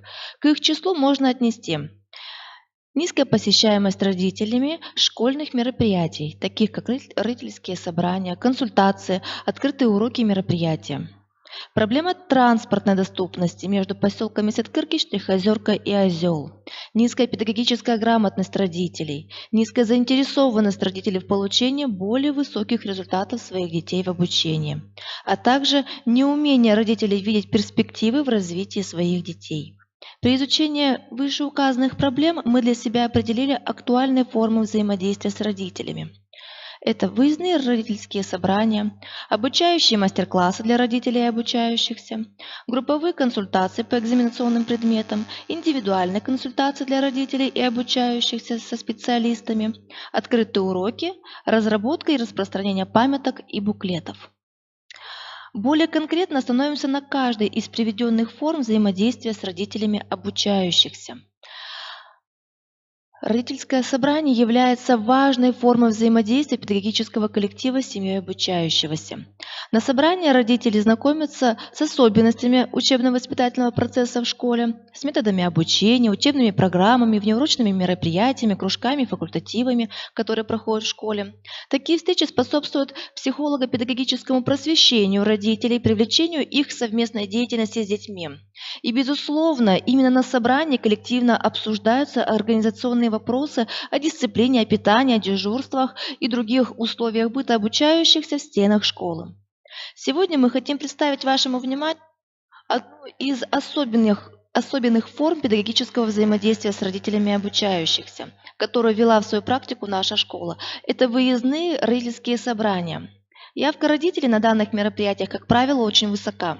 Дома культуры, где организовывались выездные родительские собрания, пришли не только родители и законные представители обучающихся школы, но и другие заинтересованные лица. Это бабушки, дедушки, старшие братья и сестры.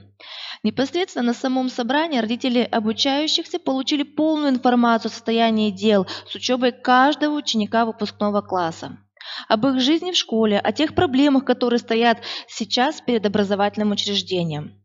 Кроме выступления директора и завучей, представителями родительской общественности были заслушаны выступления учителей-предметников, которые более подробно рассказали о возникших проблемах учеников по тому или иному предмету. Незадолго до начала родительского собрания всем желающим была дана возможность написать наиболее волнующие их вопросы, касаемые предстоящей сдачи экзаменов и поступления в профессиональное училище.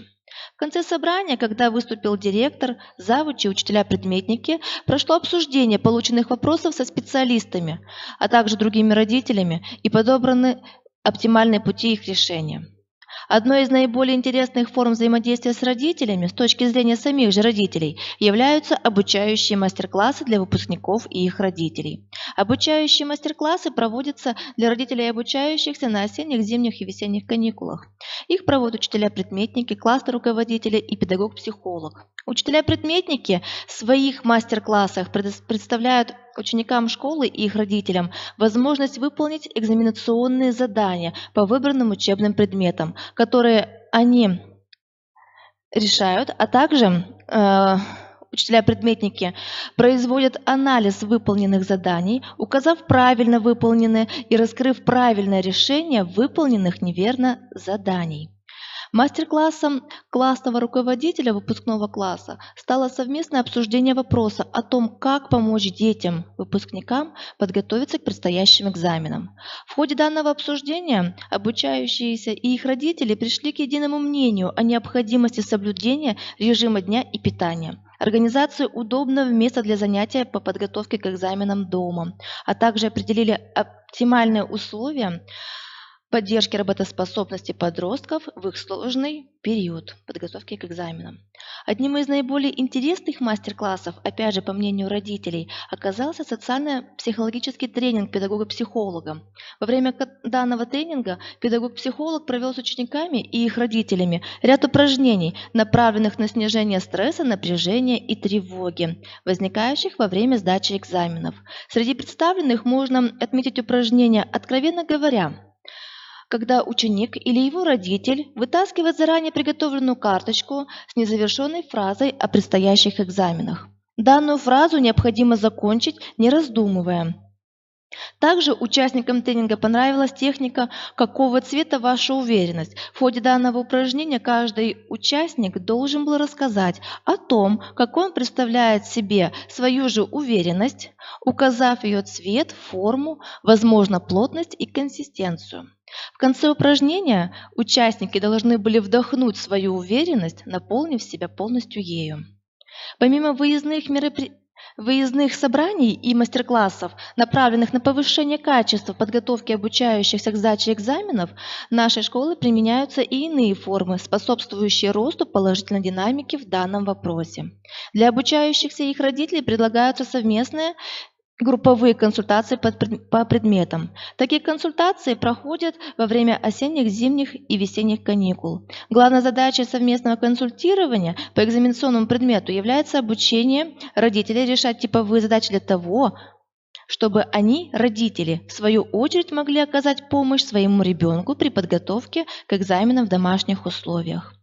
Также в целях эффективной подготовки обучающихся к экзаменам в школе проводятся индивидуальные консультации для обучающихся и их родителей с различными специалистами, в число которых входят работники администрации школы, социальный педагог, педагог-психолог, участковый, инспектор ОПДН, а также педиатр амбулатории поселка Сыткыркищ. Все вышеперечисленные специалисты вкупе помогают решить немаловажные вопросы снятия тревожности у обучающихся, помогают достичь их психологического комфорта. В течение прошлого учебного года педагогический коллектив нашей школы принял решение проводить открытые уроки для родителей выпускного класса, так как все убеждены, что совместное сотрудничество родительского и педагогического коллективов способствует успешности обучающихся и повышает качество их знаний. Открытые уроки для родителей выпускников проходят в школе по утвержденному графику.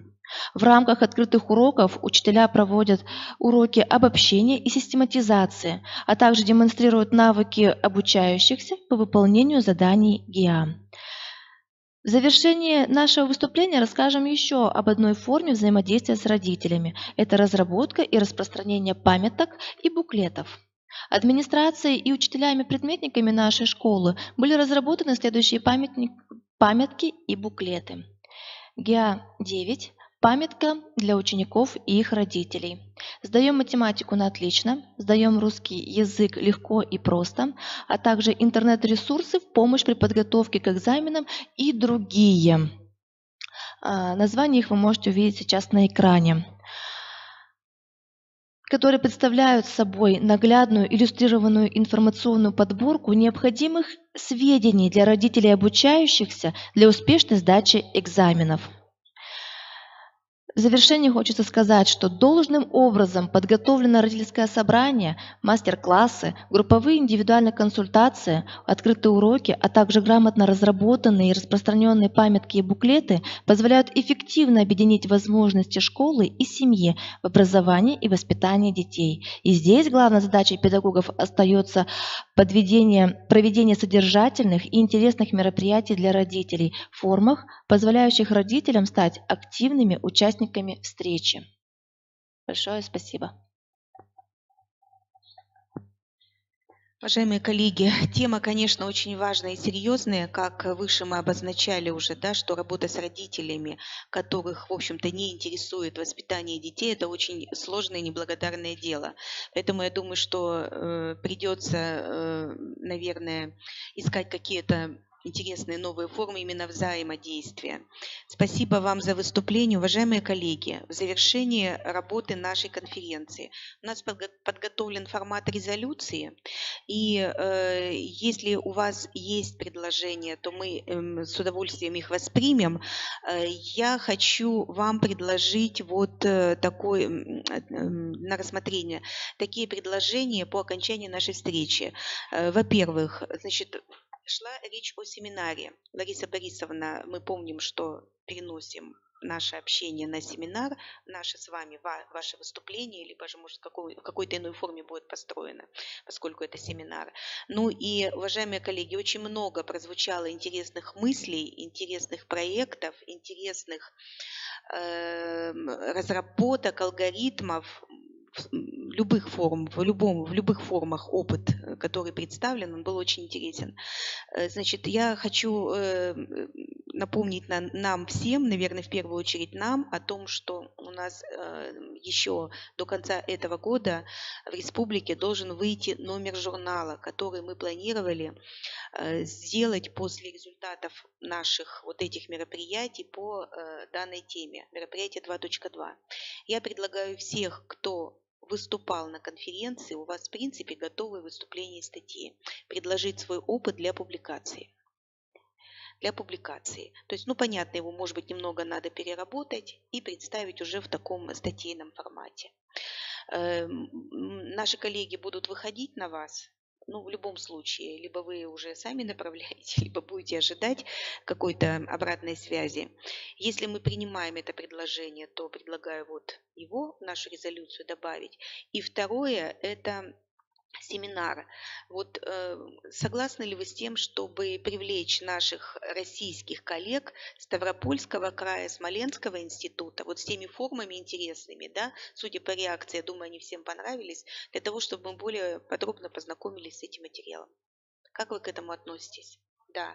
Ну и, конечно же, думаю, что уже в рабочем порядке мы будем привлекать на этот семинар тех кто сегодня представил интересные выступления. Ваши предложения мы принимаем, открыты к разговору, поэтому ждем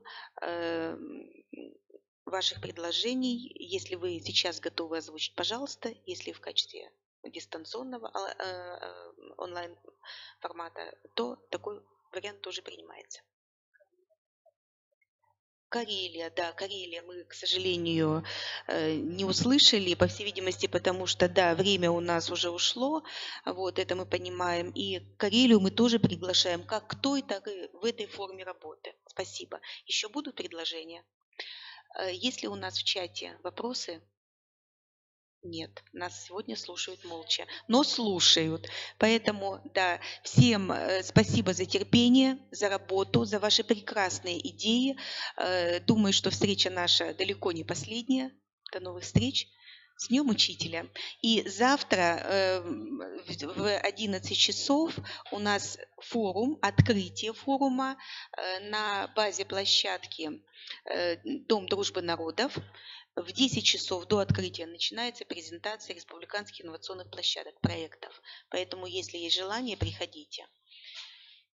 До новых встреч. Спасибо.